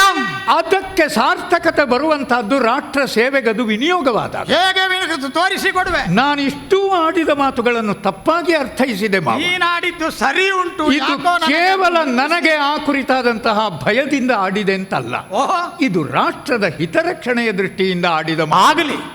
ಉಳಿದವರು ಉಳಿಬೇಕು ಎನ್ನುವ ಹಾಗೆ ಆಗಲಿ. ಅದಲ್ಲ, ನಿನ್ನ ಹಠವನ್ನೇ ನೀನು ಹಿಡಿದಿದ್ದಿ, ನನ್ನ ಮಾತುಗಳನ್ನು ಕೇಳ ಬಯಸುವುದಿಲ್ಲ. ತತ್ವ ಸಿದ್ಧಾಂತಗಳಲ್ಲಿ ಭಿನ್ನಾಭಿಪ್ರಾಯ ಇದ್ದು ಒಂದು ಮನೆಯಲ್ಲಿ ಒಟ್ಟಿಗೆ ಬದುಕಬಾರದು ಅಂತ ಇಲ್ಲ ಅಲ್ವಾ? ನೀನು ಇರಯ್ಯ, ನಾನು ಆಕ್ಷೇಪ ಏನಿಲ್ಲ, ನಾನು ಹೋಗ್ತೇನೆ. ಆದರೆ ನೀನು ಅದನ್ನು ನಿರ್ಣಯ ಮಾಡುವಂತಹದ್ದು ಕೇವಲ ಒಬ್ಬ ಶುಂಭ ತನ್ನ ವೈಯಕ್ತಿಕ ನಿರ್ಣಯ ಮಾಡಿ ಅಲ್ಲ, ರಾಕ್ಷಸ ಸಾಮ್ರಾಜ್ಯದ ಅಧಿಕಾರಿಯಾಗಿ ನಾಯಕ ನೋಡೋರ ಪ್ರಜೆಯಾಗಿ ನನ್ನನ್ನು ಸೇವಿಸುವವನಾಗಿ ಏನು ನಿರ್ಣಯ ಮಾಡ್ತೀಯೋ ಅದು ನಿನಗಿಂತ ಮೊದಲು ನಮಗೆ ಅನ್ವಯವಾಗಬೇಕು. ಅಂದರೆ ನಿನ್ನ ಆಶಯ ನಿನಗೆ ನಾಳೆ ಏನು ಗತಿ ಒದಗುತ್ತದೆ ಅದು ಅದಕ್ಕಿಂತ ಮೊದಲು ನನಗೆ ಬರಬೇಕು. ಹೌದೇ? ನನ್ನ ಶಕ್ತಿ ಏನಿದೆ, ವರಬಲ ನನಗಿಲ್ವ ಬ್ರಹ್ಮನದು, ಅದು ರಾಷ್ಟ್ರ ಸೇವೆಗೆ ವಿನಿಯೋಗವಾಗುತ್ತದೆ. ಹೌದಪ್ಪ, ಖಂಡಿತ ಹೌದು. ಯುದ್ಧಕ್ಕೆ ತೆರಳಿದೆ ಅಂತಾದ್ರೆ ಪೂರ್ಣ ಶಕ್ತಿಯನ್ನು ನಾನಲ್ಲಿ ಬಳಸ್ತೇನೆ. ಹಾಗಾದರೆ ನೀನು ಹೋರಾಟಕ್ಕೆ ಹೋಗುತ್ತೇನೆ. ದೂರವೀಳ್ಯಕ್ಕಾಗಿ ಒಂಬಟ್ಟಲು ಸಿದ್ಧವಾಗಿಯೇ ಇದೆ. ಒಳ್ಳೆ. ತಗೊಳ್ಳುವವರು ಯಾರು ಅಂತ ಕಾಯ್ತಾ ಇದ್ದೆ. ನಾನೇ ತಕೊಂಡು ಹೋಗುವಂತಿದ್ದೆ. ತಗೊಳ್ಳೋ. ನಿನಗೆ ಈ ಕಾಲದಲ್ಲಿ ಯಾವ ಅಸ್ಮಿತೆಯೊಂದನ್ನು ಅನ್ವೇಷಣೆ ಮಾಡಬೇಕು ಅಂತ ಅನ್ನಿಸಿದೆಯೋ ಅದು ನಿನ್ನ ಶೋಧಕ ಚಿತ್ತವೃತ್ತಿಗೆ ಚಿತ್ರವಾಗಿ ಲಭ್ಯವಾಗಲಿ.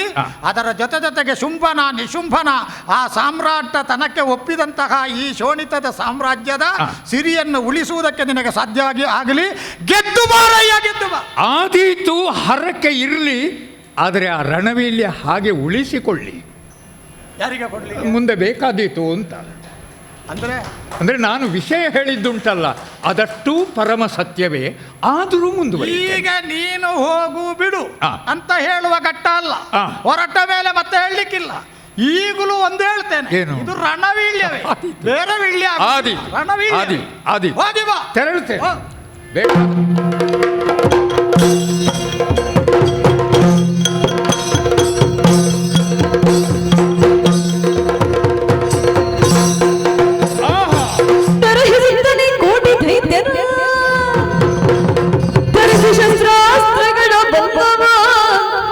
ಮೆರೆಯುತ್ತಿರುಪಗದಂಬ ವನದಲ್ಲಿ ಗಂಡು ದೇವಿಯನು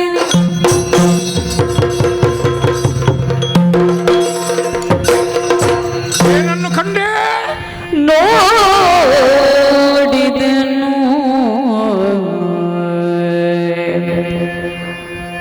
ಕಲಿರಕ್ತ ಬೀಜನು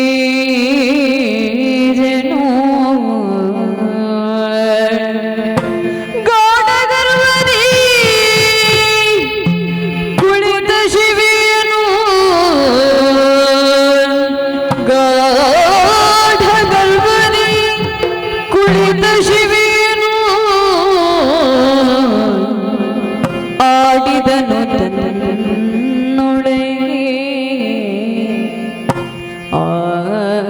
ಆಡಿದನು ತನ್ನೊಳಗೆ, ಇವಳನ್ನು ತಿಳಿಯದಿನಿತ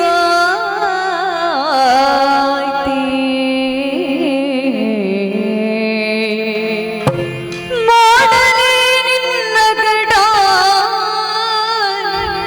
ಮಾಡಲೇ ನಿನ್ನ ಗಡ, ಶುಂಭನ ಗೋಡೆ ಭಾಷೆಯ ಒರೆದು ಬಂದೆ. ಕೇಡು ಇವಳು ಬದ್ಧ,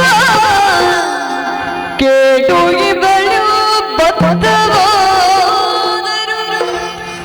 ನುಡಿಸಿದ ಬೆನ್ನೆನುದ ನೋಡಿದನು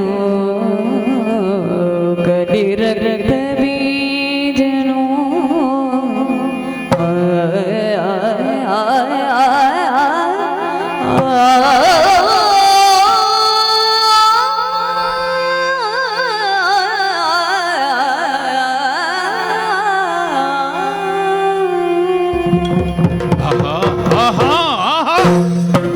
ಕಂಡೆನಲ್ಲ, ನೋಡಿದೆ.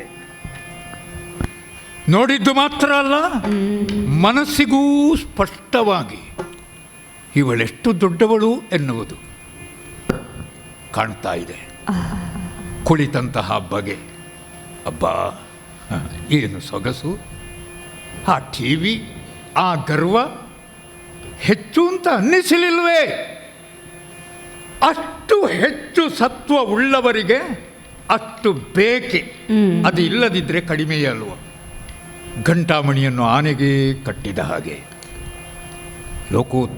ಲೋಕವನ್ನೇ ಆಳುವಂತಹ ತ್ರೈಭುವನೇಶ್ವರಿ ಇವಳು. ಇವಳು ಈ ರೀತಿಯಲ್ಲಿ ಕುಳಿತುಕೊಳ್ಳದೆ ಕುಳಿತಲ್ಲಿಗೆ ಎಲ್ಲರನ್ನೂ ಬರಿಸಿ ಅವರ ಆಪೋಷಣವನ್ನು ತೆಗೆದುಕೊಳ್ಳುವುದೇ ಇವಳ ಮಹತ್ತಿಕೆಯಲ್ಲವೇ? ಅದನ್ನು ಅರ್ಥ ಮಾಡಿಕೊಳ್ಳದೆ ನಮ್ಮ ಒಡೆಯ ಕೆಟ್ಟನಲ್ಲ. ಹೌದು, ಅವ ಅರ್ಥ ಮಾಡಿಕೊಳ್ಳದೆ ಕೆಟ್ಟ.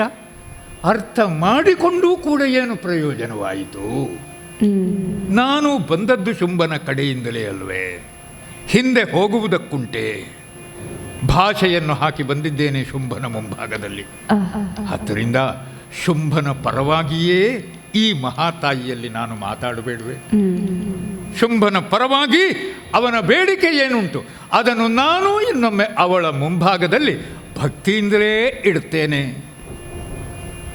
ಏಣಾಂಕ ನಿಭವಕ್ತ್ರೇ ಏಣಾಂಕ ನಿಭವಕ್ತ್ರೇ ನೀನೆಲ್ಲಿಗೆ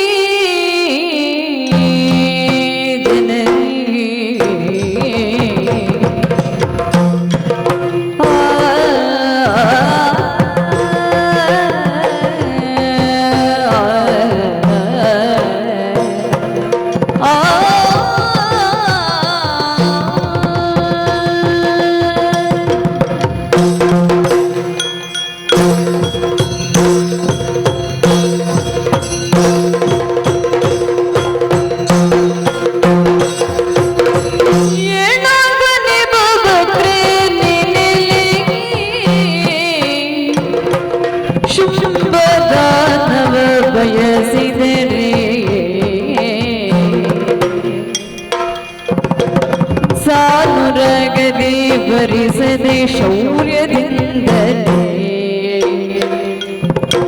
ಸಾನುರಾಗದೆ ವರ್ಣಿಸದೆ ಶೌರ್ಯದಿಂದಲೇ ಚೋಣಿಯ ಬಯಸಿದರೆ ಚೋಣಿಯ ಬಯಸಿದರೆ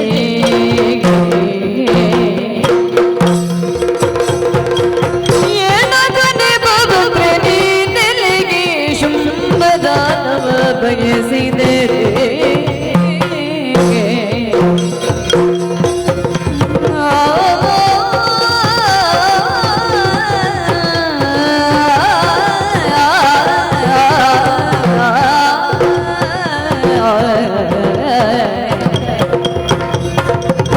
ಜನನಿ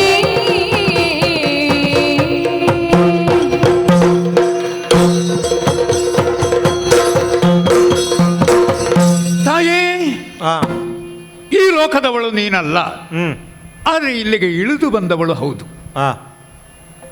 ನೀನೆಷ್ಟೇ ದೊಡ್ಡವಳಾದರು, ನೀನೆಷ್ಟೇ ಮಹಿಮಾವಂತಳಾದರು, ಸಾಮಾನ್ಯ ಲೋಕ ನೀತಿ ಏನು ಗೊತ್ತೋ, ವಸ್ತುವಿನ ಮೌಲ್ಯ ನಿರ್ಣಯವಾಗುವಂತಹದ್ದು ಆ ವಸ್ತು ಎಲ್ಲಿ ಉಂಟು ಎನ್ನುವುದರ ಆಧಾರದ ಮೇಲೆ. ದೇಹದ ಆರೋಗ್ಯಕ್ಕೆ ಅನುಕೂಲವೇ ಆಗಿರುವಂತಹ ತಕ್ರ, ಮಜ್ಜಿಗೆ, ಅದು ಅಡುಗೆ ಮನೆಯಲ್ಲಿಟ್ಟರೆ ಎಲ್ಲರಿಗೂ ಬಡಿಸಲಿಕ್ಕೆ ಯೋಗ್ಯವಾಗಿರ್ತದೆ, ಅದಕ್ಕೊಂದು ಪ್ರತ್ಯೇಕವಾದ ಮೌಲ್ಯ. ಅದೇ ಇನ್ನೊಂದು ಮರದ ಬುಡದಲ್ಲಿ ಅದನ್ನು ಇಟ್ಟೆವು ಅಂತಾದರೆ ಆ ಮರದಿಂದಲೂ ಅದೇ ಬಣ್ಣದ ರಸ ಇಳಿಯುತ್ತದೆ, ಅದಕ್ಕೆ ಮಜ್ಜಿಗೆಯ ಮೌಲ್ಯ ಉಳಿಯುತ್ತದ. ಎಲ್ಲಿಯೋ ಇರಬೇಕಾದಂತಹ ನೀನು ಈ ಮಣ್ಣಿನ ನೆಲಕ್ಕೆ ಬಂದಿದ್ದೀಯ, ಅಂದರೆ ಮಣ್ಣಿಗೆ ಸೇರಿದವಳಾಗಿ ಹೋದೆ ನೋಡು. ಹಾಗಾಗಿ ನಿನ್ನನ್ನು ಸಂಬೋಧಿಸುವುದಕ್ಕೂ ಚಂದಿರವದನೆ ಎನ್ನುವುದಕ್ಕಿಂತ ಹೆಚ್ಚಿನದಾದಂತಹ ಸಂಬೋಧನೆ ಬೇಡ ಅಂತಲೇ ನನಗೆ ಕಾಣುತ್ತದೆ. ಅಥವಾ ಸುಂದರಿಯಾದ ಹೆಣ್ಣು ಮಗಳಿಗೆ ಅದಕ್ಕಿಂತ ಒಳ್ಳೆಯ ಸಂಬೋಧನೆಯೂ ಸಿಗಲಿಕ್ಕಿಲ್ಲ. ನೀನು ದೊಡ್ಡವಳಿ, ಕುಳಿತಂತಹ ಬಗೆ, ಹಾಗೆ ಕುಳಿತುಕೊಳ್ಬೇಕಾದ ಯೋಗ್ಯತೆ ನಿನಗುಂಟು. ಯೋಗ್ಯತೆ ಇದ್ದವರು ಮಾತ್ರ ಹಾಗೆ ಕುಳಿತುಕೊಳ್ಬೇಕು. ಆ ಯೋಗ್ಯತೆ ಇಲ್ಲದವರು ಒಂದು ಕಾಲಲ್ಲಿ ಆದರೂ ಮೇಲೆ ತಂದರೆ ಆಚೆ ಇಡು, ನಾವೇ ಸೂಚಿಸ್ತೇವೆ. ಯಾಕಂದ್ರೆ ಮಾಡುವಂತಹದ್ದಲ್ಲ, ಅವರವರ ಸ್ಥಾನಕ್ಕೆ ತಕ್ಕಂತೆ. ಇಂತಹ ನಿನ್ನ ಯೋಗ್ಯತೆಗೆ ಸಮಾನನಾದವನೇ ಅಲ್ವೇ ನಮ್ಮ ಒಡೆಯನಾದ ಶುಂಭ. ನೀನಿಲ್ಲಿ ಉಯ್ಯಾಲೆಯಲ್ಲಿ ಕುಳಿತಿದ್ದಿ, ಅವ ಎತ್ತರವಾದ ಸಿಂಹಪೀಠದಲ್ಲಿ ಕುಳಿತಿದ್ದಾನೆ. ಹೇಗೆ ನೀನು ಗಾಢ ಗರ್ವದಿಂದ ಇದ್ದೀಯೋ ಸ್ವಲ್ಪ ಹೆಚ್ಚೇ ಗರ್ವದಿಂದ ಅವನು ಇದ್ದಾನೆ.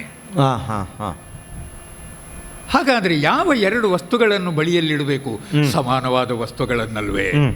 ಹಾಗೆ ನೋಡಿದರೆ ಒಬ್ಬ ಪುರುಷನಿಗೆ ಪ್ರಕೃತಿ ಸ್ವರೂಪಳಾದ ಒಬ್ಬಳು ಹೆಣ್ಣು ಬಳಿಯಲ್ಲೇ ಇರಬೇಕಾದ್ದು.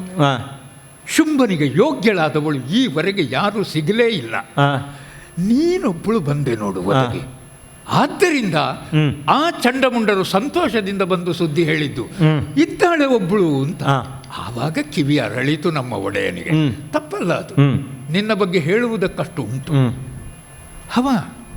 ನೀ ಪ್ರಸ್ತಾವವನ್ನು ಕಳುಹಿಸಿದರೆ ನೀನು ತಿರಸ್ಕರಿಸುವುದು ಸರಿಯೇ? ಏನೇನೋ ಆಗಿ ಹೋಯಿತು ಬಿಡು. ಈಗ ಕೊನೆಗೆ ನಾನು ಬಂದಿದ್ದೇನೆ. ನಾನು ಮತ್ತೆ ಅದೇ ಅಪೇಕ್ಷೆಯನ್ನು ನಿನ್ನ ಮುಂಭಾಗದಲ್ಲಿ ಇಡುವಂತಹದ್ದು. ಅದೇನೇನೋ ಹೇಳಿದೆಯಂತೆ ಅವರು ಅಲ್ಲಿ, ಹಾಗಾಗಬೇಕು ಹೀಗಾಗಬೇಕು ವರಿಸಬೇಕು ಅಂತಾದರೆ ಅದೆಲ್ಲ ಬೇಡ. ಈ ಯೌವನ ಎನ್ನುವಂಥದ್ದು ಹೆಚ್ಚು ಸಮಯ ಉಳಿಯುವುದಿಲ್ಲ. ಸಿಹಿ ಪಾಯಸ ಉಂಟು, ಒಳ್ಳೆ ರುಚಿ. ಅದು ಮಧ್ಯಾಹ್ನದ ಹೊತ್ತಿಗೆ ಬಿಸಿಯಾಗಿರುವಾಗ ಒಳ್ಳೆಯದು, ಸಂಜೆಯೂ ತಿನ್ನಬಹುದು. ಮರುದಿವಸ ಬೆಳಗ್ಗೆ ಬೇಕು ಅದು ಹೇಳು. ಜೀವನಾದವನ ಯೌವನ ಎನ್ನುವುದು ಹಾಗೆ, ಅದು ಬಳಕೆಯಾದರೆ ಮಾತ್ರ ಸಾರ್ಥಕ. ನಿನ್ನಲ್ಲಿ ಈಗ ಆ ಯೌವನ ಉಂಟು, ಅದು ಬಳಕೆಯಾಗಲಿ. ಅದನ್ನು ನಮ್ಮ ಒಡೆಯನಿಗೆ ಅರ್ಪಿಸಿ ಸಾರ್ಥಕತೆಯನ್ನು ಪಡೆ. ಶುಂಭನನ್ನು ತಂದೆಯ ಸ್ಥಾನದಲ್ಲಿ ನೋಡುವವರು ನಾವು, ನಿನ್ನನ್ನು ತಾಯಿಯಾಗಿ ನಾವು ಸ್ವೀಕರಿಸ್ತೇವೆ. ಹೇಗೆ ಸರಿಯಲ್ವ ನಾನು ಹೇಳಿದ್ದು? ನೀನು ಹೇಳಿದ್ದೇನೋ ಸರಿ. ಪಲ್ಲಂಕಿ ತೆಗೆದುಕೊಂಡು ಬಂದಿದ್ದೇನೆ, ರಥವೂ ಇದೆ, ಕೋಟಿ ಕೋಟಿ ಸಂಖ್ಯೆಯ ರಾಕ್ಷಸರನ್ನೆಲ್ಲ ಒಟ್ಟು ಸೇರಿಸಿ ಬಂದವ. ಮೆರವಣಿಗೆಗಾಗ್ತದೆ ಹೋಗುವಾಗ. ನೀನು ಯಾವುದಲ್ಲಿ ಬರ್ತೀಯೋ ಅದಲ್ಲಿ. ಅದು ಹೌದಪ್ಪ, ಯಾವುದರಲ್ಲಿಯೂ ಬರ್ಬೋದು ನಮಗೆ ಮನಸ್ಸಿದ್ರೆ.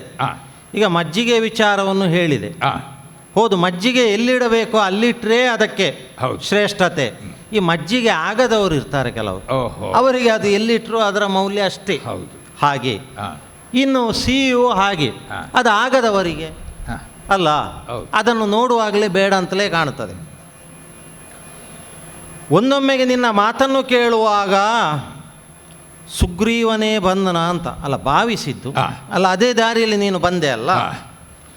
ಸುಗ್ರೀವನ ಅನಂತರ ಬಂದವರು ಹೀಗೆ ವಿನಯತೆಯಿಂದ ಮಾತಾಡಲಿಲ್ಲ, ಮನವಿ ಮಾಡಲಿಲ್ಲ, ಪ್ರಾರ್ಥಿಸಲಿಲ್ಲ, ಬಲಾತ್ಕಾರಕ್ಕೆ ಮುಂದಾದರು. ಧೂಮ್ರಾಕ್ಷನು ಅಲ್ಲ ಚಂಡಮುಂಡರು. ನೀನು ಆ ದಾರಿಯಲ್ಲಿ ಬರಲಿಲ್ಲ, ಸುಗ್ರೀವನ ದಾರಿಯನ್ನೇ ನೀನು ಹಿಡಿದಿದ್ದಿ. ಸಾಮದ ಮಾರ್ಗ. ಯುದ್ಧ ಬೇಡ ಅಂತಲ್ವ ಸುಗ್ರೀವನನ್ನು ಕಳುಹಿಸಿದ್ದು, ಸಂಧಾನ. ಸುಗ್ರೀವ ಸಂಧಾನವೇ ವಿಫಲವಾಯಿತು. ಶುಂಭನಿಗೆ ತಿಳಿಯಿತು ಇದು ಸಾಮದಲ್ಲಿ ಮುಂದುವರಿಯುವುದಿಲ್ಲ, ಅದಕ್ಕಾಗಿ ಭೇದವೋ ದಂಡವೋ ಉಪಯೋಗಿಸುವುದಕ್ಕೆ ಹೊರಟದ್ದು. ಈಗ ನೀನೇ ಹೇಳಿದೆ, ಶುಂಭ ಹೆಚ್ಚು ಇದ್ದಾನೆ, ಸ್ವಲ್ಪ ಎತ್ತರದಲ್ಲಿದ್ದಾನೆ, ಸಂದೇಹವೇ ಇಲ್ಲ. ಈಗ ಇಷ್ಟಾಗಿಯೂ ಅವನ ಎತ್ತರ ಕಡಿಮೆ ಆಗಲಿಲ್ಲಲ್ಲ. ನಾವು ಪಕ್ಕನೆ ಅಷ್ಟೇ ಎತ್ತರಕ್ಕೆ ಏರಿದ ನಮ್ಮ ರಾಕ್ಷಸ ನಾಯಕನನ್ನು ಕಂಡದ್ದಿಲ್ಲ. ಇಲ್ಲ, ಕೆಲವು ಸಲ ತುಂಬ ಎತ್ತರಕ್ಕೆ ಏರಿದವರು ಮತ್ತೆ ಅಲ್ಲಿಂದ ಒಮ್ಮೆಲೆ ಬೀಳುವುದು ಅಂತ, ಅತ್ಯುನ್ನತಿ ಪತನ ಹೇತು ಅಂತಲೂ ಇದೆ. ಯಾಕೆ ನಾನು ಹೇಳಿದೆ ಅಂತ ಹೇಳಿದರೆ, ಅದೆಷ್ಟೋ ಮಂದಿ ಬಲಾನ್ವಿತರನ್ನೆಲ್ಲ ಈ ಕಡೆಗೆ ಕಳುಹಿಸಿದ, ಸರ್ವನಾಶ ಆದರೂ ಅವನ ಬಲ ಕಡಿಮೆ ಆಗಲಿಲ್ಲ. ಅವ ಉಳಿದವರನ್ನು ಬೀಳಿಸುವುದು, ಅವ ಬೀಳುವುದಕ್ಕಿಲ್ಲ. ಉಳಿದವರೆಲ್ಲ ನಿಮ್ಮವರೆಲ್ಲ ಬಿದ್ದರು. ಸೊನ್ನೆಯಿಂದ ಪ್ರಾರಂಭವಾದದ್ದು ಮತ್ತೆ ಸೊನ್ನೆಗೆ ಬರುವ ಲೆಕ್ಕಾಚಾರವೇ ಏನಲ್ಲ, ಅವನ ಲೆಕ್ಕ ಯಾವುದು ನನಗೆ ಗೊತ್ತಿಲ್ಲ. ಸೃಷ್ಟಿಯ ರಹಸ್ಯವೇ ಅದಲ್ವ? ಹೌದು. ಒಂದು ಕಾಲದಲ್ಲಿ ಏನೂ ಇಲ್ಲದೆ ಇದ್ದಂತಹ ಸ್ಥಿತಿಯಿಂದ ಹೊರಟಂತಹ ಶುಂಭ ಕೆಳಗೆ ಇಳಿಯಲಾರದಷ್ಟು ಮೇಲೆ ಏರಿದವನು, ನಿಮ್ಮವರನ್ನೆಲ್ಲ ಕಳುಹಿಸ್ತಾ ಇದ್ದಾನೆ. ಹೌದು, ಅದು ಏನು ಗೊತ್ತುಂಟ? ಏನು? ಆ ಕೆಳಗಿದ್ದದ್ದು ಶೂನ್ಯ ಅಂದರೆ ಏನೂ ಅಲ್ಲದೆ ಇರುವುದು. ಮೇಲೆ ಏರಿ ಮುಟ್ಟುವ ಶೂನ್ಯ ಉಂಟಲ್ಲ, ಅದು ಎಲ್ಲವೂ ಸೇರಿದ ಶೂನ್ಯ, ಅದು ಪೂರ್ಣತೆ. ಈಗ ಪೂರ್ಣತೆ ಆದವನು ಮತ್ತೆ ಅದೇ ಪೂರ್ಣದಲ್ಲಿ ಇರ್ತಾನೆ, ಅದೇ ಪೂರ್ಣದಲ್ಲಿ ಇರಬೇಕು. ಒಂದು ಕೊರತೆ ನೋಡು, ಬಳಿಯಲ್ಲಿ ಒಂದು ಬೇಕಷ್ಟೇ. ಅದೇ ಬಳಿಯಲ್ಲಿ ಇಲ್ಲ ಅಂತಾದರೆ ಪೂರ್ಣ ಆಗಿದೆ ಅಂತ ಅರ್ಥವ? ಪೂರ್ಣತೆ ಇಲ್ಲ ಅಂತಲೂ ಹೇಳುವುದಿದೆ ಅಂತ ಬೇಕು ನೀನು, ಅದಕ್ಕೆ ಬೇಕು. ಆದರೆ ಅದಕ್ಕಾಗಿ ಚಂಡಮುಂಡರೋ ಅಲ್ಲ ಸುಗ್ರೀವನು ಬಂದು ಇಲ್ಲಿ ಹೇಳಿದವಾಗ ನಾನೇ ಹೇಳಿದೆ, ಯುದ್ಧದ ಮೂಲಕವೇ ಯಾರು ನನ್ನನ್ನು ಗೆಲ್ತಾರೆ ಅವನನ್ನು ನಾನು ಗಂಡಸು ಗಂಡ ವರ ಅಂತ ನಾನು ಸ್ವೀಕರಿಸ್ತೇನೆ, ಉಳಿದವರನ್ನು ಅಷ್ಟು ಸುಲಭದಲ್ಲಿ ಒಪ್ಪುವುದಿಲ್ಲ ಅಂತ. ಈಗ ನೀನು ಯುದ್ಧಕ್ಕಾಗಿ ಬಂದದ್ದ ಅಲ್ಲ ಬರೀ ಸಾಮದ ಮಾತನ್ನಷ್ಟೇ ಆಡಿ ಹೋಗುವುದಕ್ಕೆ ಬಂದವಲ್ಲ. ಅಲ್ಲ, ಅಂದ್ರೆ ನಿನಗಿದು ಸಾನುರಾಗವೇ ಅಂತ ಕೇಳಿದೆ ನಾನು. ಈಗ ಸಾನುರಾಗ ನನಗೆ ಯಾವುದು? ಯುದ್ಧ ಅಲ್ವಾ? ಹೌದು. ಈಗ ಬಂದವನು ಯಾರು ಅಂತ ಗೊತ್ತಾಗಲ್ಲ. ಬಂದವನು ಎಲ್ಲದಕ್ಕೂ ಸಿದ್ಧನಾಗಿಯೇ ಬಂದಿದ್ದ. ಆಗ್ಲಿಯಪ್ಪ, ಎಚ್ಚರಿಕೆ ಹೇಳುವುದಷ್ಟೇ ಮೊದಲು. ಅವನಿಗೆ ವರದ ಬಲ ಉಂಟು, ಬ್ರಹ್ಮಂದು ಸುಲಭ ಇಲ್ಲ ಅಂತ. ಈಗ ಅವನಿಂದ ಮೊದಲು ನಾನು ಬಂದಿದ್ದೇನೆ. ಹೌದಾ? ನಾನು ಅಷ್ಟೇ ಗಟ್ಟಿಗ, ಸುಲಭ ಇಲ್ಲ. ಇದು ಹಿಂದೆ ಬಂದವರ ಹಾಗಲ್ಲ, ಮೊದಲು ಬಂದವರ ಹಾಗೆ ನೀನಲ್ಲ. ಖಂಡಿತ ಅಲ್ಲ. ಈಗ ಮೊದಲು ಬಂದವರೆಲ್ಲ ಶೈಮಿನಿಗೆ ಹೋದ್ರು, ನೀನು ಅದೇ ದಾರಿಯನ್ನು ಹಿಡಿಲಿಕ್ಕೆ ಬಂದವನಲ್ಲ. ಹಾಗಾದ್ರೆ ಅವರಿಗಿಂತ ಗಟ್ಟಿಗಾದ್ರೆ ಯಾರು ಅಂತ ಆಗ್ಬೇಕಲ್ಲ. ನಿನ್ನನ್ನು ಎಳ್ಕೊಂಡು ಹೋಗ್ಲಿಕ್ಕೆ ಬಂದ ರಕ್ತ ಬೀಜನ. ರಕ್ತ ಬೀಜನ? ರಕ್ತ ಬೀಜಾಕ್ಯ ರಕ್ತ ಬೀಜ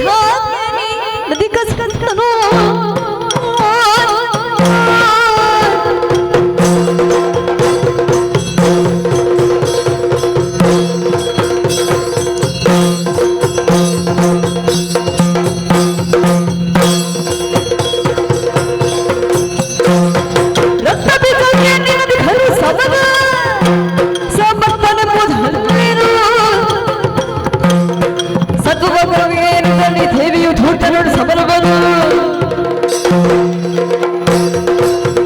ಬಂದವನು ರಕ್ತ ಬೀಜ, ಸೇನೆಯನ್ನೆಲ್ಲ ಒಟ್ಟು ಸೇರಿಸಿ ಬಂದಿದ್ದಿ.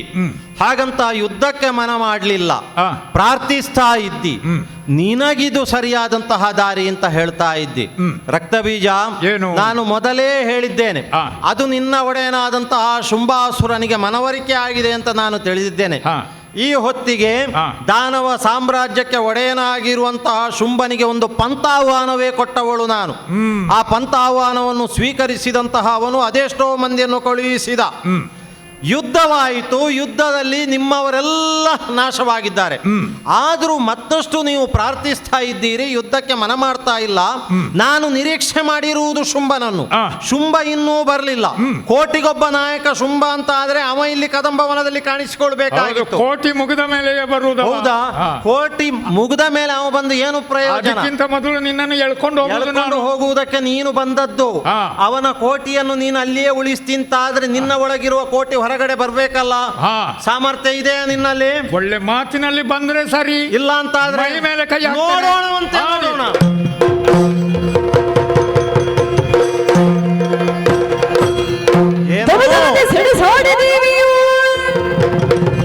ತಣಿದ ಕಾರಣದಿಂದ ತನ್ನಯ್ಯ ತನುವನಲಗಿಸಿ ಸಪ್ತ ಮಾತೃಕೆಯರು ಸರಾಗದಲ್ಲಿ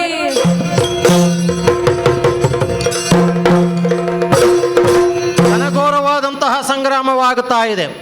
ಉಳಿದವರ ಹಾಗಲ್ಲ ರಕ್ತ ಬೀಜ. ಬೇಕು ಬೇಕಾದಂತಹ ವರಬಲವನ್ನು ಪಡೆದವ, ವೀರನೂ ಹೌದು, ಪರಾಕ್ರಮಿಯೂ ಹೌದು. ಈ ಹೊತ್ತಿಗೆ ಇಷ್ಟು ಹೋರಾಟ ಮಾಡಿದರೂ ಇವನು ಹಿಮ್ಮೆಟ್ಟುತ್ತಾ ಇಲ್ಲ ಅಂತಾದರೆ ಇವನ ಒಳಗೆ ಇರುವಂತಹ ಅಭೇದ್ಯವಾದಂತಹ ಬಲ, ಬ್ರಹ್ಮನಿಂದ ಬೇಕು ಬೇಕಾದಂತಹ ವರಬಲವನ್ನು ಪಡೆದಿದ್ದಾನೆ. ಬತ್ತಳಿಕೆಯಲ್ಲಿರುವಂತಹ ಆ ಬಲ ಹೊರಗಡೆ ಬರಬೇಕು. ಅದಿಲ್ಲಿ ಪ್ರಕಟವಾದರೆ ಮಾತ್ರ ಇವನನ್ನು ಸರ್ವನಾಶ ಮಾಡುವುದಕ್ಕೆ ಸಾಧ್ಯ. ಏನು ಮಾಡೋಣ? ಇಲ್ಲಿಯವರೆಗೆ ತೊಟ್ಟಿಲಲ್ಲೇ ಕುಳಿತು ಹೋರಾಟ ಮಾಡ್ತಾ ಇದ್ದಂತಹ ನನ್ನನ್ನು ತೊಟ್ಟಿಲಿನಿಂದ ಕೆಳಗಿಳಿಸಿದಂತಹ ಇವನಿಗೆ ಸರಿಯಾದಂತಹ ಪ್ರತಿಫಲವನ್ನು ನಾನು ಕೊಡಲೇಬೇಕು. ಒಂದಾದಂತಹ ನಾನು ಏಳಾಗಿ ಇಲ್ಲಿ ಪ್ರಕಟವಾಗಲೇಬೇಕು. ಸಪ್ತ ಮಾತೃಕೆಯರಾಗಿ ಕಾಣಿಸಿಕೊಳ್ಳುವುದಕ್ಕಾಗಿ ಶರೀರವನ್ನು ಅಲುಗಿಸ್ತೇನೆ ಅಂತ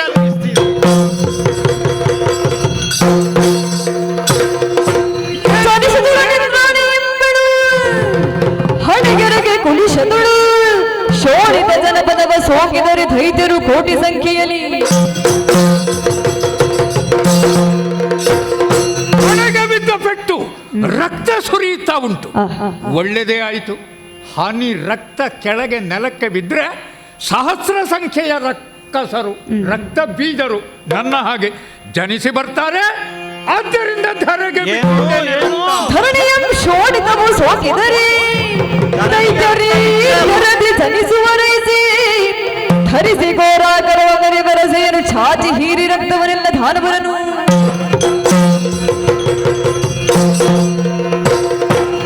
ಇವನ ಶರೀರದಿಂದ ಒಂದು ಬಿಂದು ರಕ್ತ ಭೂಮಿಗೆ ಬಿದ್ದರೆ ಕೋಟಿ ರಕ್ತ ಬೀಜಾಸುರರು. ಕೋಟಿ ಆದ್ರೂ ಮೂಲದಲ್ಲಿ ಇವನು ಒಬ್ಬನೇ ಅಲ್ವಾ? ಇವನನ್ನು ವಧಿಸುವುದಕ್ಕಾಗಿ ರಕ್ತೇಶ್ವರಿ ಆಗುವುದರ ಮೂಲಕವಾಗಿ ಭೂಮಿಗೆ ನಾಲಿಗೆಯನ್ನು ಚಾಚಿ ರಕ್ತಪಾನ ಮಾಡಿ ಇವನನ್ನು ಕೊಲ್ತೇನೆ ಅಂತೆ.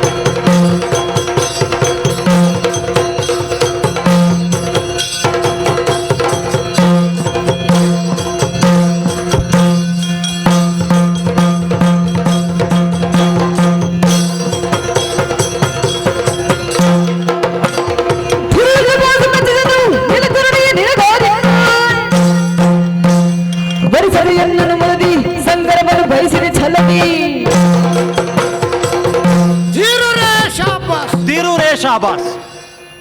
ನೀನು ಪ್ರತಿಕ್ರಿಯಿಸು ಎನ್ನುವ ನಿರೀಕ್ಷೆಯಿಂದ ಆಡಿದ್ದಲ್ಲ. ಹೊಗಳಿಕೆ ಬೇರೆ, ಮೆಚ್ಚುಗೆ ಬೇರೆ. ಪ್ರಪಂಚದಲ್ಲಿ ಹೊಗಳಿಕೆಗೆ ಒಂದು ಪ್ರತಿಮೆ ಬೇಕು.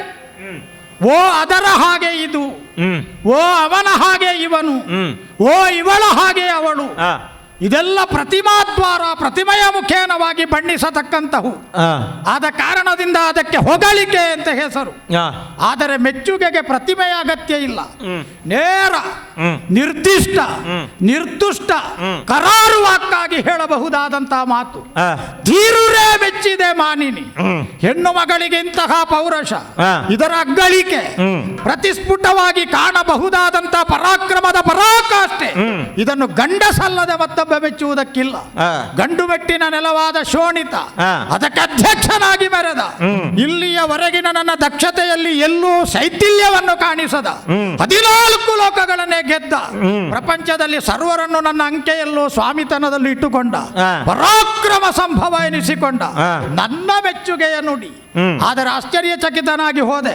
ಗಂಡು ಹೆಣ್ಣು ಸುಮಧುರವಾದ ಸಂಬಂಧದ ಮೂಲಕವಾಗಿ ಸಂಸಾರದ ಚೌಕಟ್ಟು ಕಟ್ಟುತ್ತಾರೆ ಅಂತ ನಾವೆಲ್ಲ ಕೇಳಿದ್ದು. ನಾವಾಗಿ ಮದುವೆ ಆಗದಿದ್ರೆ ಏನಂತೆ? ಮದುವೆ ಆದ ಎಷ್ಟು ಮಂದಿಯನ್ನು ನಮ್ಮಲ್ಲಿ ನಾನು ಕಾಣಲಿಲ್ಲ. ನಮ್ಮ ಮಂತ್ರಿಗಳೇನು, ನಮ್ಮ ದಂಡಾಧಿಕಾರಿಗಳೇನು, ನಮ್ಮ ಪದಾರ್ಥಿಗಳೇನು ಆಜನ್ಮ ಬ್ರಹ್ಮಚಾರ್ಯದಲ್ಲಿರುವವರಲ್ಲ. ಮದುವೆಯಾಗಿ ಸಂಸಾರಸ್ಥರಾದವರನ್ನು ಕಂಡಿದ್ದೇನೆ. ಆದರೆ ಹೆಣ್ಣಾದವಳಿಗೆ ಛಲಭೂಷಣ ಅಲ್ಲ, ಗಂಡಾದವನಿಗೆ ಪ್ರತಿಸ್ಪರ್ಧಿಯಾಗಿ ಗಂಡಾದವನ ಎಲ್ಲಾ ಕಾರ್ಯಗಳನ್ನು ಮೀರುವ ಹಾಗೆ ತಾನೇ ಶ್ರೇಷ್ಠ ಎನ್ನುವ ಹಾಗೆ ಕಾಣಿಸುವ ಆ ಶ್ರೇಷ್ಠತೆಯ ವ್ಯಸನ ಉಂಟಲ್ಲ, ಅದು ಹೆಣ್ಣಾದವಳಿಗೆ ಯಾವ ಕಾರಣಕ್ಕೂ ಭೂಷಣ ಅಲ್ಲ. ಹೆಣ್ಣಾದವಳು ತಗ್ಗಿ ಬಗ್ಗಿ ಹೋಗಬೇಕು ಎನ್ನುವುದು ಇದರ ಪ್ರತಿಪಾದನೆ ಅಲ್ಲ. ಅಬಲ ಸ್ವಾತಂತ್ರ್ಯವನ್ನು ನಾನು ಮನ್ನಿಸ್ತೇನೆ. ಅಬಲ ಎನ್ನುವವಳ ಸಾಧನೆಗೆ ಬೇಕಾದ ಏಣಿ ನಾನಾಗುವುದಕ್ಕೆ ಸದಾಕಾಲ ಸಿದ್ಧನಿದ್ದೇನೆ. ನನ್ನ ಬೆನ್ನನ್ನೇ ಬಾಗಿಸಿ, ನನ್ನ ನೆತ್ತಿಯನ್ನೇ ಹಣಗಲ್ಲನ್ನಾಗಿಸಿ, ನಿನ್ನನ್ನು ಏರುವುದಕ್ಕೂ ನಿನ್ನನ್ನು ಏರಿಸಿ ಉನ್ನತವಾದ ಶಿಖರಕ್ಕೆ ತಲುಪಿಸುವುದಕ್ಕೂ ಹೇತುವಾಗಿ ನಾನು ನಿಂತೇನು. ಆದರೆ ದುಸ್ಸಾಧ್ಯವಾದ ಷರತ್ತುಗಳನ್ನು ಮುಂದಿಡುತ್ತೀಯಲ್ಲ, ಕಠಿಣ ಸಾಧ್ಯವಾದಂತಹ ಪಂಥಗಳನ್ನು ಮುಂದಿಡುತ್ತೀಯಲ್ಲ. ಚುಂಬನಾದರೇನು ತನಗೆ ಶಂಭುವೇ ತಾನಾಗಲಿ ಮೀಗೆ, ಅಂಬನೆಸದು ಎನ್ನನ್ನು ಗೆಲ್ಲದೆ ಎನ್ನ ಮನಸ್ಸು ಮದುವೆಗೌಡಂಬಡದಯ್ಯ. ಹೆಣ್ಣಾದವಳಿಗಿದು ಭೂಷಣ ಪ್ರಾಯವೇ? ಆದ ಕಾರಣದಿಂದ ನನ್ನ ಇಲ್ಲಿಯವರೆಗಿನ ಸರ್ವರನ್ನು ಕಳಕೊಂಡು ತಮ್ಮನಾದಂತಹ ನಿಶುಂಭನನ್ನು ನಿನಗೆ ಆಹುತಿಯಾಗಿ ತೆತ್ತ ಬಳಿಕವಾದರೂ ಜಿಜ್ಞಾಸುವಾಗಿ ನಿನ್ನ ಸಮ್ಮುಖದಲ್ಲಿ ನನ್ನ ಪ್ರಶ್ನೆ ನೀಡುತ್ತೇನೆ. ನೀನು ಮದುವೆ ಆಗುವುದನ್ನೇ ಬಯಸಿದವಳು ಹೌದಾದರೆ ಇಂತಹ ಒಂದು ಪಂಥವನ್ನು ಯಾಕಿಟ್ಟೆ?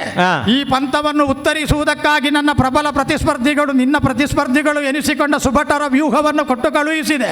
ಅವರನ್ನೆಲ್ಲ ಯಾಕೆ ನೀನು ವಧಿಸಿದೆ? ಹೋಗಿ ನೀವಲ್ಲ ಬರ್ಲಿ ಶುಂಭ ಅಂತ ಹೇಳಬೇಡುವೆ? ಹಾಗಾದರೆ ಅವರೆಲ್ಲರ ಕಥೆಯನ್ನು ಮುಗಿಸಿದ ನೀನು ಈ ಕಾಲದಲ್ಲಿ ನನ್ನ ಎದುರು ಇನ್ನೂ ಈ ಆಲೆಯಲ್ಲಿ ಆಂದೋಲನಗೈಯುತ್ತಾ ನನ್ನ ಮನಸ್ಸು ಆಂದೋಲನಗೈಯುವ ಹಾಗೆ ಮಾಡ್ತೀಯಲ್ಲ. ಆದ ಕಾರಣದಿಂದ ನಿನಗೆ ಸ್ನೇಹಪೂರ್ವಕವಾಗಿ ಮೈತ್ರಿಯ ಸಂದೇಶವಾಗಿ ನಾನೇ ಸಂಧಾನಕಾರನಾಗಿ, ನಾನೇ ನಿಜವಾದ ಅರ್ಥದಲ್ಲಿ ವಧು ಆರ್ತಿಯಾಗಿ, ನಾನೇ ಒಂದರ್ಥದಲ್ಲಿ ಸಂಸಾರಕ್ಕೆ ಸಂಬಂಧಪಟ್ಟಂತಹ ಮದುವೆಯನ್ನು ನಡೆಸುವ ಕಲ್ಯಾಣ ಮಂಟಪದ ವಾರಿಸುದಾರನಾಗಿ ಎಲ್ಲವೂ ಆಗಿ ಹೇಳ್ತೇನೆ. ವರಿಸು ಅಥವಾ ವರಿಸುವ ಮೊದಲು ಹೀಗೊಂದು ಪಂಥ ಉಂಟು ಅಂತ ಆದರೆ ಯಾಕೆ ಈ ಜರಿಕೆ? ಹೌದಾ? ಈಗ ಪ್ರಾರಂಭದಲ್ಲಿ ದಿರೂರೆ ಅಂತ ನೀನು ಹೇಳಿದೆ. ನೀನು ಹೇಳಿದ್ದಕ್ಕೆ ನಾನು ದಿರೂರೆ ಅಂತ ಹೇಳಿದ್ದೆ. ನಾನು ಬೇರೆ ಆಲೋಚನೆ ಮಾಡಿ ಹೇಳಿದ್ದು. ಈಗ ಕಲ್ಯಾಣ ಮಂಟಪ ಇದೆಯೋ ಅಂತ ಕೇಳ್ತಾ ಇದ್ದಿ. ಮೊದಲಾಗಿ ನೀನು ಬರಲಿಲ್ಲ, ನಿನ್ನವರನ್ನೆಲ್ಲ ಕಳುಹಿಸಿಕೊಟ್ಟೆ. ನಿನ್ನವರನ್ನು ಕೊಂದವಳು ನಾನು. ಕದಂಬವನ ಎಂಬುದು ಈಗ ಸ್ಮಶಾನ ಭೂಮಿಯಾಗಿದೆ. ಸ್ಮಶಾನ ಭೂಮಿಯಾಗಿದ್ದು ಇದನ್ನೇ ಕಲ್ಯಾಣ ಮಂಟಪ ಅಂತ ನೀನು ಭಾವಿಸ್ತಾ ಇದ್ದಿ. ಈಗ ಮದುವೆಗೆ ನಮ್ಮವರು ಅಂತ ಬೇಕು, ಬಂಧು ಬಳಗದವರು ಅಂತ ಬೇಕು. ಯಾರೂ ಇಲ್ಲ, ಎಲ್ಲವರನ್ನು ಕಳೆದುಕೊಂಡೆ. ನಿನ್ನ ಸಹೋದರನೂ ಇಲ್ಲ, ಮಂತ್ರಿ ಸೇನಾಧಿಪತಿಗಳೂ ಇಲ್ಲ, ಬಂಧು ಬಳಗದವರು ಇಲ್ಲ, ಎಲ್ಲರೂ ಸರ್ವನಾಶವಾಗಿದ್ದು ಈ ಸ್ಮಶಾನ ಸದೃಶವಾದಂತಹ ಕದಂಬವನಕ್ಕೆ ಬಂದಂತಹ ನೀನು ಇನ್ನೂ ಮದುವೆ ಆಗಬೇಕೆಂಬಂತಹ ಆಸೆಯಲ್ಲಿ ಬಾಸಿಂಗವನ್ನು ಧರಿಸಿ ಬಂದಿಯಲ್ಲ. ಗಾಂಧರ್ವ ವಿವಾಹಕ್ಕೆ ಸಂಸಾರ ಬೇಡ, ಕುಟುಂಬದ ಸದಸ್ಯರು ಬೇಡ, ಓಲಗ ಬೇಡ, ದೊಡ್ಡದಾದಂತ ತಮ್ಮಟೆ ಬೇಡ, ಇಬ್ಬರೇ ಅದು ಮಸಣ ಆದರೇನು ಮರುಭೂಮಿ ಹೌದು. ಆದರೂ ಈಗ ಉಳಿದವರೆಲ್ಲ ಸತ್ತಂತಹ ದುಃಖ ನಿನ್ನಲ್ಲಿಲ್ವ ಅಂತ ಈ ದುಃಖ ಸಾಗರದಲ್ಲಿ ಮುಳುಗಿದ್ದಿ, ಆದರೂ ಮದುವೆಯ ಆಸೆಯೋ? ಅಳಿವು ಉಳಿವಿನ ಮಹಾಪ್ರಪಂಚದಲ್ಲಿ ನಾನಿದ್ದೇನೆ. ಸೋಲುಗಳನ್ನೇ ಮೆಟ್ಟಿಲಾಗಿಸಿ ಗೆಲುವಿನ ಶಿಖರ ಸೇರಿದವನು, ಕಳಕೊಳ್ಳದ ಹೊರತು ಪಡೆಯುವುದಕ್ಕೆ ಸಾಧ್ಯ ಇಲ್ಲ ಅಂತ ನಂಬಿದವ. ನಾನು ಮೊದಲು, ಇವರು ಮೊದಲು ಯೋಚನೆ ಮಾಡು, ನಾನೇ ಮೊದಲು, ಆಮೇಲೆ ಇವರೆಲ್ಲ ಸೇರಿಕೊಂಡವರು. ಇನ್ನೂ ಸಂಪಾದನೆ ಮಾಡಿಯೇನು? ಇಷ್ಟಕ್ಕೂ ನನ್ನನ್ನು ಮದುವೆ ಆಗದೇ ಇರುವುದಕ್ಕೆ ಕಾರಣ ಏನು? ಗಂಡು ಮೆಟ್ಟಿನ ನೆಲದಲ್ಲಿ ಹುಟ್ಟಿದವನು, ಬೆಳೆದವನು, ಎತ್ತರಕ್ಕೆ ಏರಿದವನು, ಕೆಳಗೆ ಇಳಿಯಲಾರದಷ್ಟು ಮೇಲೇರಿದ ಶುಂಭ ನೀನು ಅಲ್ವಾ? ಅದೇ ಶುಂಭನ ಎದೆ ಶೋಣಿತಾಪುರದಲ್ಲಿ ಇದ್ದರೂ ಗಡಗಡ ನಡುಗುವ ಹಾಗೆ ನಾನು ಮಾಡಿದ್ದೇನೆ ಅಂತಾದ್ರೆ ಇನ್ನು ಹೆಚ್ಚು ಹೊತ್ತು ನೀನು ಉಳಿಯುವುದಕ್ಕೆ ಇದೆಯೋ ಅಂತ ನಿನ್ನನ್ನು ನೀನು ಪ್ರಶ್ನಿಸಬೇಕಾಗ್ತದೆ. ಈಗ ನನ್ನ ಧಿರುರೆ ಶಾಬಾಸ್ ಎನ್ನುವುದಕ್ಕೆ ನಿನ್ನ ಪ್ರತಿಕ್ರಿಯೆ ಹೇಗೆ? ಪ್ರತಿಕ್ರಿಯೆ ಹೇಗೆ ಗೊತ್ತಿದೆಯೋ? ವರಿಸುವ ಮನ ನಿನ್ನಲ್ಲಿ ಇದ್ದರೆ ವರಿಸುವ ಮನ ಬಿಡ್ತವನು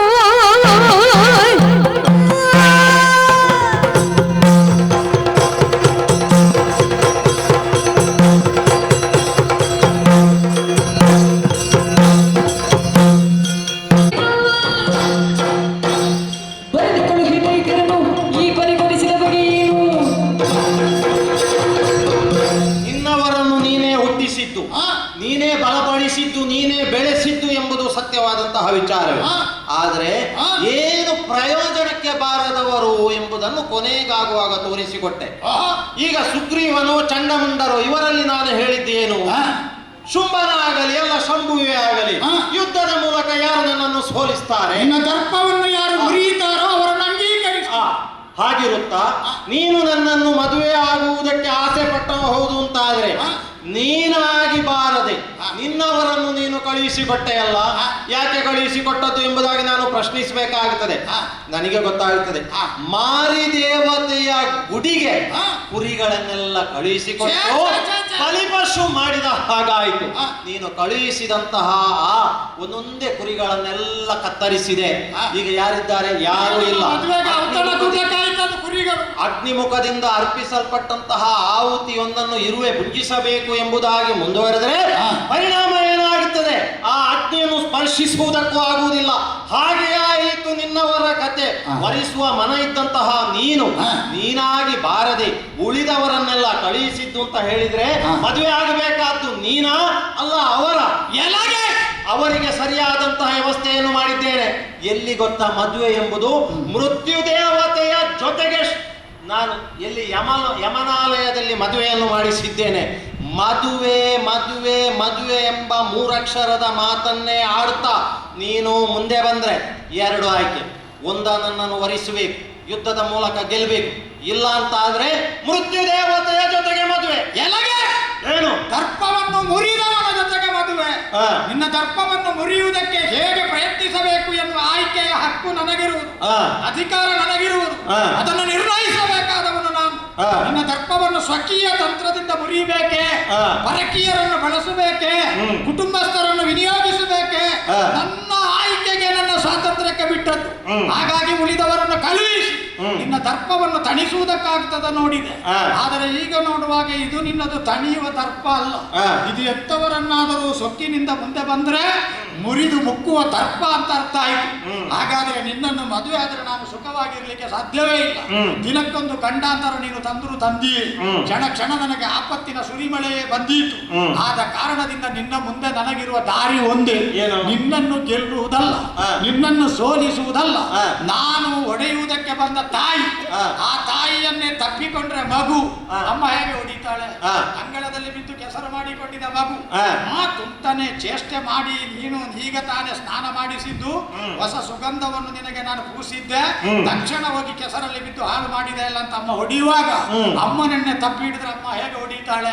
ಹಾಗಾದ್ರೆ ನೀನು ಏನು ಅಂತ ರಕ್ತ ಬೀಜ ಹೇಳಿದ್ದಾನೋ, ನೀನು ಎಷ್ಟು ಅಂತ ಸುಗ್ರೀವ ವಿವರಿಸಿದ್ದಾನೋ, ತಮ್ಮ ಕ್ರಿಯೆಯ ಸೋಲಿನ ಮೂಲಕವಾಗಿ ನನಗೆ ಪ್ರಾತ್ಯಕ್ಷಿಕವಾದಂತಹ ಆಧಾರವನ್ನು ಹೇಗೆ ಚಂಡಮುಂಡರು ತೋರಿಸಿದ್ದಾರೋ ಅತ್ಯಂತವಾದ ಶಕ್ತಿ ನೀನು ಅಂತಾಯಿತು. ಶಕ್ತಿ ಸ್ವರೂಪಿಣಿಯಾದ ನಿನ್ನನ್ನು ಗಟ್ಟಿಯಾಗಿ ಮಗುವಿನ ರೂಪದಲ್ಲಿ ತಪ್ಪಿ ಹಿಡಿದ್ರೆ ನನ್ನನ್ನು ನೀನು ಹೊಡೆದು ಭಂಗಿಸುವುದಕ್ಕಿಲ್ಲ. ಒಂದೋ ಎಲ್ಲಿಂದ ನಾನು ಹುಟ್ಟಿದೆನೋ ಅಲ್ಲಿಗೆ ನಾನು ಸೇರ್ತೇನೆ. ಕರ್ತುಂ ಅಕರ್ತುಂ ಅನ್ಯತಾ ಕರ್ತವ್ಯ ಎನಿಸಿಕೊಂಡು ಪ್ರಪಂಚದ ಸರ್ವ ಜೀವರುಗಳನ್ನು ಸೃಷ್ಟಿಸಬಲ್ಲ ರೇಣು ತೃಣ ಕಾಷ್ಟ ಸ್ಥಾವರ ಜಂಗಮಾದಿಗಳೆಲ್ಲ ಐಕ್ಯಗೊಂಡ ಬ್ರಹ್ಮಾಂಡ ಪಾಂಡವನ್ನು ಹೊಂದಿದವು. ಅಲ್ಲಿಂದ ಕೌಶಿಕೆಯಾಗಿ ಕಾಣಿಸಿಕೊಂಡೆ. ಹಾಗಾದರೆ ನೀನು ಸಮಾಗಮದಿಂದ ಹುಟ್ಟಿದವಳಲ್ಲ. ನನ್ನ ಮೃತ್ಯುವಿಗೆ ಯಾವ ಬ್ರಹ್ಮನು ಇಟ್ಟಿದ್ದಾನ ಕೊನೆಯ ಸಂಕೇತ ಅಲ್ಲಿಗೆ ನಾನು ಬಂದು ಮುಟ್ಟಿದೆ. ನಿರ್ಣಾಯಕವಾದ ಹೋರಾಟದಿಂದ ನಿನ್ನನ್ನು ಸೇರ್ತೇನೆ. ಈಗ ಮಾಯೆ, ಹೆಣ್ಣನ್ನು ಮಾಯೆ ಅಂತ ಹೇಳ್ತಾರೆ. ತಾಯಿಯಾಗಿ ಕಾಡಿತ್ತು, ಹೆಂಡತಿಯಾಗಿ ಕಾಡಿತ್ತು.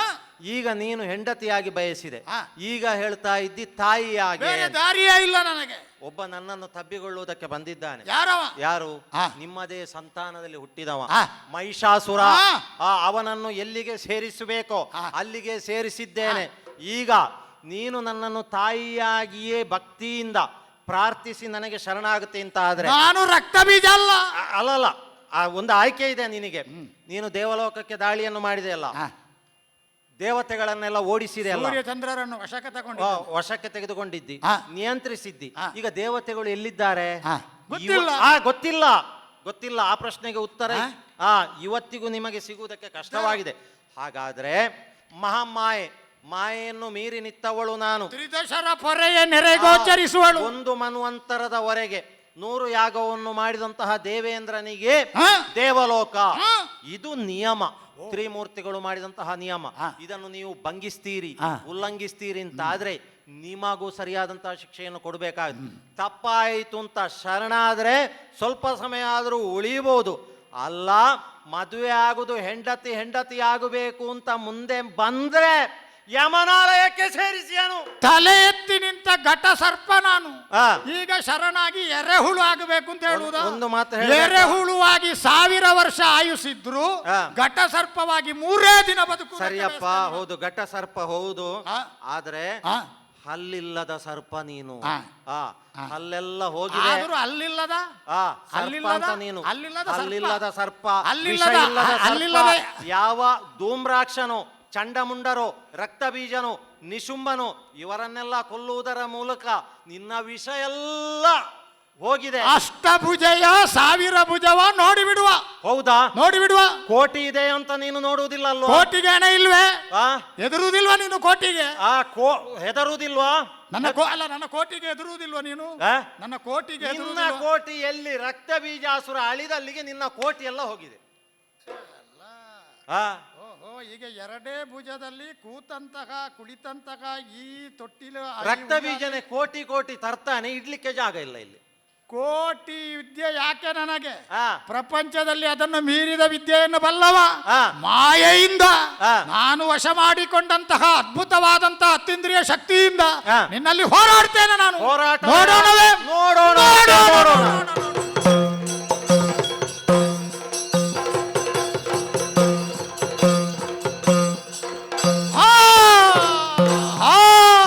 ದೇವೇಂದ್ರ ಕಂಡೆಯ ಸುರನಾಥ ದೈತ್ಯರ ರುಂಡವನು ಸಂಗ್ರಾಮದಲ್ಲಿ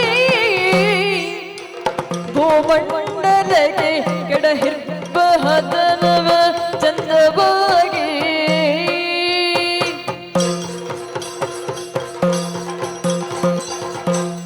ಸುರಪಾಲ ನೋಡಿದೆಯಲ್ಲ ಶ್ರೀದೇವಿ ಮಹಾತ್ಮೆಯನ್ನು.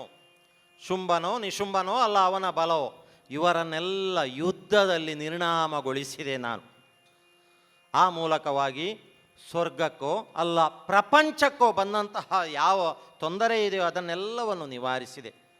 ಪುನರಪಿ ಸ್ವರ್ಗಕ್ಕೆ ಹೋಗು, ಆಳ್ವಿಕೆಯನ್ನು ಮಾಡ್ತಾ ಇರು. ಹಾಗಂತ ಮುಂದೆ ಕಷ್ಟ ಬಂತು ಅಂತಾದರೆ ಮಹಾವಿಷ್ಣುವಿನಲ್ಲಿ ಪ್ರಾರ್ಥಿಸುವುದರ ಮೂಲಕವಾಗಿ ನಿನ್ನ ಕಷ್ಟ ಪರಿಹಾರವಾಗುತ್ತದೆ.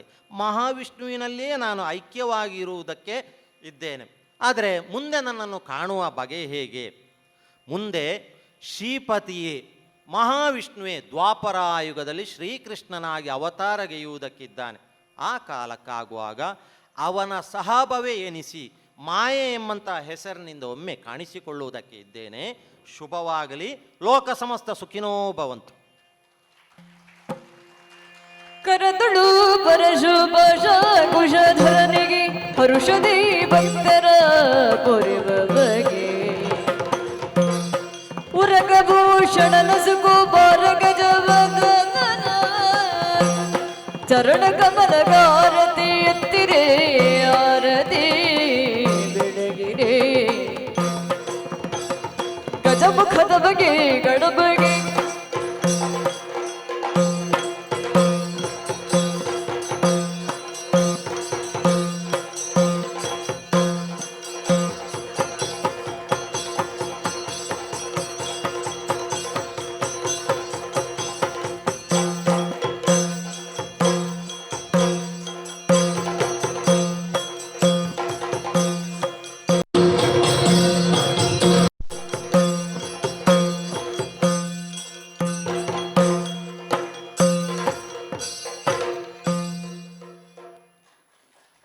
ದಕ್ಷಿಣ ಕನ್ನಡ ಜಿಲ್ಲಾ ರಾಜ್ಯೋತ್ಸವ ಪ್ರಶಸ್ತಿ ವಿಜೇತ ಸಂಸ್ಥೆ ಸ್ವಸ್ತಿ ಕಲಾ ಕೇಂದ್ರ ಮತ್ತು ರಾಮಕೃಷ್ಣ ಮಿಷನ್ ಮಂಗಳೂರು ಇವರ ಸಹಯೋಗದೊಂದಿಗೆ ಈ ದಿನದ ವಿಶೇಷವಾಗಿ ಸಾಂಸ್ಕೃತಿಕ ಕಾರ್ಯಕ್ರಮದ ಅಂಗವಾಗಿ ಶಾಂಭವಿ ವಿಜಯ ಈ ಒಂದು ಕಥಾಭಾಗವನ್ನು ತಾಳಮದ್ದಲೆ ಮುಖಾಂತರ ನಮಗೆ ಎಲ್ಲ ತೋರಿಸಿಕೊಟ್ಟಿರ್ತಾರೆ.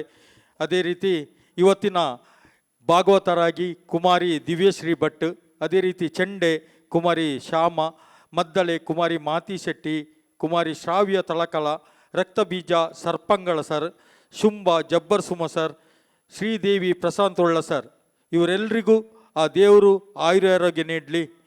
ಅವ ಕಲಾಮಾತೆಯೇ ಆ ಶ್ರೀದೇವಿ ಅಮ್ಮನವರು, ಆ ಮಂಗಳದೇವಿ ಅಮ್ಮನವರು ಯಾವತ್ತೂ ಇವರಿಗೆ ಆಯುರಾರೋಗ್ಯ ನೀಡಲಿ. ಇವರನ್ನು ಇನ್ನೂ ಹೆಚ್ಚಿನ ಕಾಲ ಈ ಸೇವೆಯಲ್ಲಿ ಮುಂದುವರಿಸಲು ಹಾರೈಸಲಿ ಅಂತೇಳಿ ಎಲ್ಲರ ಪರವಾಗಿ ಸ್ವಸ್ತಿ ಕಲಾ ಕೇಂದ್ರ ಮತ್ತು ರಾಮಕೃಷ್ಣ ಮಿಷನ್ ಪರವಾಗಿ, ಹಾಗೆ ನಮ್ಮ ಇವತ್ತು ಯಕ್ಷರಂಗದ ಧೀಮಂತ ಪ್ರತಿಭೆ ಬಾಬು ಕುರ್ತಡ್ಕ ಪ್ರಶಸ್ತಿ ಕೊಟ್ಟಂಥ ಅವರ ಕುಟುಂಬದವರು, ಆನಂತರ ಸಹಕಾರ ಕೊಟ್ಟಂಥ ಅಣ್ಣೆ ಕುಲಾಲ್ ಸರ್, ಪುಟ್ಟಣ ಕುಲಾಲ್ ಪ್ರತಿಷ್ಠಾನ ಮಂಗಳೂರು, ಇವರೆಲ್ಲರಿಗೂ ದೇವರು ಆಯುರಾರೋಗ್ಯ ನೀಡಲಿ ಅಂತ ಹಾರೈಸ್ತಾ, ಮತ್ತು ಇಲ್ಲಿ ನಮ್ಮ ಈ ಕಾರ್ಯಕ್ರಮ ನೋಡಿದಂಥ ಪ್ರೇಕ್ಷಕರೆಲ್ಲರಿಗೂ ಮತ್ತೊಮ್ಮೆ ಮಗದೊಮ್ಮೆ ವಂದಿಸುತ್ತಾ ಈ ಕಾರ್ಯಕ್ರಮವನ್ನು ನಾವು ಇಲ್ಲಿಗೆ ಮುಕ್ತಾಯ ಮಾಡ್ತಾ ಇದ್ದೇವೆ. ಅಲ್ಲದೆ ರಾಮಕೃಷ್ಣ ಮಿಷನ್ನ ಎಲ್ಲ ಮುದ್ದು ವಿದ್ಯಾರ್ಥಿನಿಯರಿಗೆ ಮತ್ತು ನಮಗೆ ಸೇವೆ ಕೊಟ್ಟಂಥ ಈ ಮೈಕ್ ಆಗಲಿ ಯಾವುದಾಗಲಿ ಪ್ರತಿಯೊಂದನ್ನು ಸಹಕಾರ ನೀಡಿದಂಥ ರಾಮಕೃಷ್ಣ ಮಿಷನ್ನ ಎಲ್ಲ ಸ್ವಾಮಿ ಯುಗಾಶಾನಂದ ಸ್ವಾಮೀಜಿಯವರಿಗೂ ಕೂಡ, ಅಲ್ಲದೆ ಪರಮಪೂಜ್ಯ ಸ್ವಾಮಿ ಜಿದ ಕಾಮಾನಂದಜಿ ಮಹಾರಾಜ್ ಅಧ್ಯಕ್ಷರು ರಾಮಕೃಷ್ಣ ಮಠ ಮಂಗಳೂರು, ಇವರೆಲ್ಲರಿಗೂ ಕೂಡ ಮತ್ತೊಮ್ಮೆ ಮಗದೊಮ್ಮೆ ಮಂಗಳಾದೇವಿ ಮಾತೆ ದೇವರು ಒಳ್ಳೆಯದು ಮಾಡಲಿ ಅಂತ ಹಾರೈಸ್ತಾ ನನ್ನೆರಡು ಮಾತನ್ನು ಮುಗಿಸ್ತಾ ಇದ್ದೇನೆ. ಜೈ ಹಿಂದ್, ಜೈ ಕರ್ನಾಟಕ.